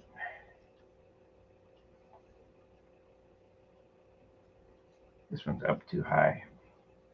So I'll make a stick and I'll cut a slot right there to kind of set it down in there. It's only up a couple thousandths, but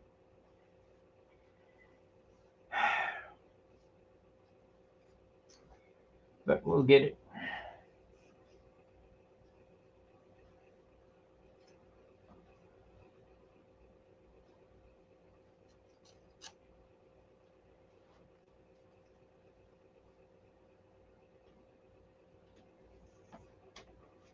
Many different configurations of this airplane. They all look similar. This one was the best, I think. This is number 2. 1991 for this airplane.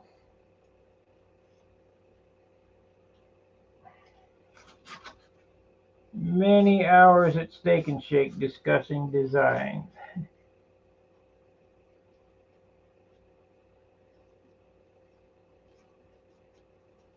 There's another one that's tipped up. So let's mark them so I know which one they are. This one and that one. I think they're getting progressively.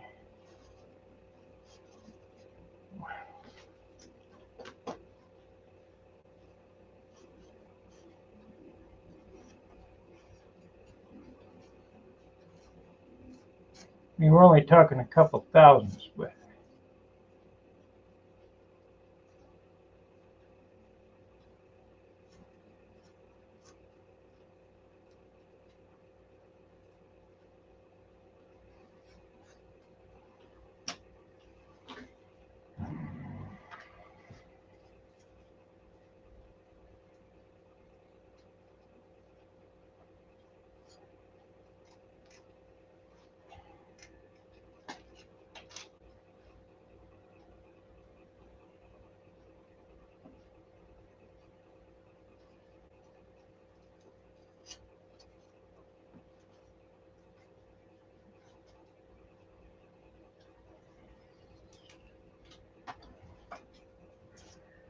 for you guys that are new to making beam wings, I said there was 72 ribs. I would cut 100 because you're going to end up breaking a bunch of them if you're new to this. And it don't take very long if you got my jig.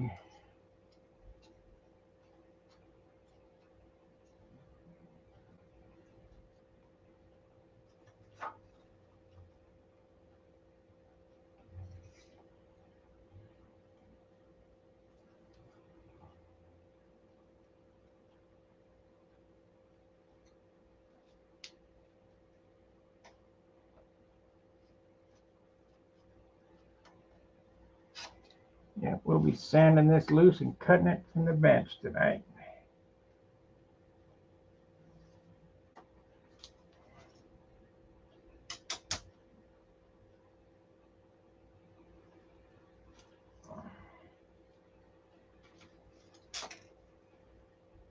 Blade's getting dull already.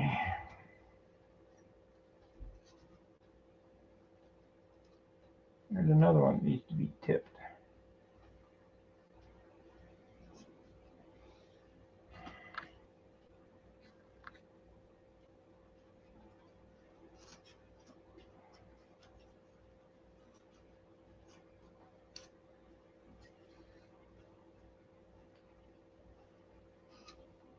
You know what? Let me make that tool real quick. That way you can see how to do that. And we can either do it, I could do it one of two ways. I could do it by eye, or I could make a tool. I guess I could do it by eye. That's 4.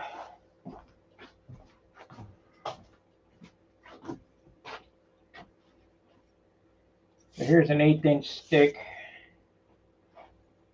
We'll get a piece of 180 on an 1/8" stick. This really should be hardwood. I got some basswood, but I don't want to cut it up.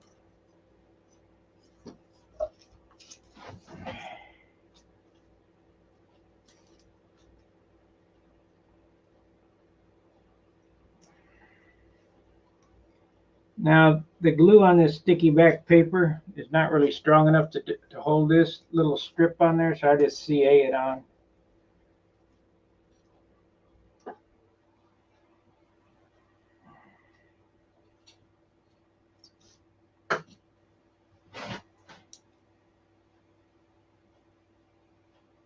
What day is today? Today Saturday or Sunday?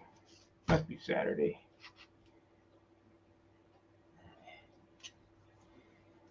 I might as well tip them ribs while I'm going instead of marking them.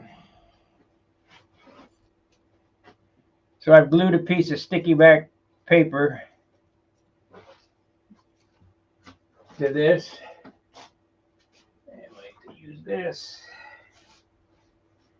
Cut it free.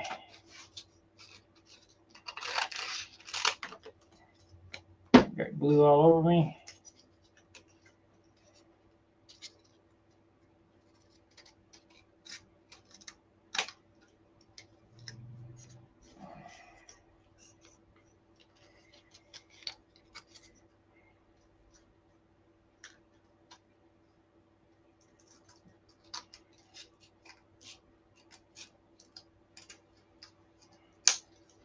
I could have made a little T-tool to do this, but I don't want to burn up the time making tools.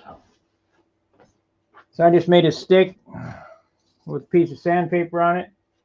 We know that that's the spot that it needs. You just stick it in there. Got a notch. Perfect. Needs a little more.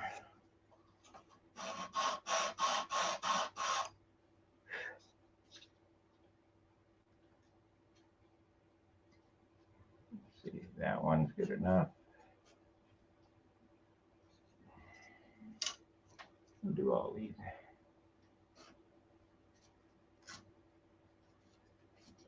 We'll get them all.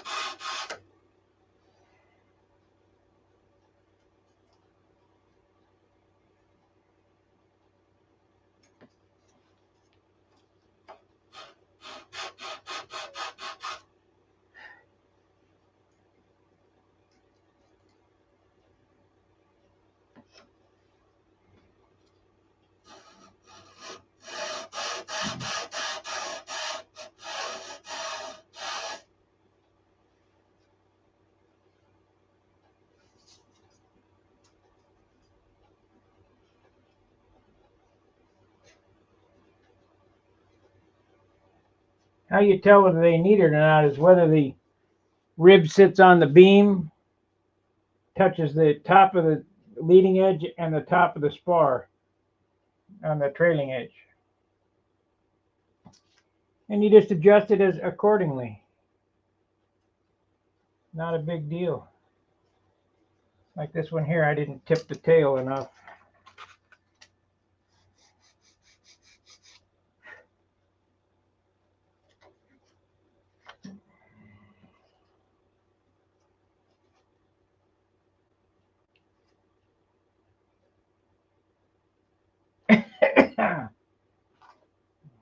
Okay, let's keep going.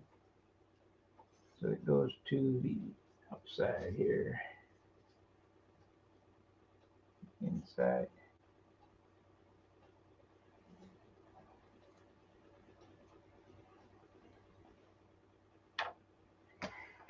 Ah, crap.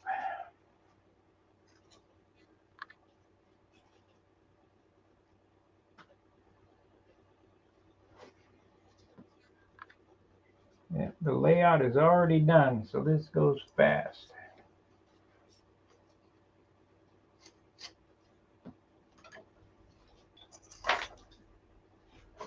Oops, that. I don't need that.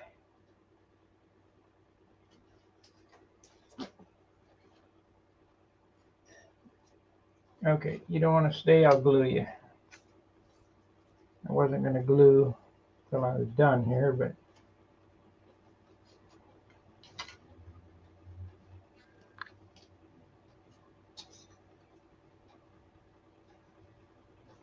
could use a little more.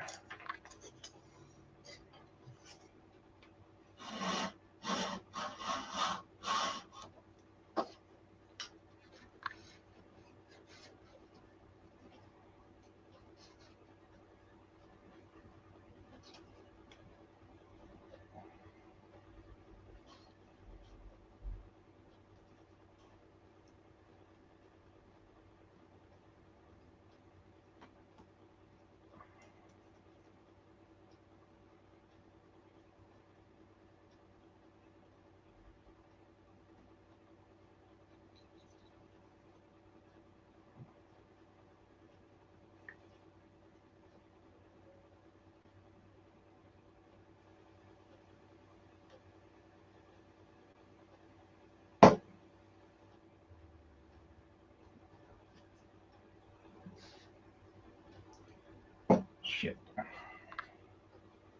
A little loose. No problem.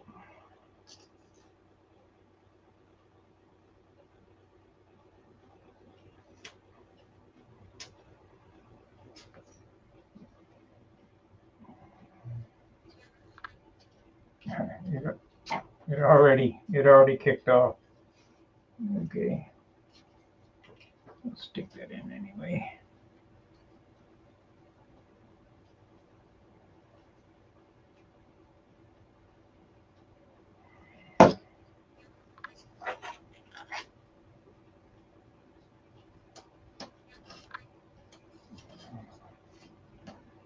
There we go.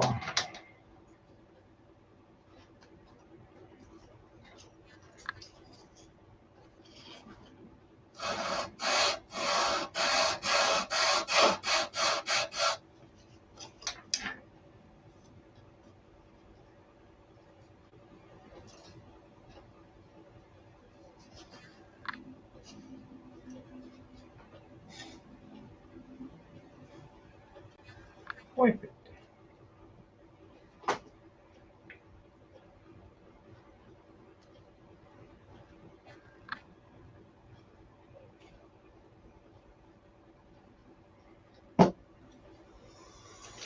Okay.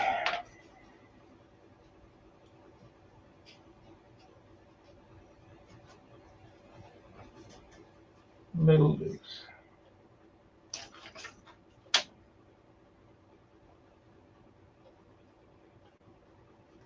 Let's see if it tightens up when I do this.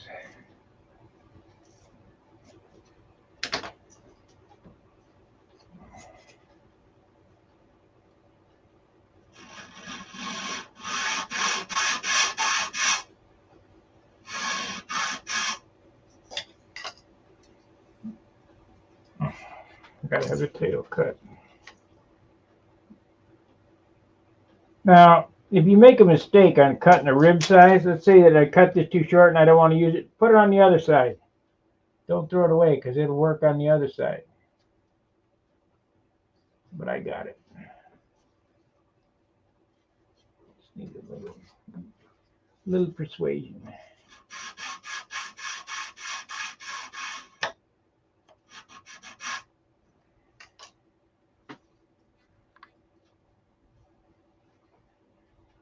Actually, no, it's not long enough.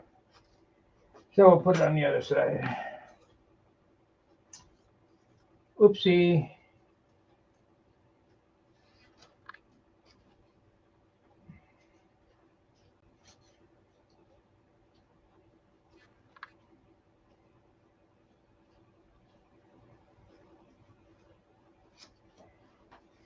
Can't believe this blade's dull already. Chinese.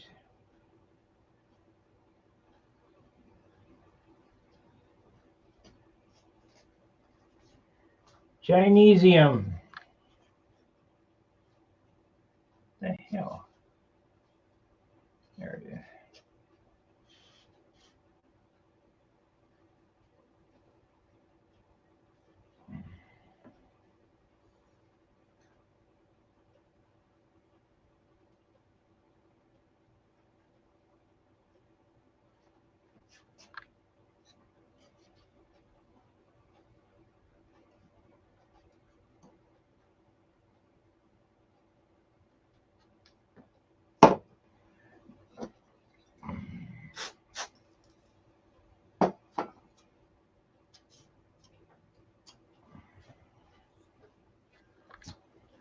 Four more than the root rib.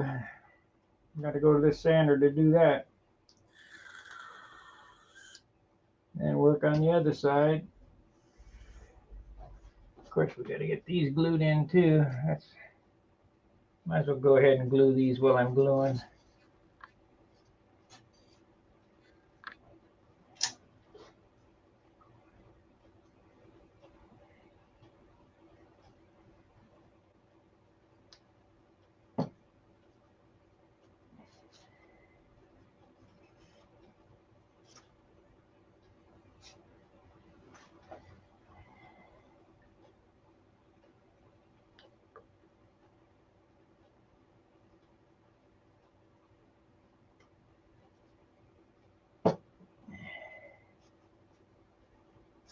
What's going on here?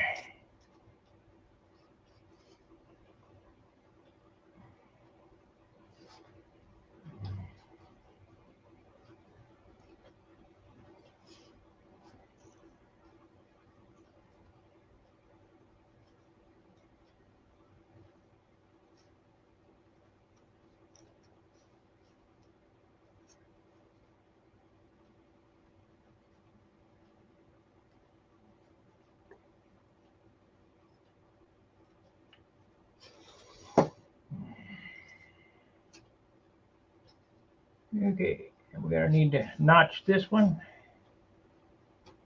Nope. Oh, maybe a little bit. Maybe.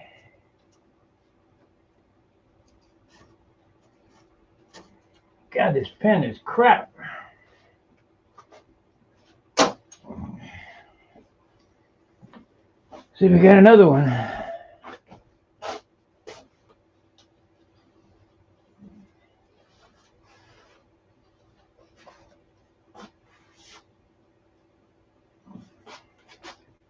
Let's try a Schaefer's Hobby Shop pen. Let's see if they write on paper balsa.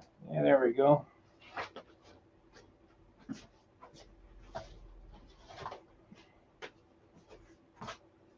Yo, Jonathan.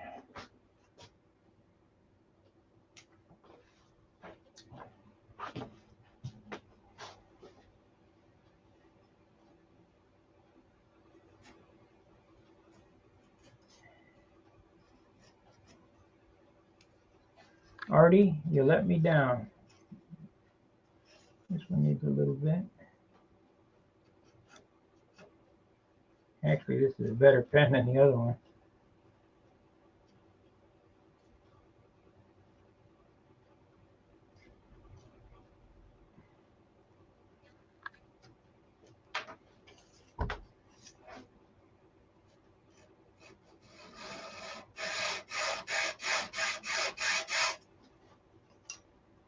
That one didn't need much.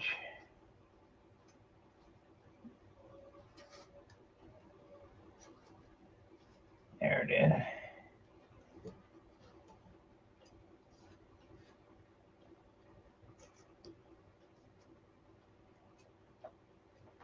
What's the story, Larry?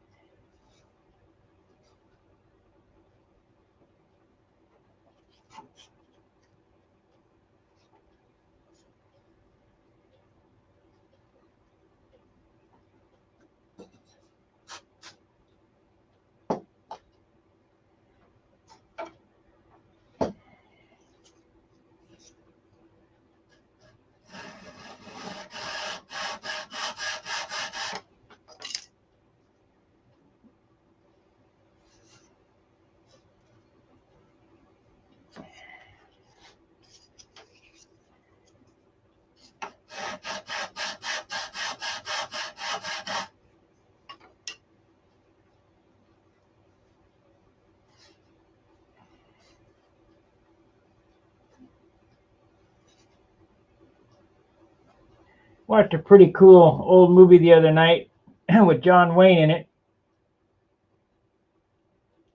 Navy movie, In Harm's Way. Kind of brings back memories to watch some of that old black and white stuff. You guys don't realize how good they got it.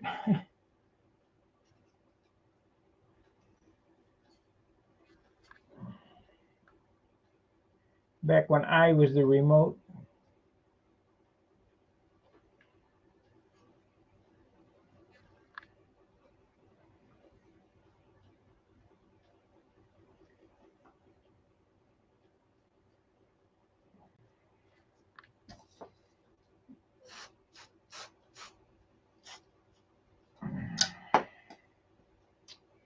When I was the remote and the phone was attached to the wall.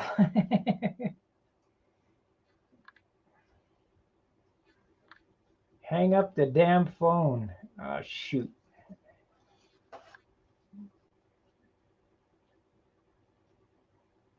Little too much glue there. Time to cut the tip, I guess.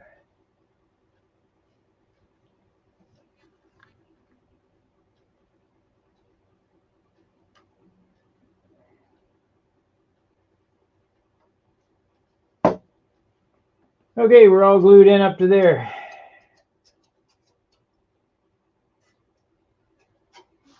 That took an hour to do. Yeah, we're gonna get this. I'm gonna blast right through this so I can cut it off the bench.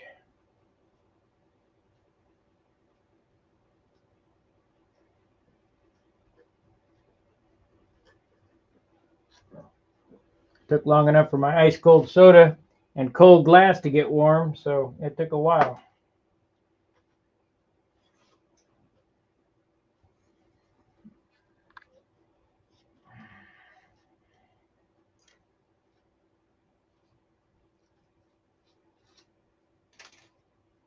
Can you guys see what I'm doing at all? Let's look at the other view, maybe.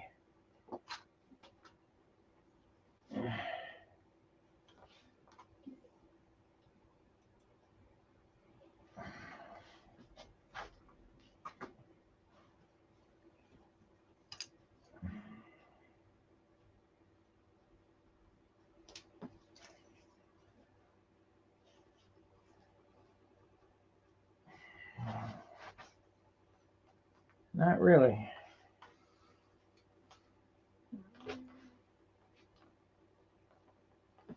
Yeah, I know.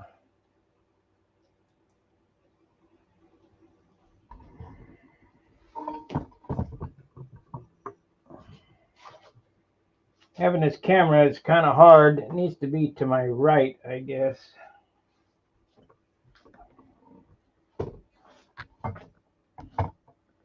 Put it on the other side of this fuselage.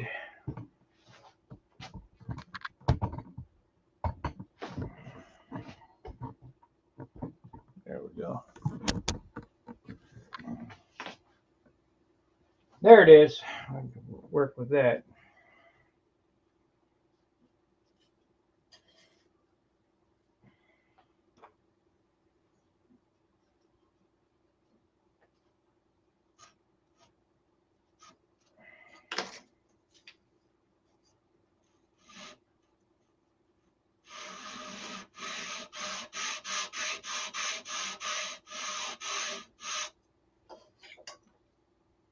Cut the tail.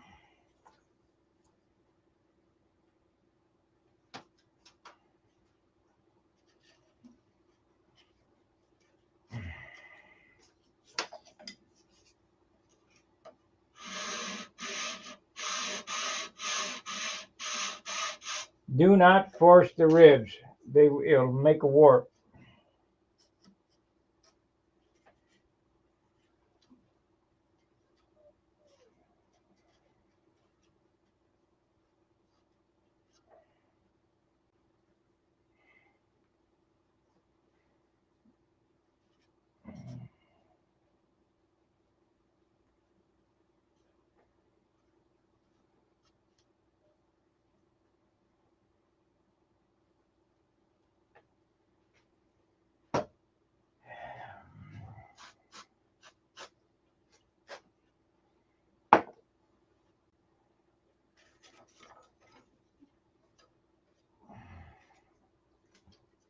I think I cut about 100 ribs.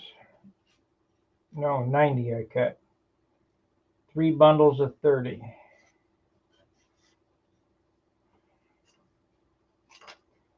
Because I figured, even though I built 1 or 2 of these, there's always a screw up.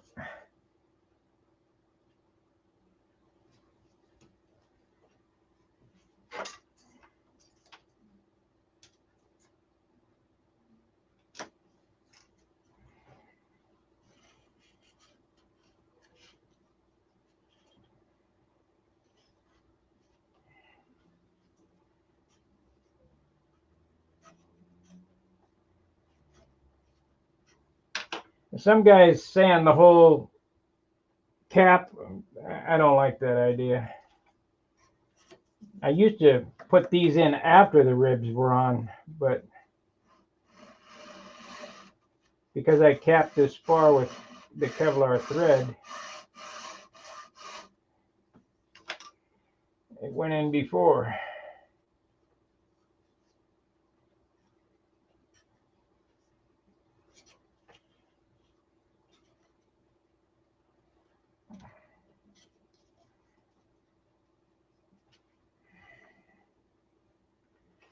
No good. Gotta go some more.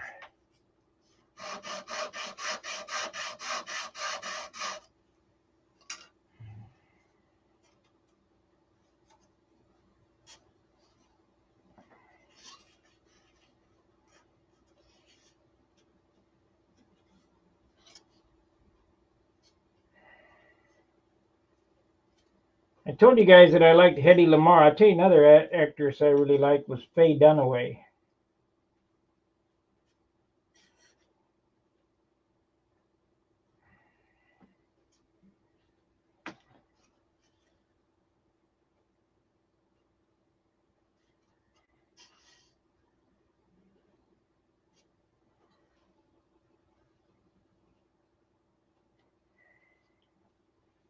And to be honest, I really didn't think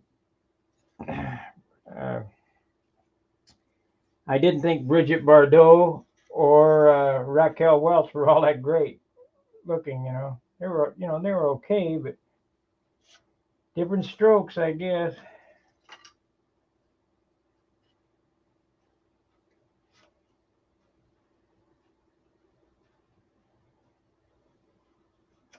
Let's see. There was Marilyn Monroe, and the other gal was another blonde-haired gal with really big zooms. What the hell was her name? Better looking than Marilyn Monroe, which I didn't think was all that hot either. Ah, screwed up. Too short. Missed. I don't know what I was thinking. That was a good 16th inch too short.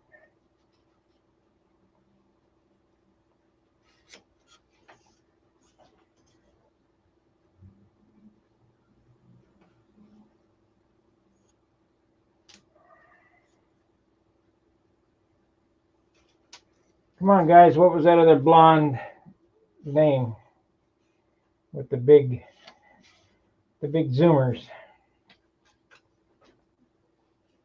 She was pretty nice. Not because she had big zoomer, just she had pretty.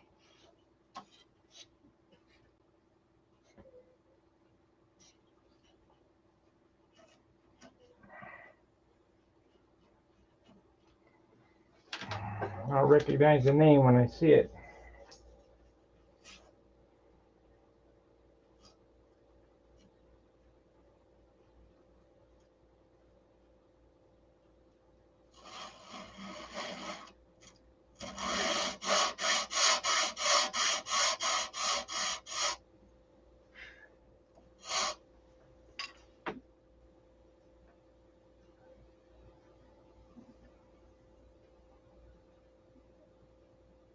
Yeah.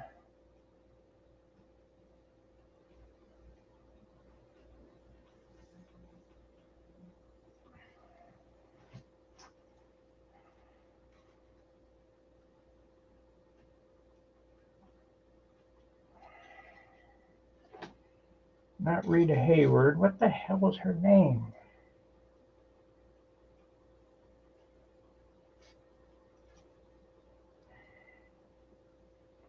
Come on, one more.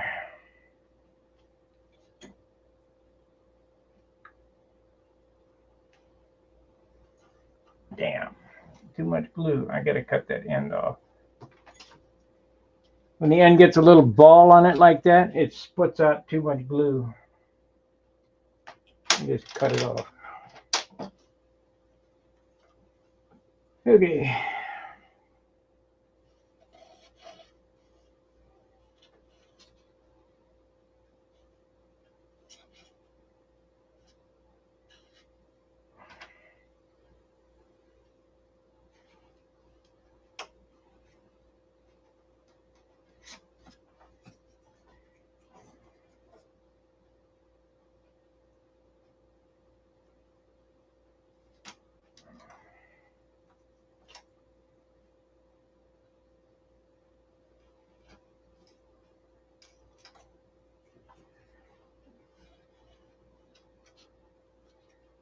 Another one too short. Oh, wait a minute. No, it's not.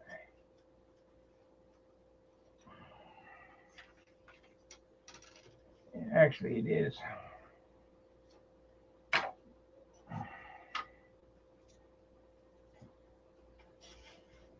Okay. Let's not screw this one up.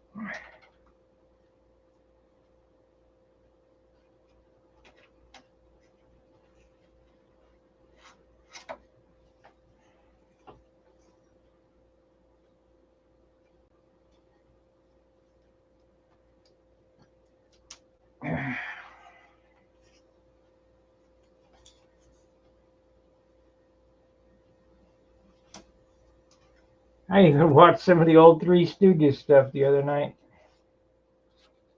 Now, why am I doing that? What is the problem? Maybe I better cut the notch in it first to see. Because it's rolling. Maybe that's it.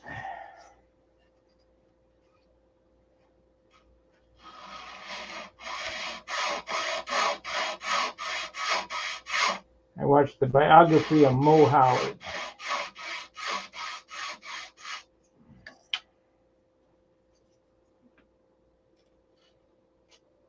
I didn't know they were all really brothers, but they were.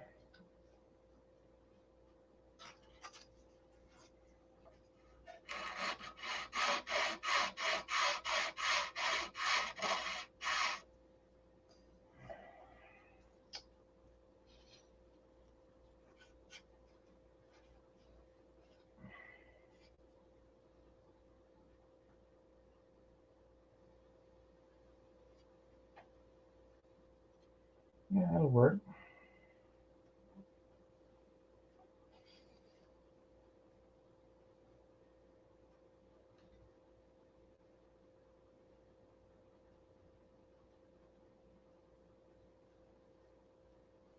What the hell? Kick off.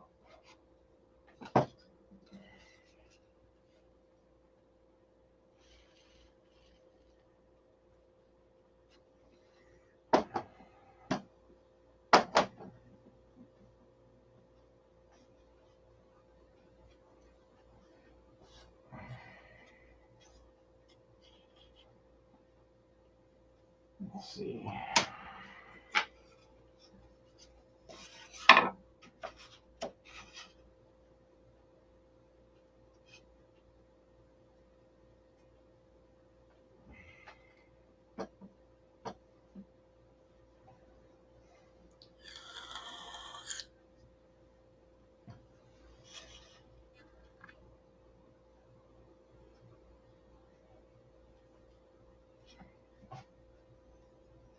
What do I do with my stick? There it is.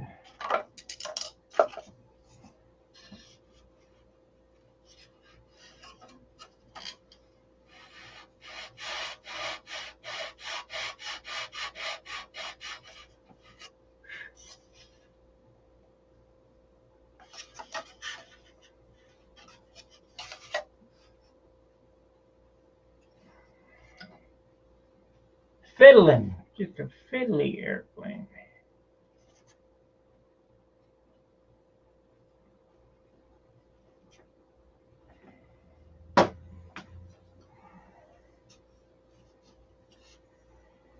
Okay, we need to do this one now. We don't have to do that.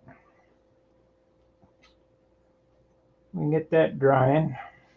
That's epoxy and white glue.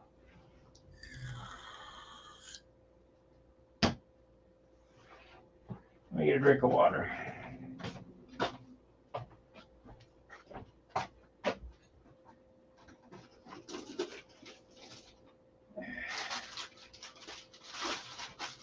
Put my glass back in the fridge.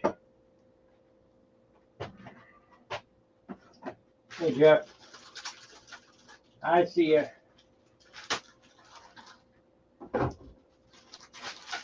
Need to go out in the car and get another 6-pack of water.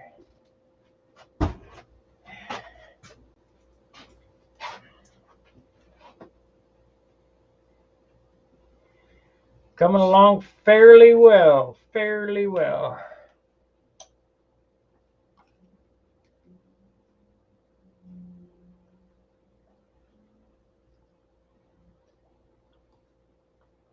$2P40, whatever that means.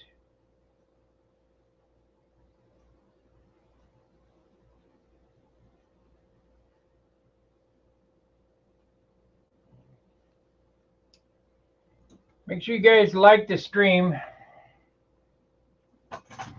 Super chat if you can.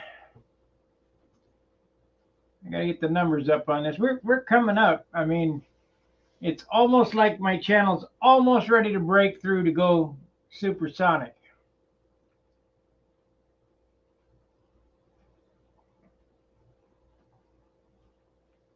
I believe that's why there was 2,000 people on the forum the other night, because of these videos. Yeah, take a break here for a second.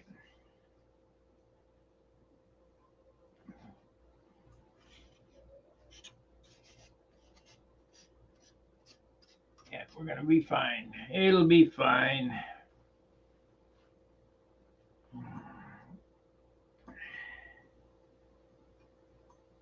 It'll be fine. So we need to cut that angle. I'm gonna have to notch that spar.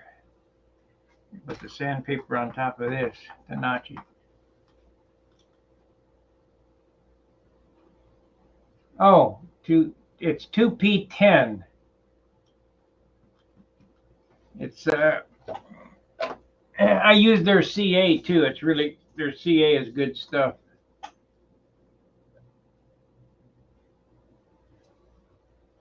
$2P10. You can search it on Amazon, find it. It's a whole lot. I think it's better than the pump bottles. You got just and you're done. You need to order another can of this. I don't know. It's probably got a little bit in it.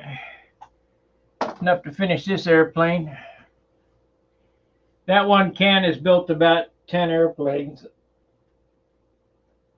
So whatever it costs is what it costs, and you divide it by 10, and that's how much for airplane it cost.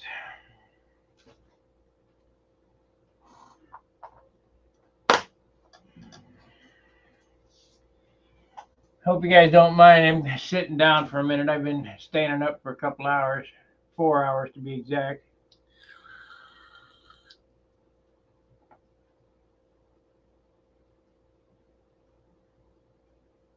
Let's see. How many we got? 1, 2, 3, 4, 5, 6, 7, 8, 9, 10, 12, 13, 14, 15, 16, 17. And I only have here 17. So that's 3, 4, 5, 6, 7, 8, 9, 10. I need 7 out of that other bundle. 7 from the first bundle.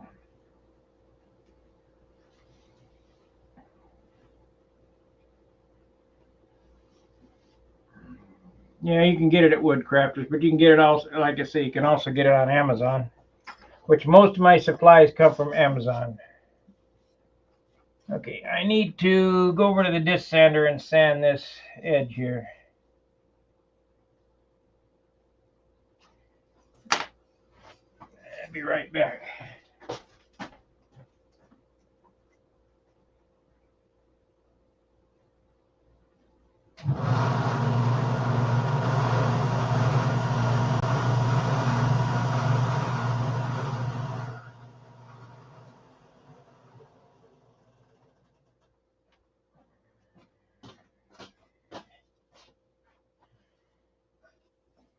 Remember, this is what glues your beam in, so you need to have it fit perfect. Okay. So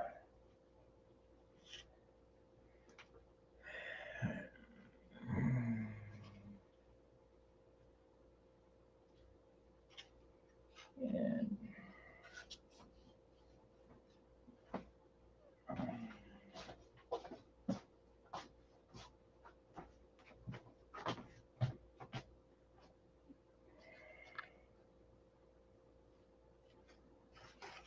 so it goes right there.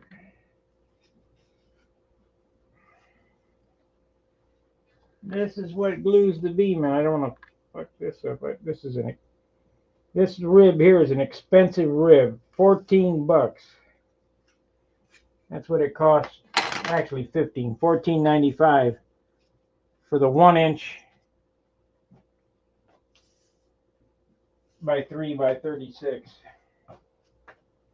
You don't have to make too many mistakes.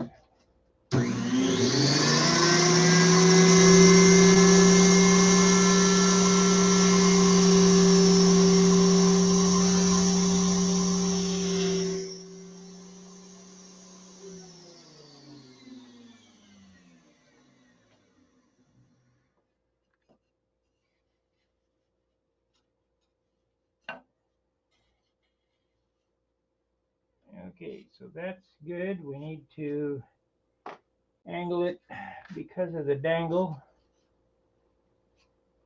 It needs to be angled from there to there. Okay, gotta walk to the sander.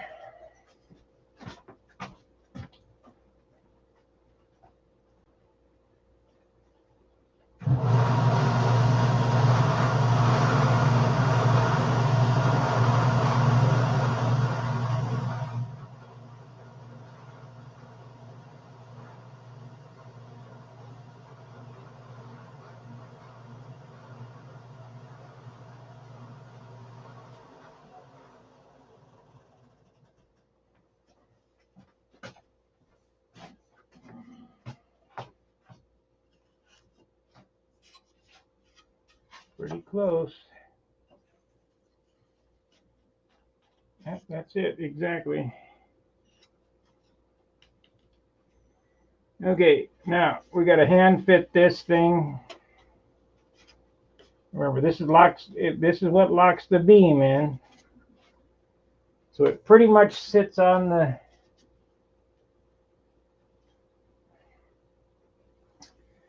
the spar on this one, on this side.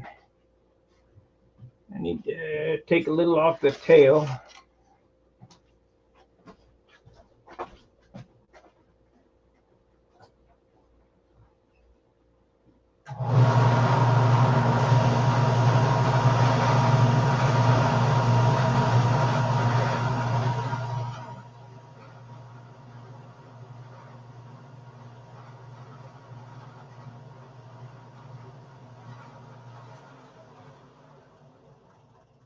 When I say take a little off the tail, let me show you what I mean.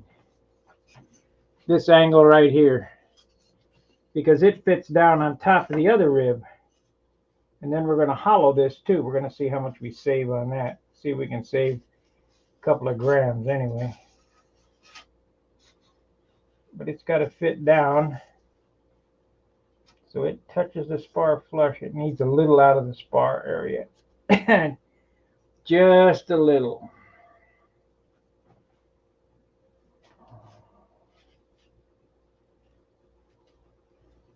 So it goes right to there. Probably took a little too much, but it's okay.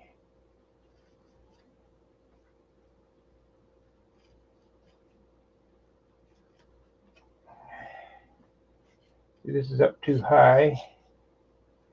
Can't have that.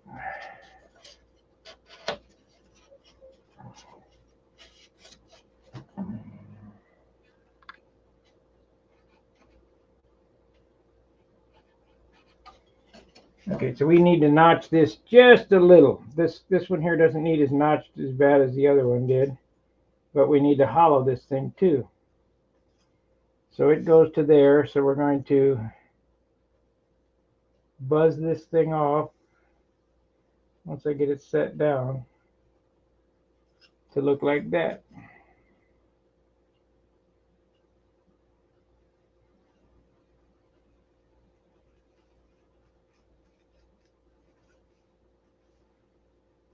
That only takes a second to do on the belt sander.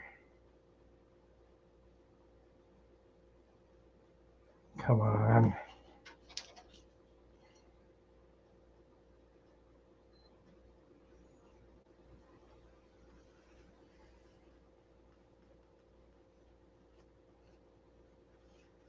Remember, this holds the beam in, so it's got to be perfect. Oh, too far.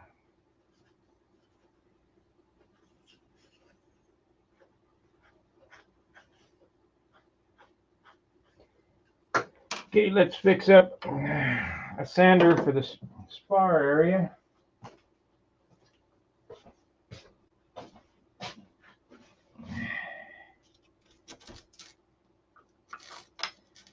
It's the half.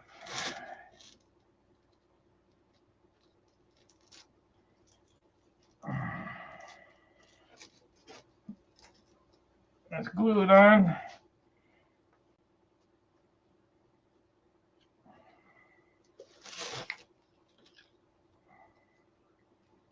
Sticky back paper works only so well.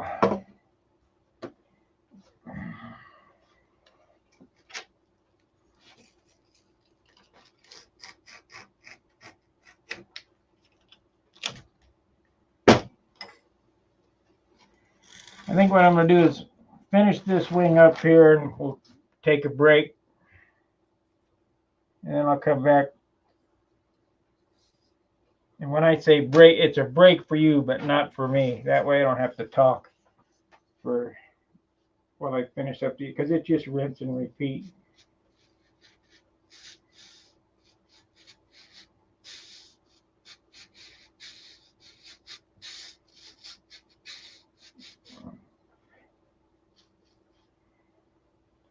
Well, this thing don't want to sand very well.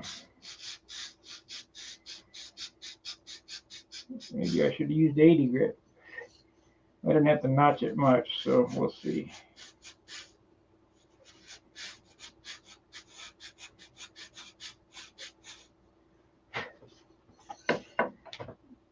We'll see.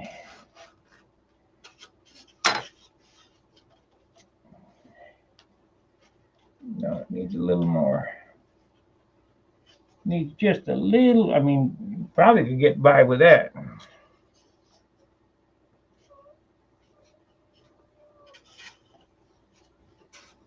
Yeah, I think we can. Okay, that notch I'm talking about is right here.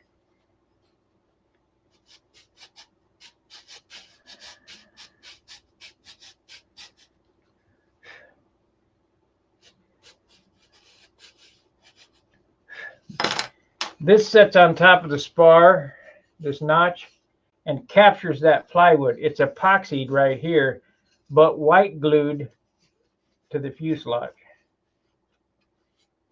So let me hollow this out real quick, and we'll do that. Let's see how much weight I'm saving first. Maybe it's not even worth it, you know. It doesn't. But everything's got to weigh something. I'd like to get the tips on it tonight. Start shaping those. It weighs 6 grams now. Let's see, we'll get it down to 4 maybe.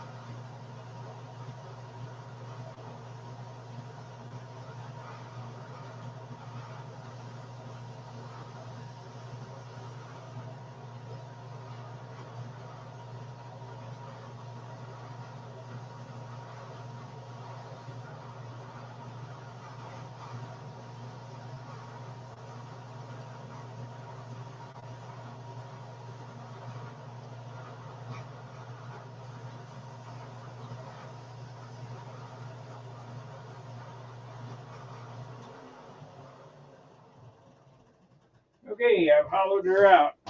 Let's see what it got down to. Started out at 6.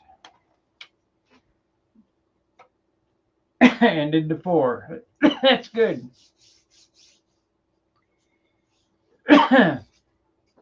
Here's what it looks like hollowed out. I took all that material away. We could clean this up a little bit, I suppose. Kind of hokey there.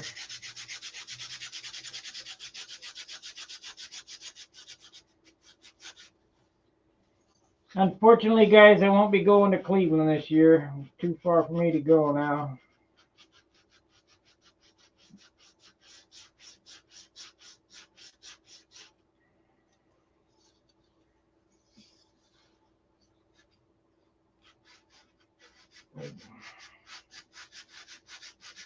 Actually, St. Louis is really in the ideal position for stud flyers because it's right in the middle of the country. You can go either direction. Okay, so we need some epoxy and some white glue. So we'll make a mark here. That's where the epoxy goes. And we'll get the white glue out. I filled up my bottle. I got a gallon out there. Oh yeah, I'm going to FCM. I will stream it. Let's put it this way. I'll stream it if we can get reception, because for some reason reception has been extremely poor this year.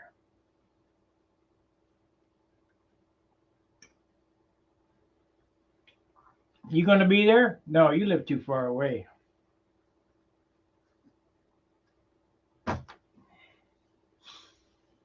Yeah, I'm going to fly my June RXL. I think I want to get this off the bench because I want to start doctoring that up. I'm going to doctor a few little buggers up on it.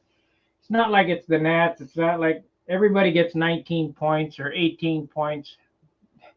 They don't even judge them. They just give everybody 18 points. I don't know why. Why bother? But that's fair enough. Whatever. It's a really good contest. I mean, it's a lot of fun. I've been every year for, I don't know. I was the very first master. I won. I got the receipt over there, so the certificate. The first expert win right here. 2009. I was the first to go into master's class. FCM. That's back when I flew more. I need to. This year is basically a loss. So next year, especially now that I'm back in St. Louis, I can get to the park more times a week. And I'm not working, so that helps. You know, when I was working 10-hour days, they want to fly on Tuesday night after work. Are you out of your mind?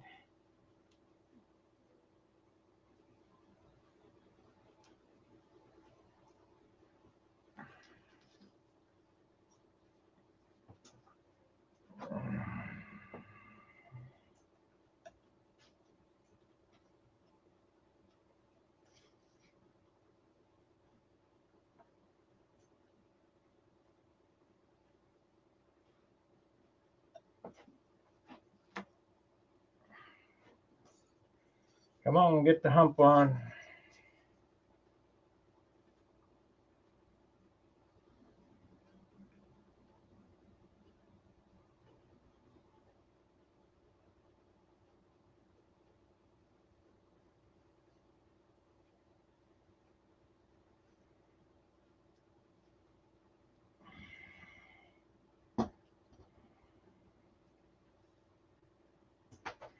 Yeah.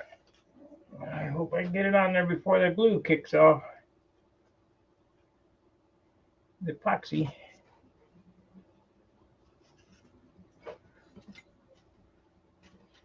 Yeah, I got it.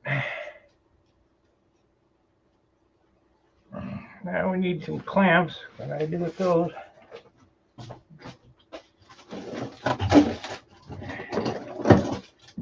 Just grab a couple, even the shitty ones. Not the good ones.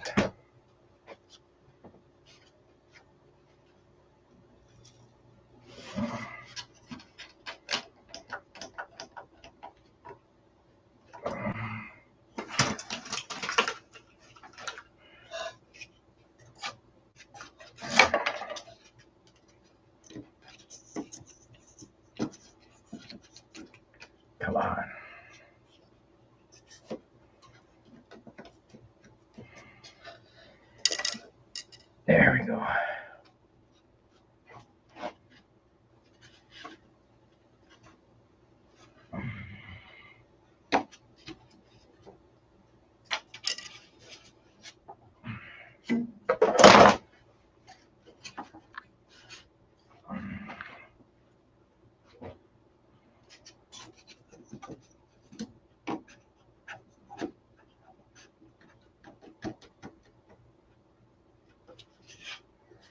There it is.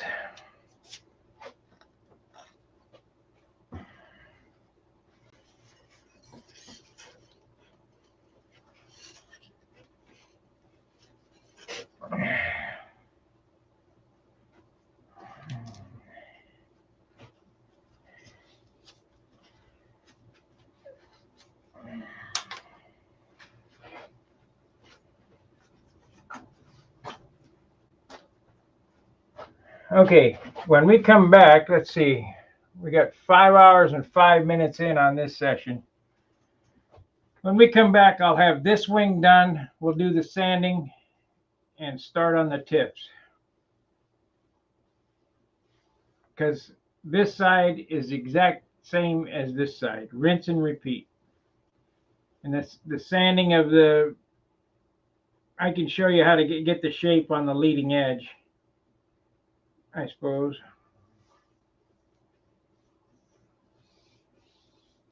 Because it's a little tricky because you're taking a point and you want to make it a round. It has to go into a point first, and then we're going to round it out. Otherwise, you won't get the angle onto the ribs. And we can't have that. It's got to be perfect.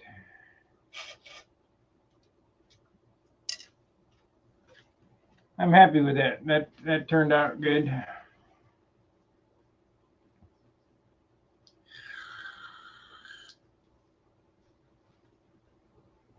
If I can find some 1/2 inch, maybe I even use some inch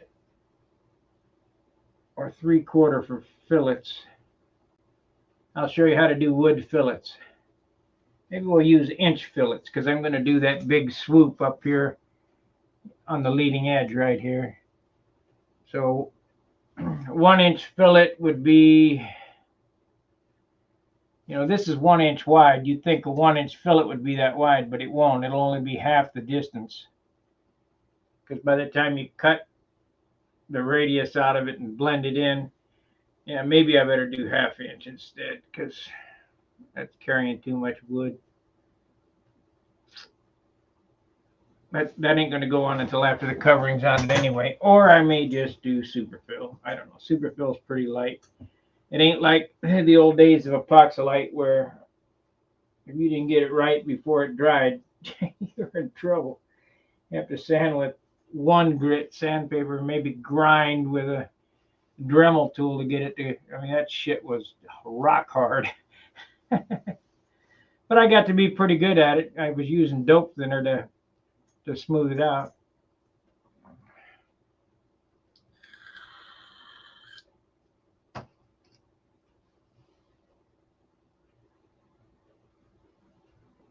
This thing is coming out laser straight. That's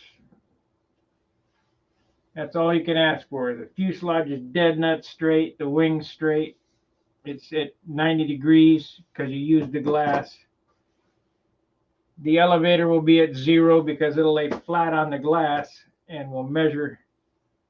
You know, I'll make lines. I'm not going to measure from the wing. I'm going to make lines on the glass. So 90 degrees. Center line of the fuselage will line up on the marks. And then I'll measure back 16 1/4 inches. I think that's what the tail moment was. Make another line at 90 degrees to the center line, and then put the trailing edge on that line. It has to be straight. It's flat because we're going to have to rejig the wing to 0. It just absolutely has to be flat. It has to be 0. As long as the glass is 0, and it is.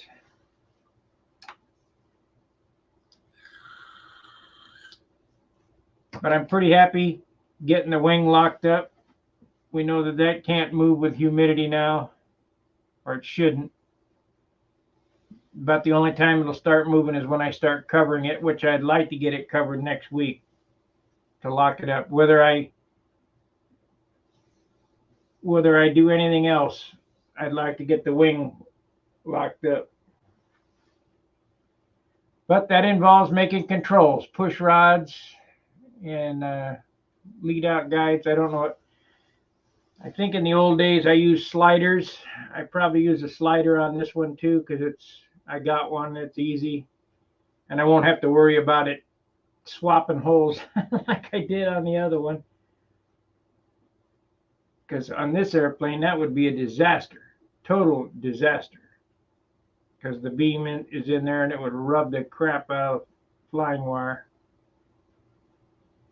I had 2 airplanes swap holes this season. I don't know what the hell I was thinking. Like I say, it's been a kind of a wash this season.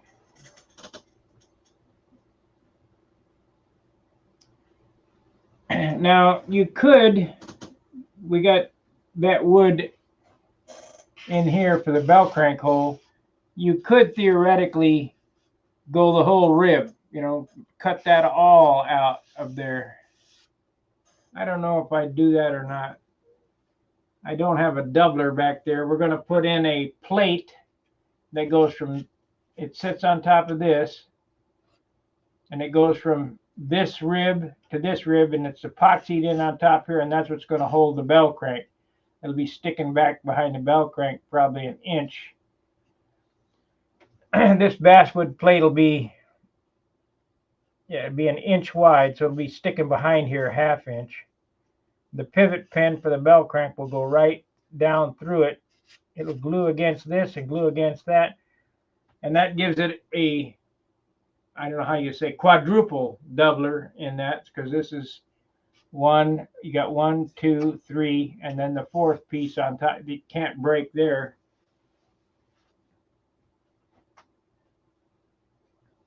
And if you'll notice, anytime a wing folds, normally it doesn't fold right in the center. It folds out about midpoint of the wing. It just comes off, and then the airplane will barrel roll into the ground. Of course, I have seen them break in the center, mostly foam wings,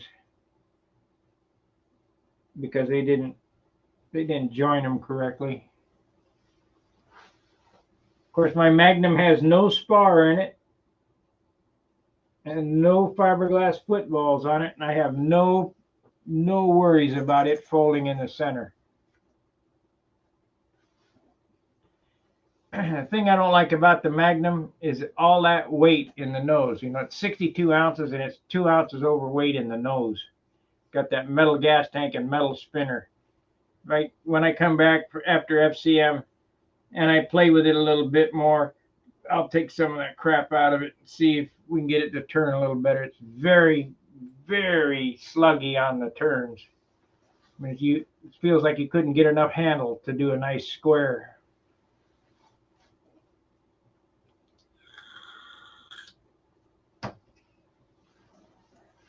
Really solid on the nose. I mean, it's rock solid. Shit. I guess I built it too light in the tail. Didn't put enough paint on it. All right, we're going to end the stream. I appreciate you guys watching. It's been 5 hours and 15 minutes. I'll be back after a while. Probably give me an hour or so. Ever how long it takes me to set those ribs, because I want to listen to some TV while I'm doing it instead of talking.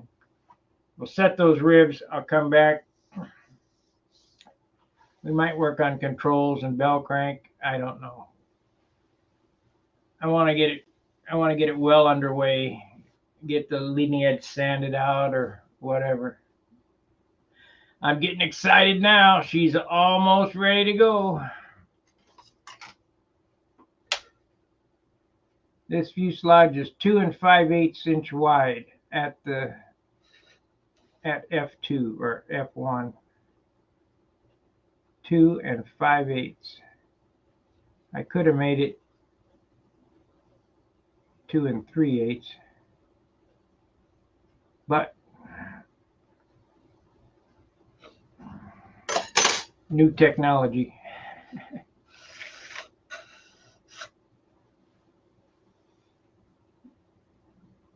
Make sure to give me a thumbs up if you thought you learned anything here.